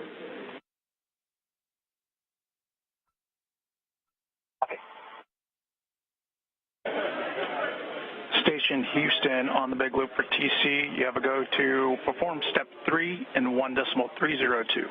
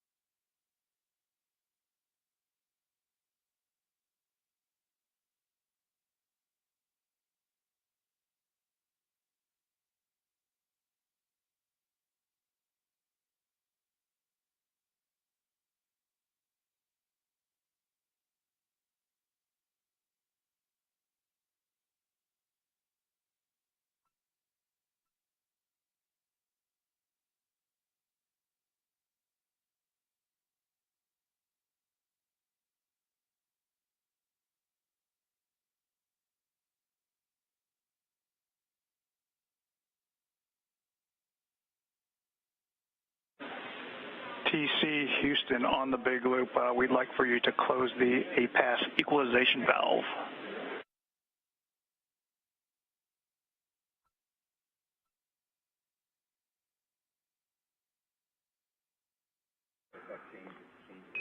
Starliner Houston, air to ground 1.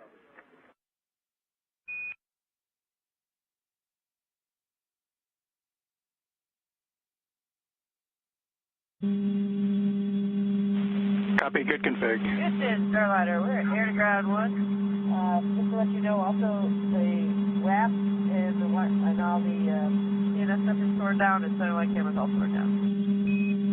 Okay, hey, yeah, copy that. And then for your panel, Sunny, the pilot panel, can you take space talk listen, please? Absolutely.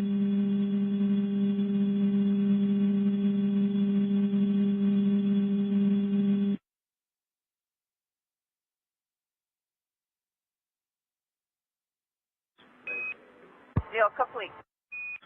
Okay, yeah, copy that. Thank you. We just get a hum because we got the big loop configured. Figured we'd move over to air to ground 1 just for a little bit to declutter the loops. No, we're not per timeline. So if you take a look at your timeline, we were calling up centerline camera WAP, and then you got all your suit off and those activities. You can reference your plan on the tablet. Just curious with the centerline camera, before we turned it off, did you guys catch a last battery reading, or maybe you saw something right as we got close? It was right about 3/4, actually, because that was the one that I had charged up overnight. So it was 3/4 when we shut it down. Okay, great news. Thank you so much. Houston Station on the big loop. Just a report per procedure. GMT 18:19:20 was when the APAS equalization valve was closed. Houston copies.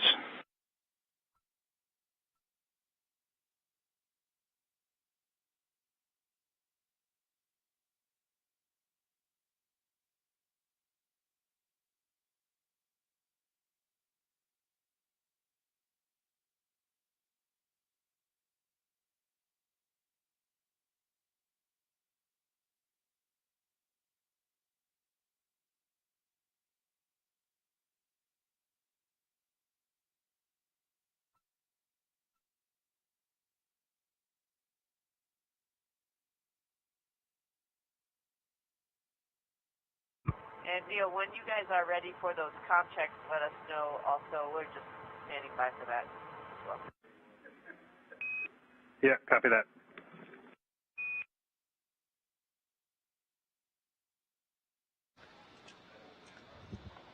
Hi, everyone, and thank you for joining our continuous coverage of the CFT, the Crew Flight Test mission to the International Space Station, the first flight of astronauts aboard Boeing's Starliner spacecraft. I'm NASA's Leah Cheshire. We saw docking of the Starliner spacecraft to the International Space Station at 12:34 p.m. Central Time.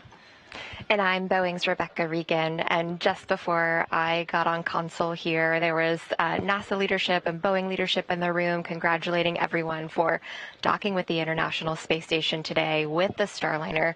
First time that we've ever had humans on board, so really exciting day, and it took a little bit to get there, and I think on display was just an ultimate team sport by the Boeing and NASA team this afternoon. Absolutely, and not to mention the hard work and efforts of our two crew members aboard Starliner itself. That's NASA astronauts Butch Wilmore and Sunny Williams. They are still in the Starliner capsule. We have confirmation that hard capture is complete, so the spacecraft is securely attached to the Node 2 forward port on the International Space Station, and teams are continuing to work through the steps ahead of hatch opening. We anticipate that hatch opening to come in about an hour, 2:20 p.m. Central Time. This view on the right-hand side of your screen, NASA astronaut Tracy Dyson is working to prepare the space station side of the hatch to open and welcome the two new visitors to the orbiting laboratory.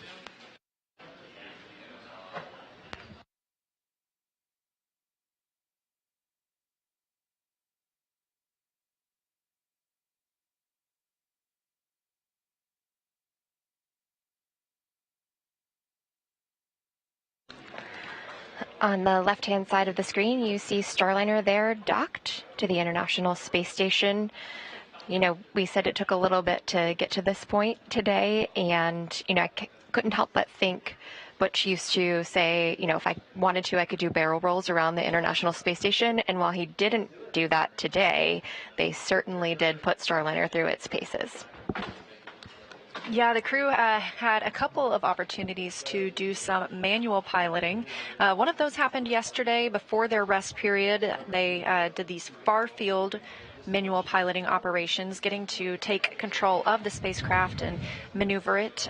This is a test flight, again, to make sure that Starliner is ready for operational rotation missions. And so with that completion of the manual piloting yesterday, the teams, or I should say the astronauts, did the same thing today at about 260 meters away from the International Space Station. Definitely got to put their test pilot chaps to work today. Station Houston on the big loop for Matt and timeline. Go ahead. Matt, sorry for the delay there. So we're going to work through hatches as quick as we can. As far as we can tell, we're about an hour behind on the timeline.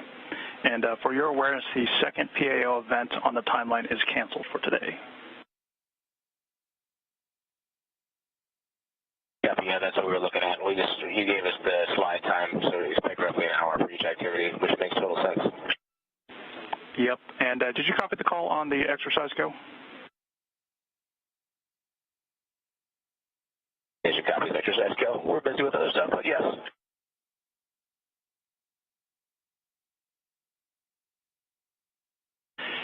And also, Houston, for SA, both Node 2 cameras are mounted and loaded for PO if you want two different angles. We appreciate that. We'll take a look. And Matt, one additional thing for you. Depending on how things look like at the end of the day, we may slide your wake-up time to the right by an hour tomorrow. Station copies. We're so happy to have them aboard.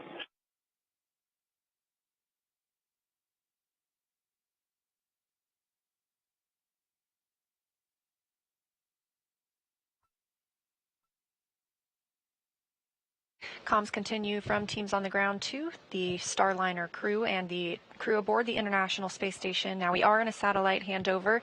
They were discussing some upcoming PAO or Public Affairs Office events.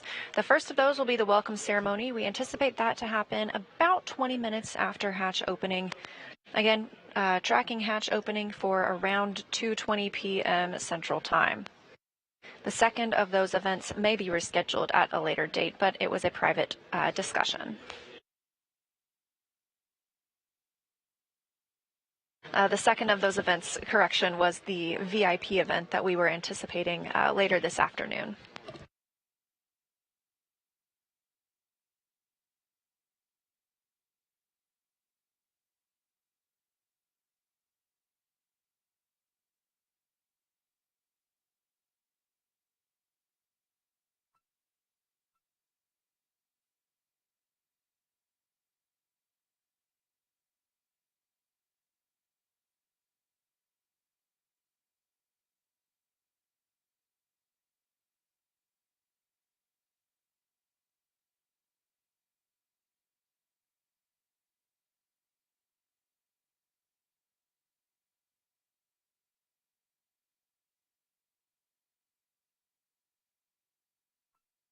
We previously heard the call that the crew is go to resume exercise on the International Space Station. This is something that they are asked to stand down from when it comes time for a spacecraft to dock or depart. That's so that there aren't any loads imparted on the space station as any crew members are moving.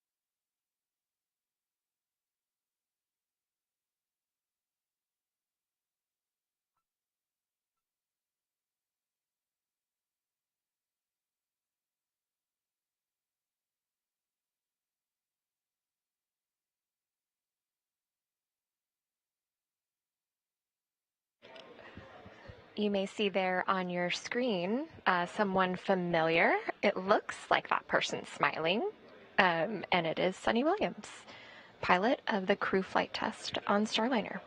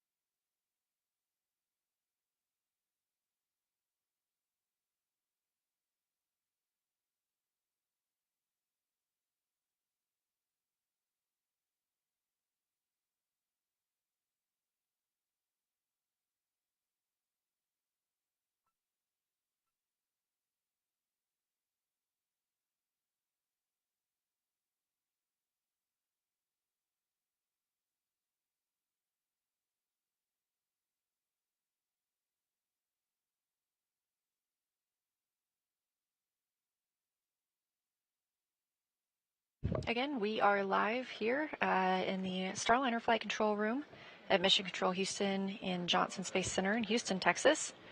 And the view on your screen is of Starliner on its crewed flight test to the International Space Station with NASA astronauts Butch Wilmore and Sunny Williams. The spacecraft arrived at 12:34 p.m. Central Time as the space station was flying over the southern Indian Ocean. Crews on both the Starliner side and the space station side are starting to walk through their procedures for hatch opening. We're expecting that to come around 2:20 p.m. Central Time. It would be followed shortly by a welcome ceremony for the two visiting crew members. Part of that preparation ahead of Hatch opening is vestibule pressurization. The vestibule is the space between the Starliner spacecraft and the International Space Station. Of course, this was previously exposed to a vacuum, the vacuum of space, before Starliner docked. So we want to pressurize that. We use the air, or the pressure, I should say, from the interior of the International Space Station. When it comes time for Starliner to undock, we will regain that pressure rather than venting it overboard.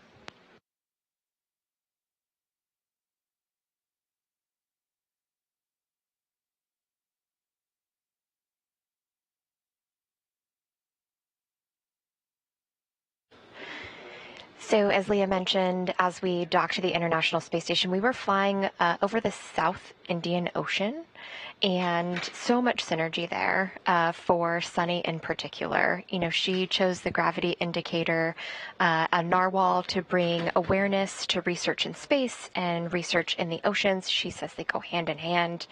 She also named the Starliner Calypso after Jacques Cousteau.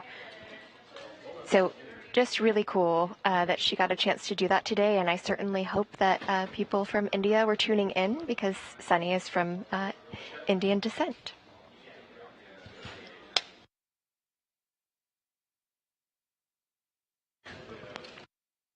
And on the right side of your screen, you saw a glimpse of NASA astronaut Matt Dominic and NASA astronaut Jeanette Epps as they prepare to welcome Butch and Sunny aboard the space station.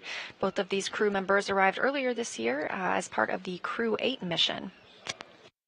It's both of their first flight to the International Space Station. On the contrary, for our two visitors today, this is the third visit to the space station for both Butch and Sunny.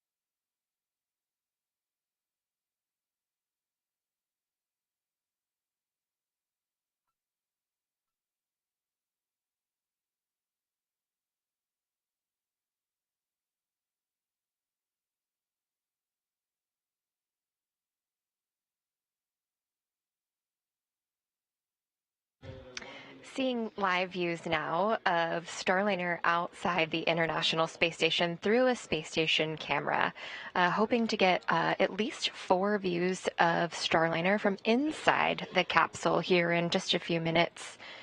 Crew's getting ready, and we'll open the hatches and cross over soon. So if you all tuned in to coverage as they were making their way to the International Space Station, you may have heard Butch say a couple times that they had donned their fancy sweaters. So I'm very curious to see what they're wearing as they cross the hatch today.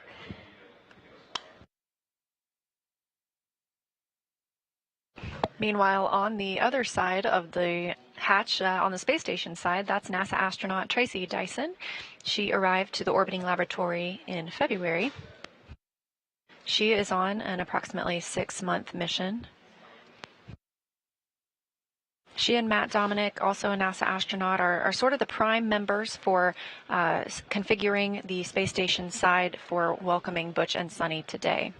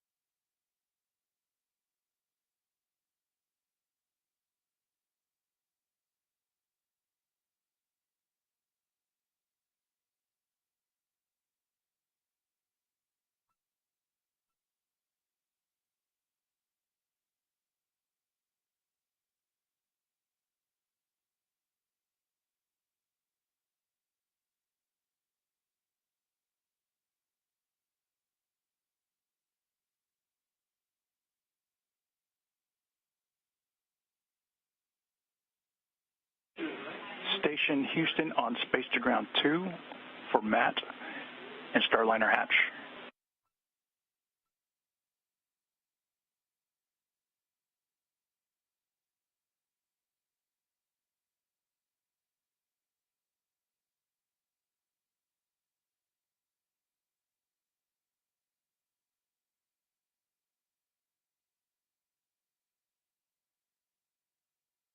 Go ahead, for Matt. Hey, Matt, we want to go over the APAS hatch plan with you one more time. So once we get that APAS hatch open, we're not ready for that yet. We want you to do an inspection and take pictures of the Starliner hatch and the residue. Once you've had a chance to do that, give us a call and give us a description of what you see. Now, if anything liberates or you experience any irritation, we want you to close the hatch and give us a call. Okay, so I'm not doing it now, but when we open the APAS hatch, I will open it, I will use my eyes and my nose to smell, and I will take pictures with the camera. If there's anything, residue or anything, I will close the APAS hatch. Good read, and we want you to focus on the Starliner hatch window. Copy the window.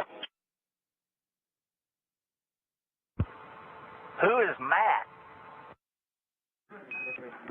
Yeah, that's what we're wondering, but you can ask that on the big loop.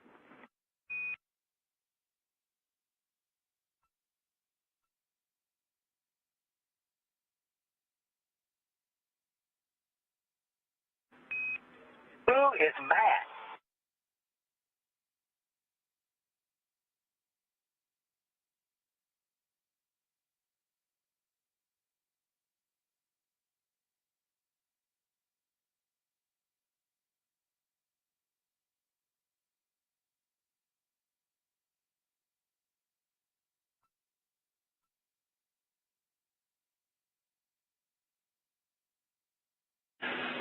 And Starliner Houston, while we investigate who Matt is, we will, I'm just curious if you guys are good with us turning the Mustang cameras back on.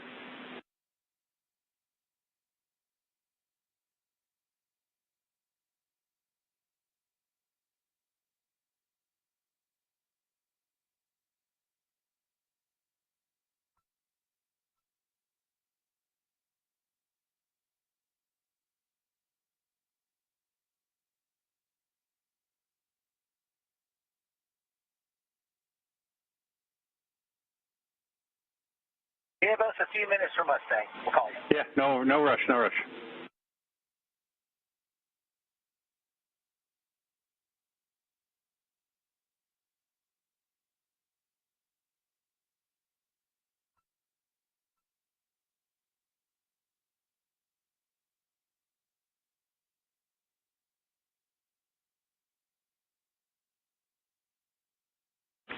Station Houston on 2 for Matt. We see you on PMA. You don't have a go for APAS open yet, so stand by on that.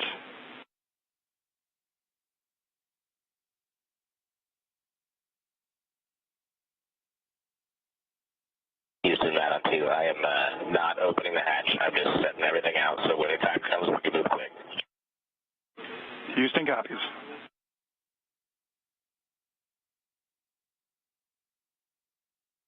Who is Matt?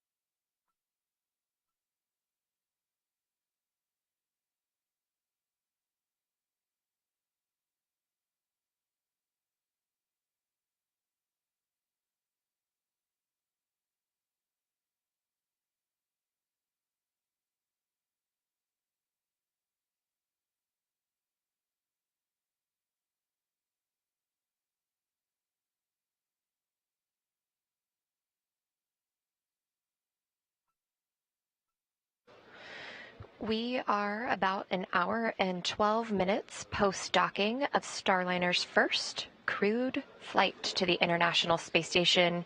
On the left hand of your screen there, you see Starliner, and you may see a little black line, or maybe a bigger black line on the thermal protection system of Starliner. And that is because Starliner, this particular crew module, has been to space and back again on orbital flight test 1. And so that is residual marks from the ablation of reentry.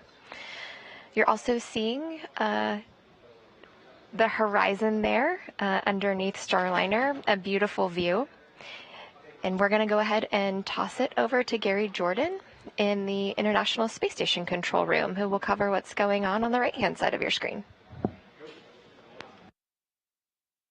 Thank you, Rebecca. Yes, we're here in the International Space Station flight control room, working hand in hand with the teams in the Starliner flight control room down the hall. Live from this view, you can see the flight controllers hard at work, looking after the procedures of opening up the hatches and making sure we are going through the methodical steps necessary to open up the hatches and welcome Butch and Sunny aboard the International Space Station. Inside Node 2 right now, you see NASA astronaut Matt Dominic working through some of those procedures. Teams are working through a leak check just to make sure we can work through those. In the meantime, Matt Dominic has set up a variety of different cameras inside Node 2. Some of them will be used to live stream the welcome of Butch and Sunny to the International Space Station. We're getting a view from one of those views now. Dominic currently donning some of the equipment necessary to perform an investigation once those hatches are opened.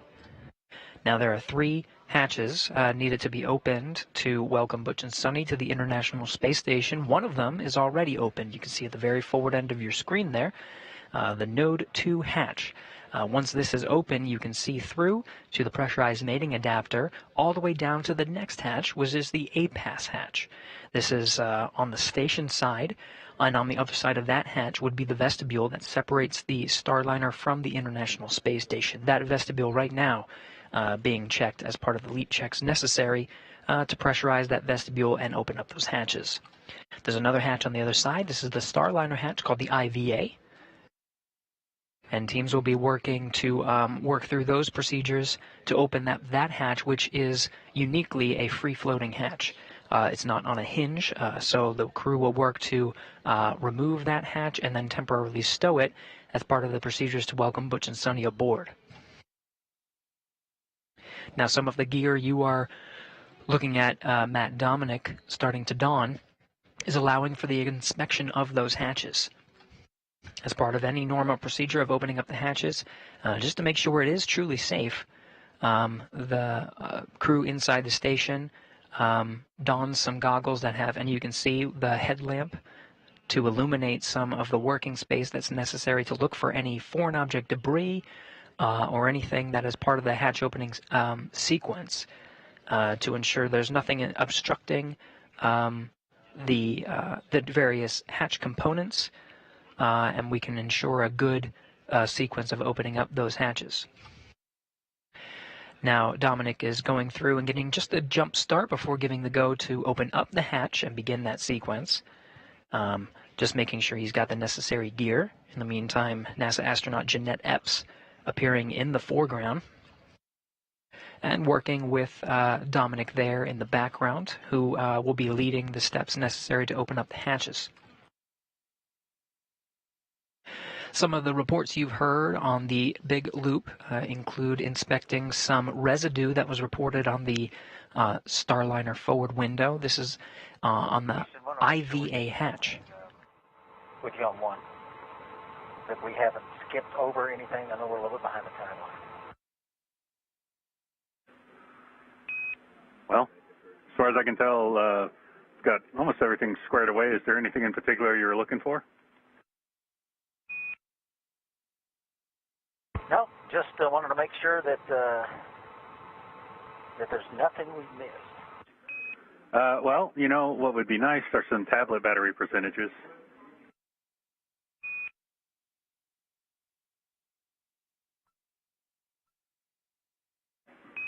And Butch, where we are is we're just going to wait on the leak checks. We're still waiting on the leak checks for the vestibule. And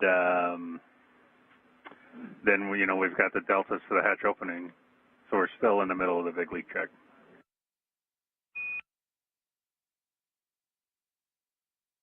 Okay, number 9 is 22, number 12 is 35. Neither one of them are charging right now.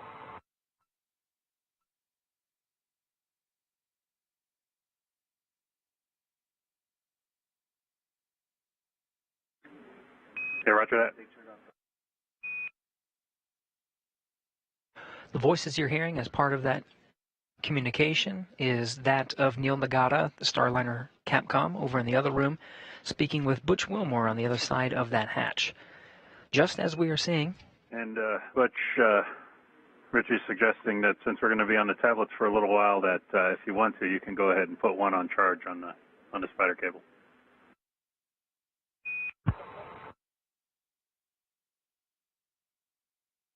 Okay, yeah, we'll put 12 on it. Roger.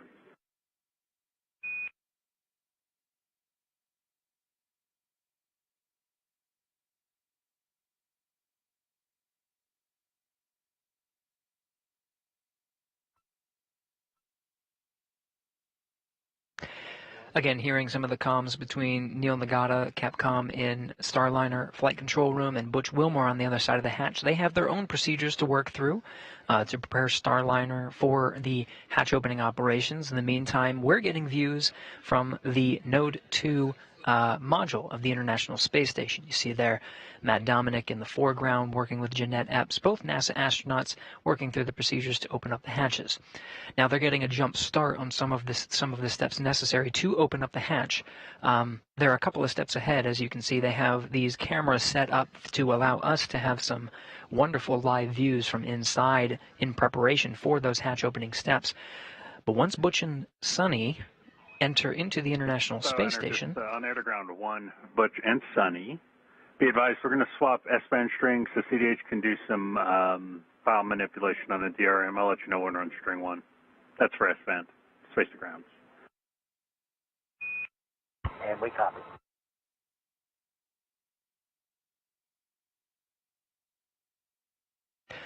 Now again, from inside Node 2, various cameras and lights set up to allow the best possible views of Butch and Sonny's ingress into the International Space Station. So we're witnessing some of those steps. And Butch or Sonny, for the tablets, we'd like to know if you've got both tablets now configured for airplane mode.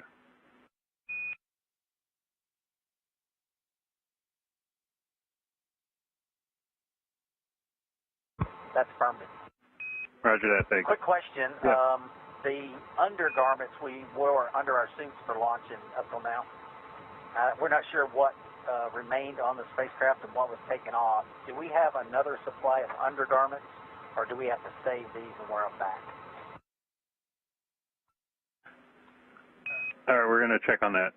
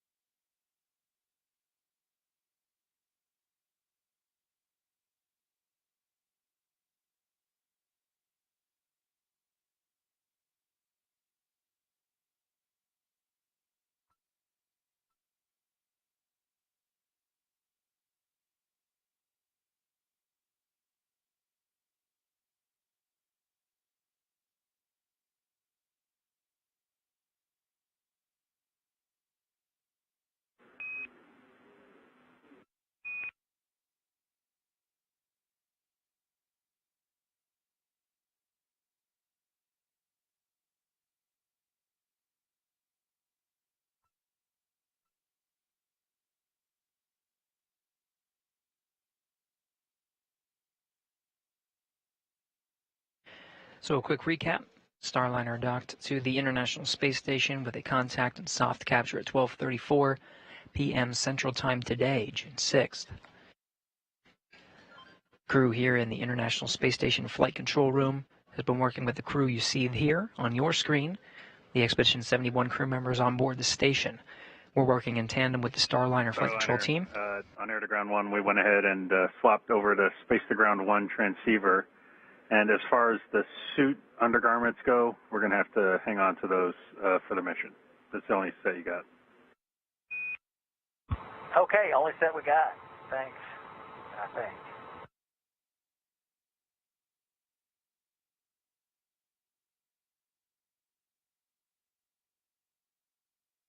We're hearing some of the steps from inside the Starliner capsule, from inside Calypso.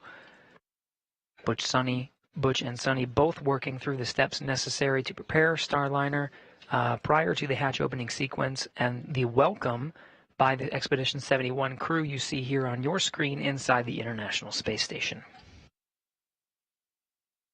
The steps needed to prepare are not too different from preparing for a long journey. For more, again, we're working here in the International Space Station Flight Control Room in tandem with the Starliner Flight Control team in the same building, just next door in the White Flight Control Room. For more on this, let's head over to Leah and Rebecca, who are following along with the teams in Starliner Flight Control Room. Over to you guys. Thanks, Gary.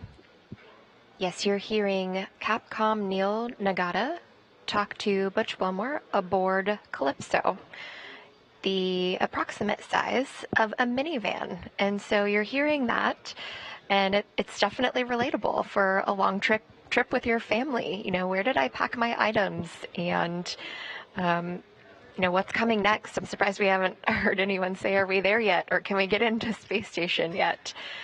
So very relatable to a long journey that any one of us would take. Obviously a lot harder to get to. We saw that on display today. Looking forward to seeing Butch and Sonny both in the Starliner spacecraft and being welcomed in the International Space Station. And we are still in the period in which we are pressurizing the vestibule, the space between the Starliner and the International Space Station hatches. Again, it was exposed to vacuum. We need to bring that up to the same pressure as what is in both spacecraft.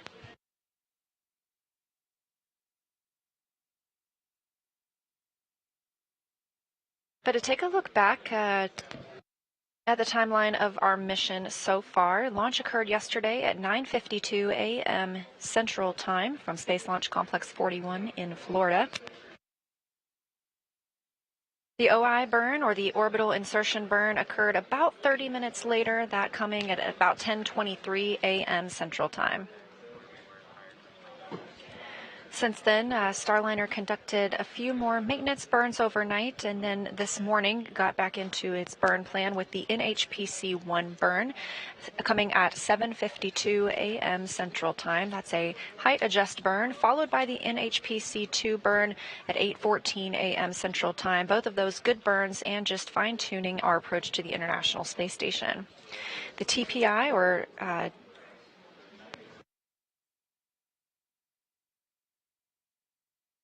the terminal phase initiation burn, TPI burn, that occurred at 9:02 a.m. Central Time. Also a good burn. There were two inbound fly-around burns, one at 9:47, one at 10:07 a.m. These swung Starliner up and out in front of the approach corridor, and eventually we had the approach corridor initiation burn. Once Starliner was on that approach corridor, that means they were directly in front of the Node 2 forward docking axis. That's where they docked today.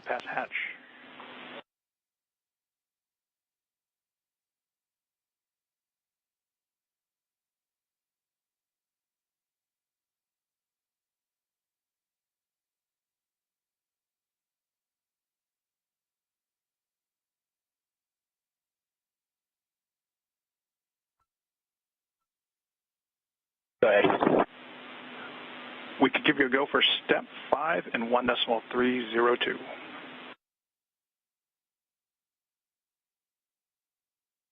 Copy, step 5.1.302. Good copy. You're going in.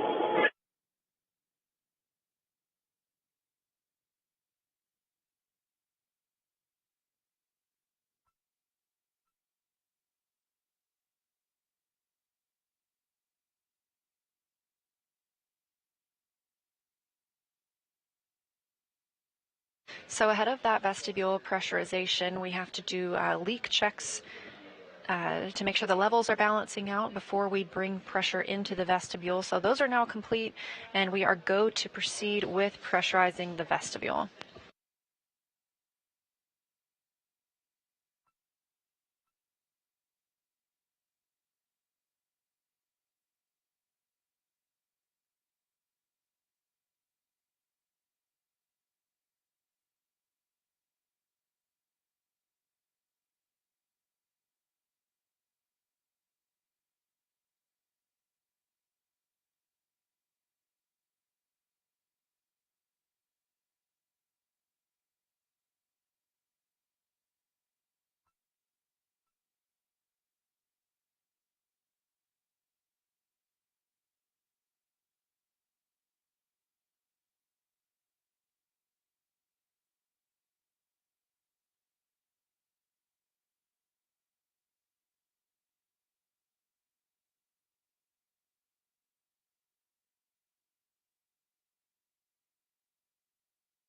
Houston, Matt on 2, APAS equalization valve is open, looking for your go in 5.12.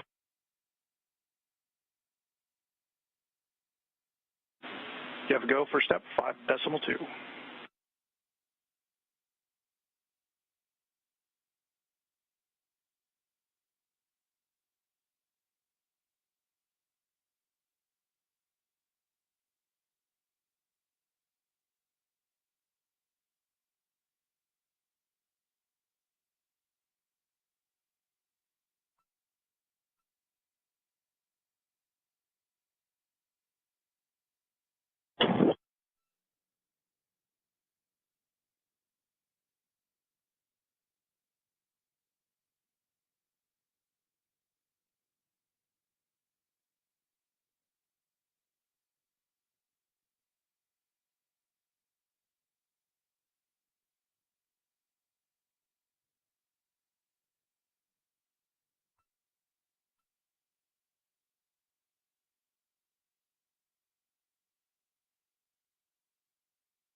Houston, Matt on 2, how copy?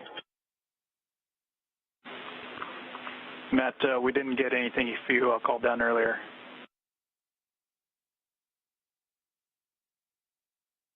Copy.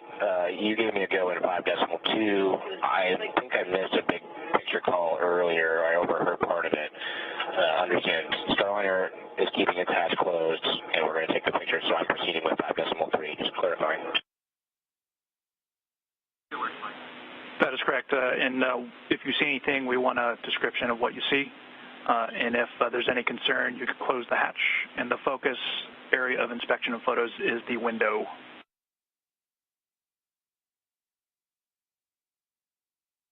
That makes total sense. I was just making sure 1,000% we were skipping that FCC call on Mission Control Starliner. Thanks.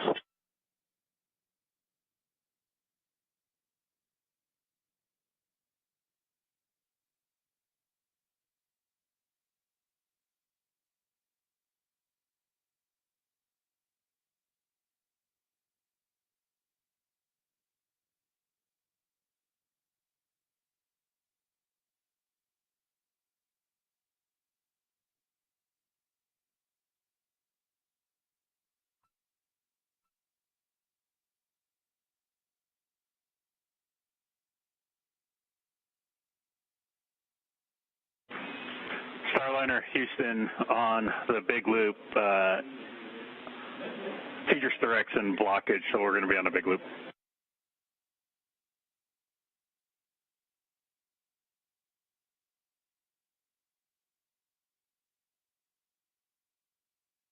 Starliner copy, big loop. All right, Butch, hey, we're ready for you guys to pick up in 1.302. It's going to be step 6.3 only, prepping for hatch open. Right now, I think you copied, Matt's got the APAS hatch open, so they're doing some work there, and then they're going to take a look at that stuff that you reported on the window.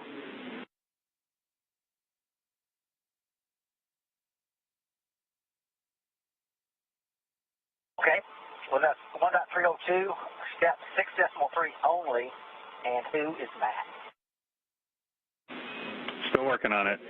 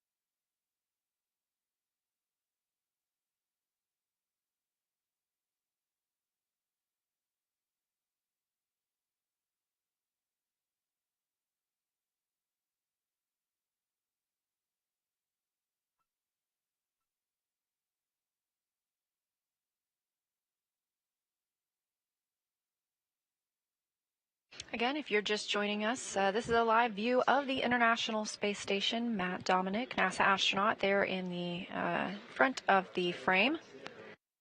He is working to bring on board the new visitors to the space station. That would be NASA's Butch Wilmore and Sonny Williams, who arrived on the Boeing Starliner spacecraft at 12:34 p.m. Central Time.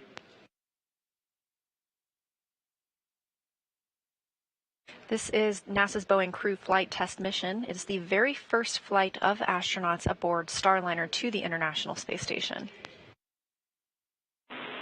Station Houston on 2 for Matt and APAS.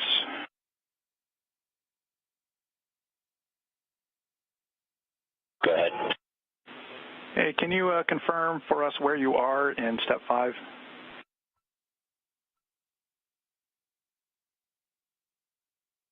We'll be waiting 5 minutes for hatch seal relaxation.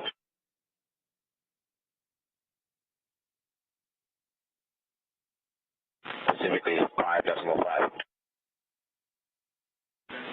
Okay, copy. Thanks for the confirmation.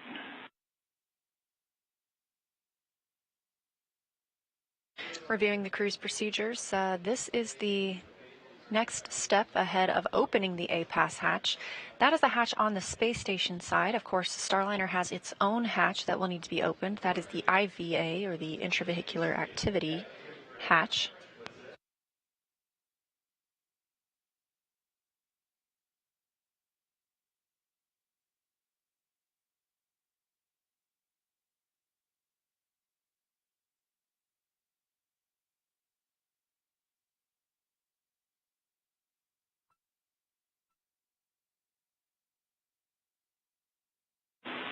Station Houston on the big loop for any available crew.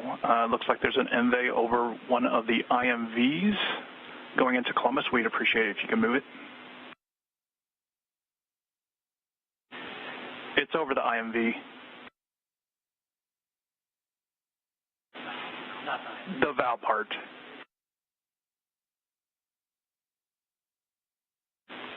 Appreciate it.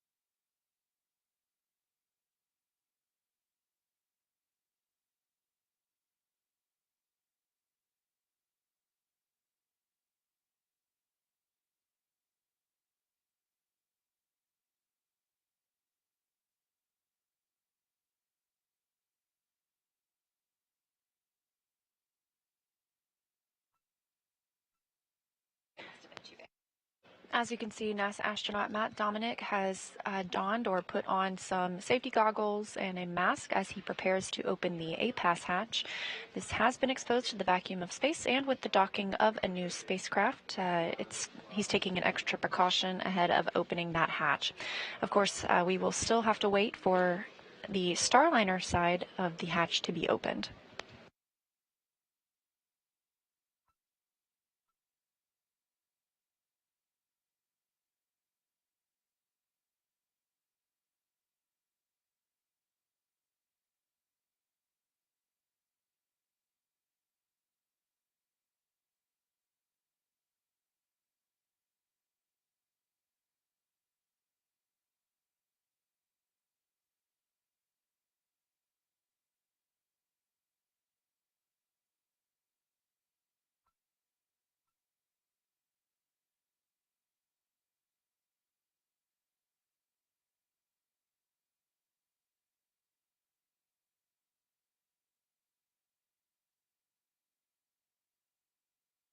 Matt Dominic, NASA astronaut, has opened the APAS hatch. He will go in and take some photographs of that space between the APAS and Starliner hatch.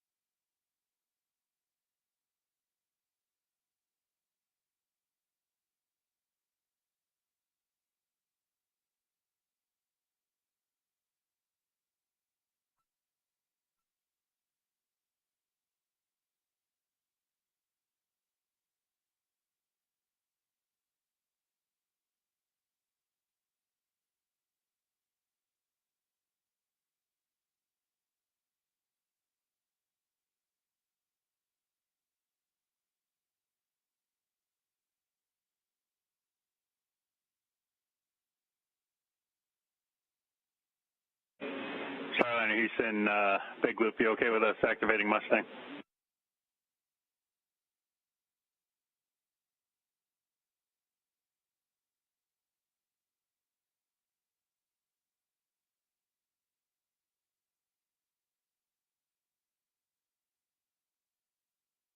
Yes, we are now ready for Mustang.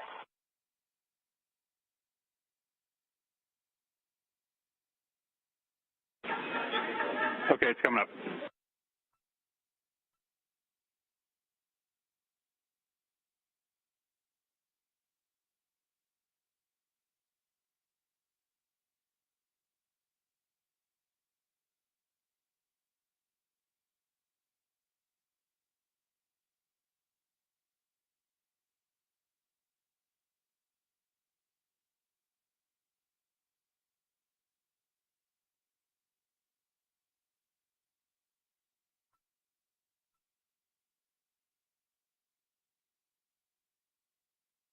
Houston, Matt on 2 for inspection.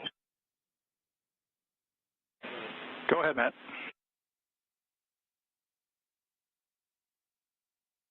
From what I can tell, nothing looks unusual. Was able to yell at Butch through the window and Sonny, which was great. Now that we have light in there with the helmet lamp, neither Butch nor I can see anything of interest on the window. It looks nominal. I think what we saw was dust, maybe on our side. There is some stuff on the outside of the main window, the cabin window, but that one looks good. I agree.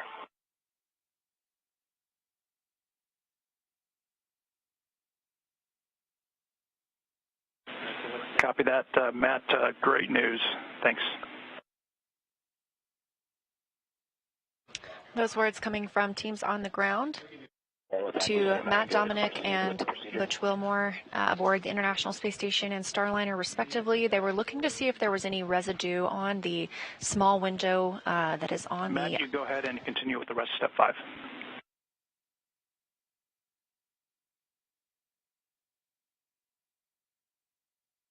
Welcome. Starliner, no action on a prop caution. It's expected. Again, they were looking for any residue that might be on the window on the IVA hatch, the intervehicular activity hatch. This is the hatch that is on Starliner. Hearing a good report and no further actions there, so they are going to prepare to open up that hatch and welcome Butch and Sonny to the International Space Station.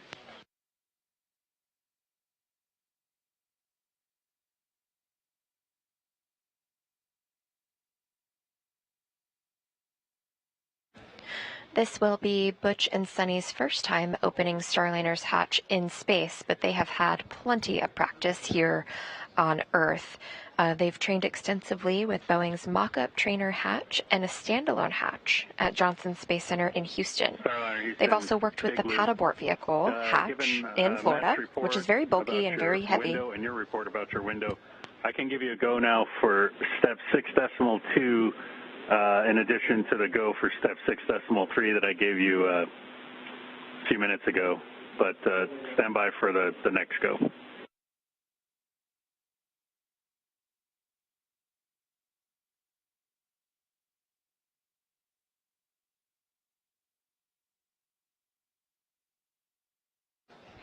That pad abort vehicle hatch in Florida is very bulky and very heavy, especially when you are not in microgravity like they are today. But the Starliner flight crew integration team, made up of mostly human factors engineers, came up with a way that allowed Butch and Sonny to train with the bulk of the hatch without the 100-pound weight of the hatch by using a 15-pound foam replica that helped validate hatch stowage and moving about the Starliner cabin.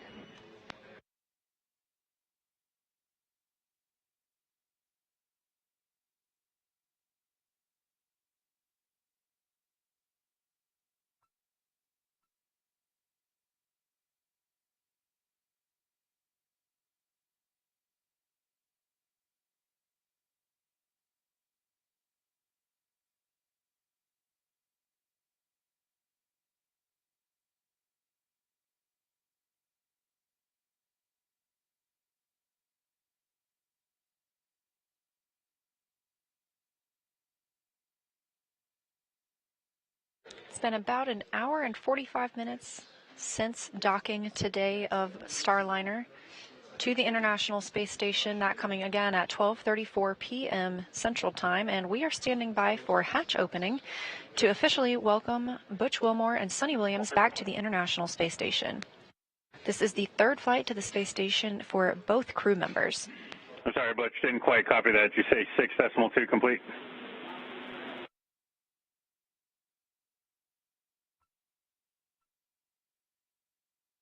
Affirmative, 6.2 complete. Roger.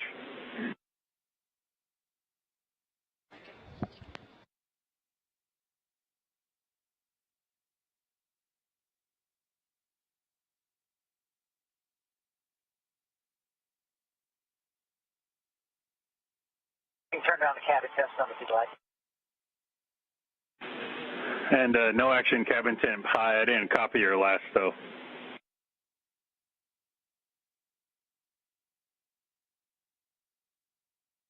Ted, I can turn it down. It's getting, remember how it was cold earlier, but now it's fine, and we can turn it down some. It's currently at the 230 position.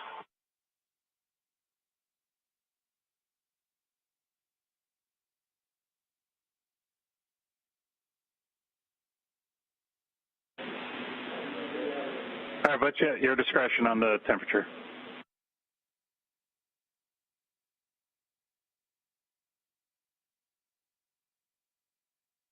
Okay, it's at 11 o'clock. Roger.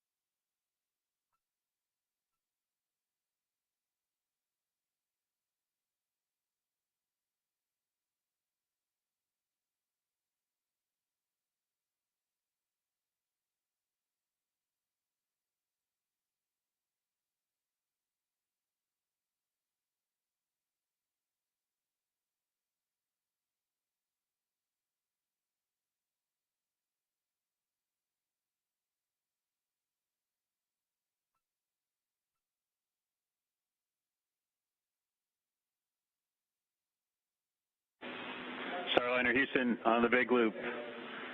Big moment here. You are go to get into step.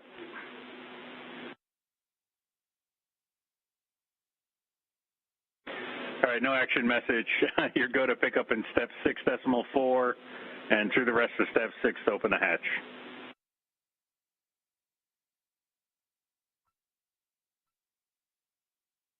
6.4, here we go.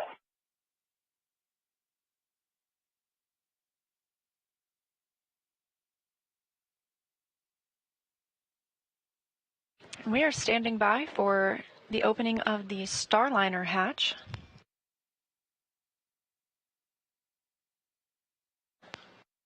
Several Expedition 71 crew members on the space station side eagerly awaiting the arrival of their two new visitors, NASA astronauts Butch Wilmore and Sunny Williams. Again, we docked at 12:34 p.m. Central Time.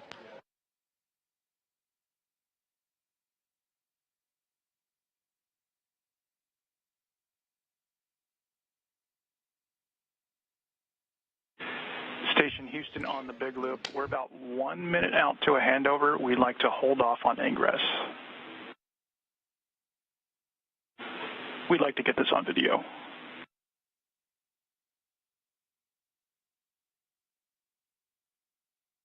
Station copies. Leah mentioned and the anticipation for hatch open of the Starliner spacecraft. And if you all tuned in for OFT2, you know that that hatch open actually came from the space station side. This time around, it will come from Starliner side, the first time that we've done that in space, which is going to be very exciting to witness. And this time will be a little bit different too. Last time we turned the latch inside counterclockwise, like lefty loosey, righty tighty. This time we will actually have Butch or Sunny, depends on who decides to do it. They will turn the latch 1 1/4 turn clockwise from inside the Starliner. They also have a window that you've heard them talk about, so we might be able to see their faces from inside that camera that you saw on the International Space Station. And we do have a handover of the tracking data relay satellite system. You heard that call to the crew just before we lost those views, letting them know that we would just wait until we regained communications, because we definitely don't want to miss the moment that Butch and Sunny float into the International Space Station. So we expect to regain visual from... No action, cabin humidity high. And I don't know if you copied Will's call earlier. We'll just wait till we have KU band back until you start coming into the ISS.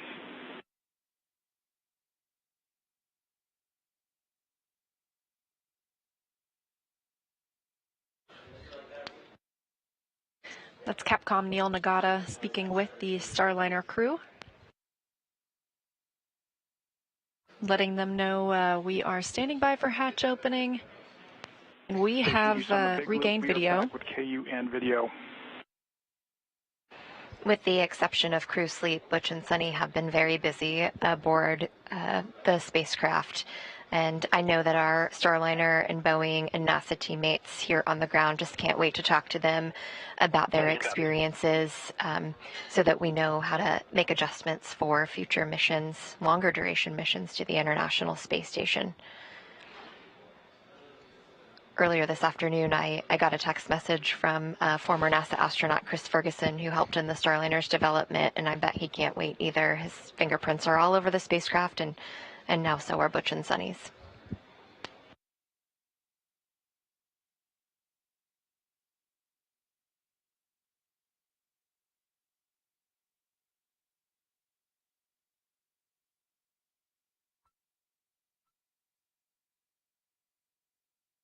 Like Rebecca mentioned, teams will be looking for feedback from Butch and Sunny on how their flight uphill went. This is a crew flight test, so there have been several demonstrations that have happened so far and will continue throughout the docked time frame and during undocking and landing. Teams will start looking for feedback on habitability of the spacecraft, how it performs as a safe haven if that were ever to be needed, manual piloting, which we saw a couple of times during the ride uphill.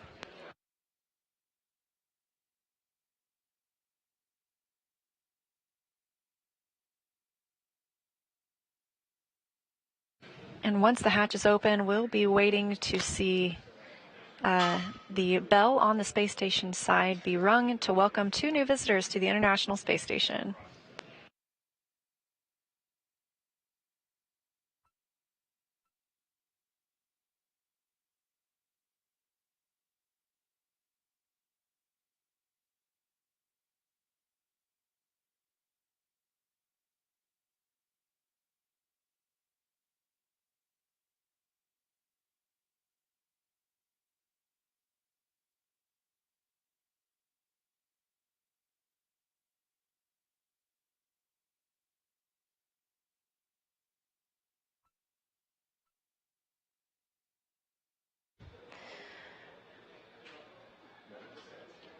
While Starliner is docked to the International Space Station, there will be more flight test objectives achieved, along with the ones that Leah just mentioned that have already been achieved,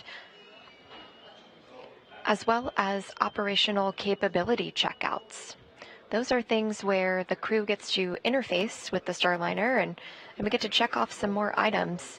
This is a primarily crew interface test, so we're looking forward to hearing more about their experiences, but being a urine processing assembly pump that Starliner actually we were able to put into the Starliner while it was at the launch pad because it was a need for the International Space Station. So proving the flexibility of not only the spacecraft to fly cargo, but also of the team. A lot of teamwork went into that across the NASA and Boeing community to get that pump up. And I believe they're going to be working on that pretty quickly aboard the International Space Station. And while Starliner is on the International Space Station, when we docked earlier and confirmed that we were hard mated, the umbilical started receiving power from the space station. Starliner will also be put into a quiescent mode to minimize the power it's taking from the space station during its dock time frame. It can be turned on very quickly if that were to be needed.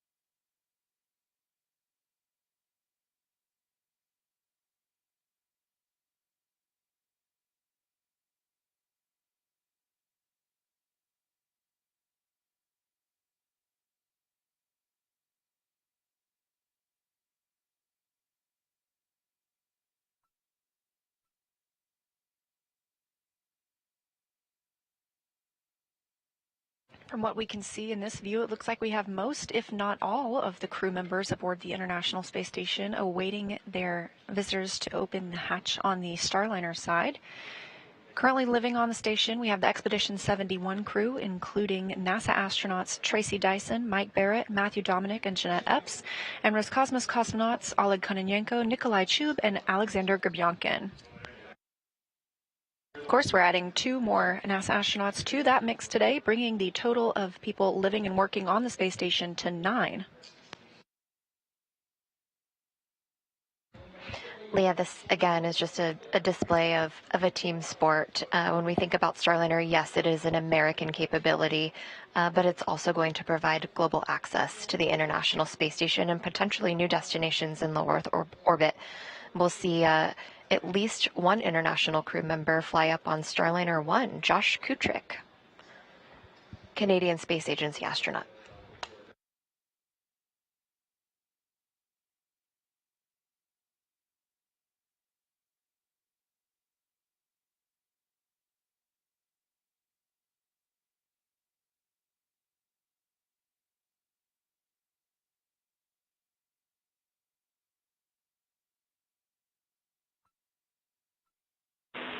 Station Houston on the Big Loop, just for status. CFT crew has just opened up the IVA hatch equalization valve.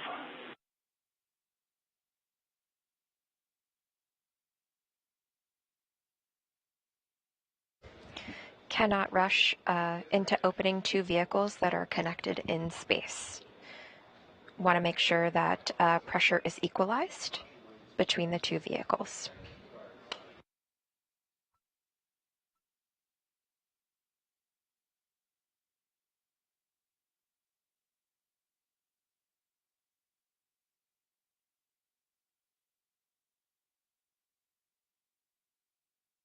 All eyes on the IVA hatch. Maybe they're not in a rush.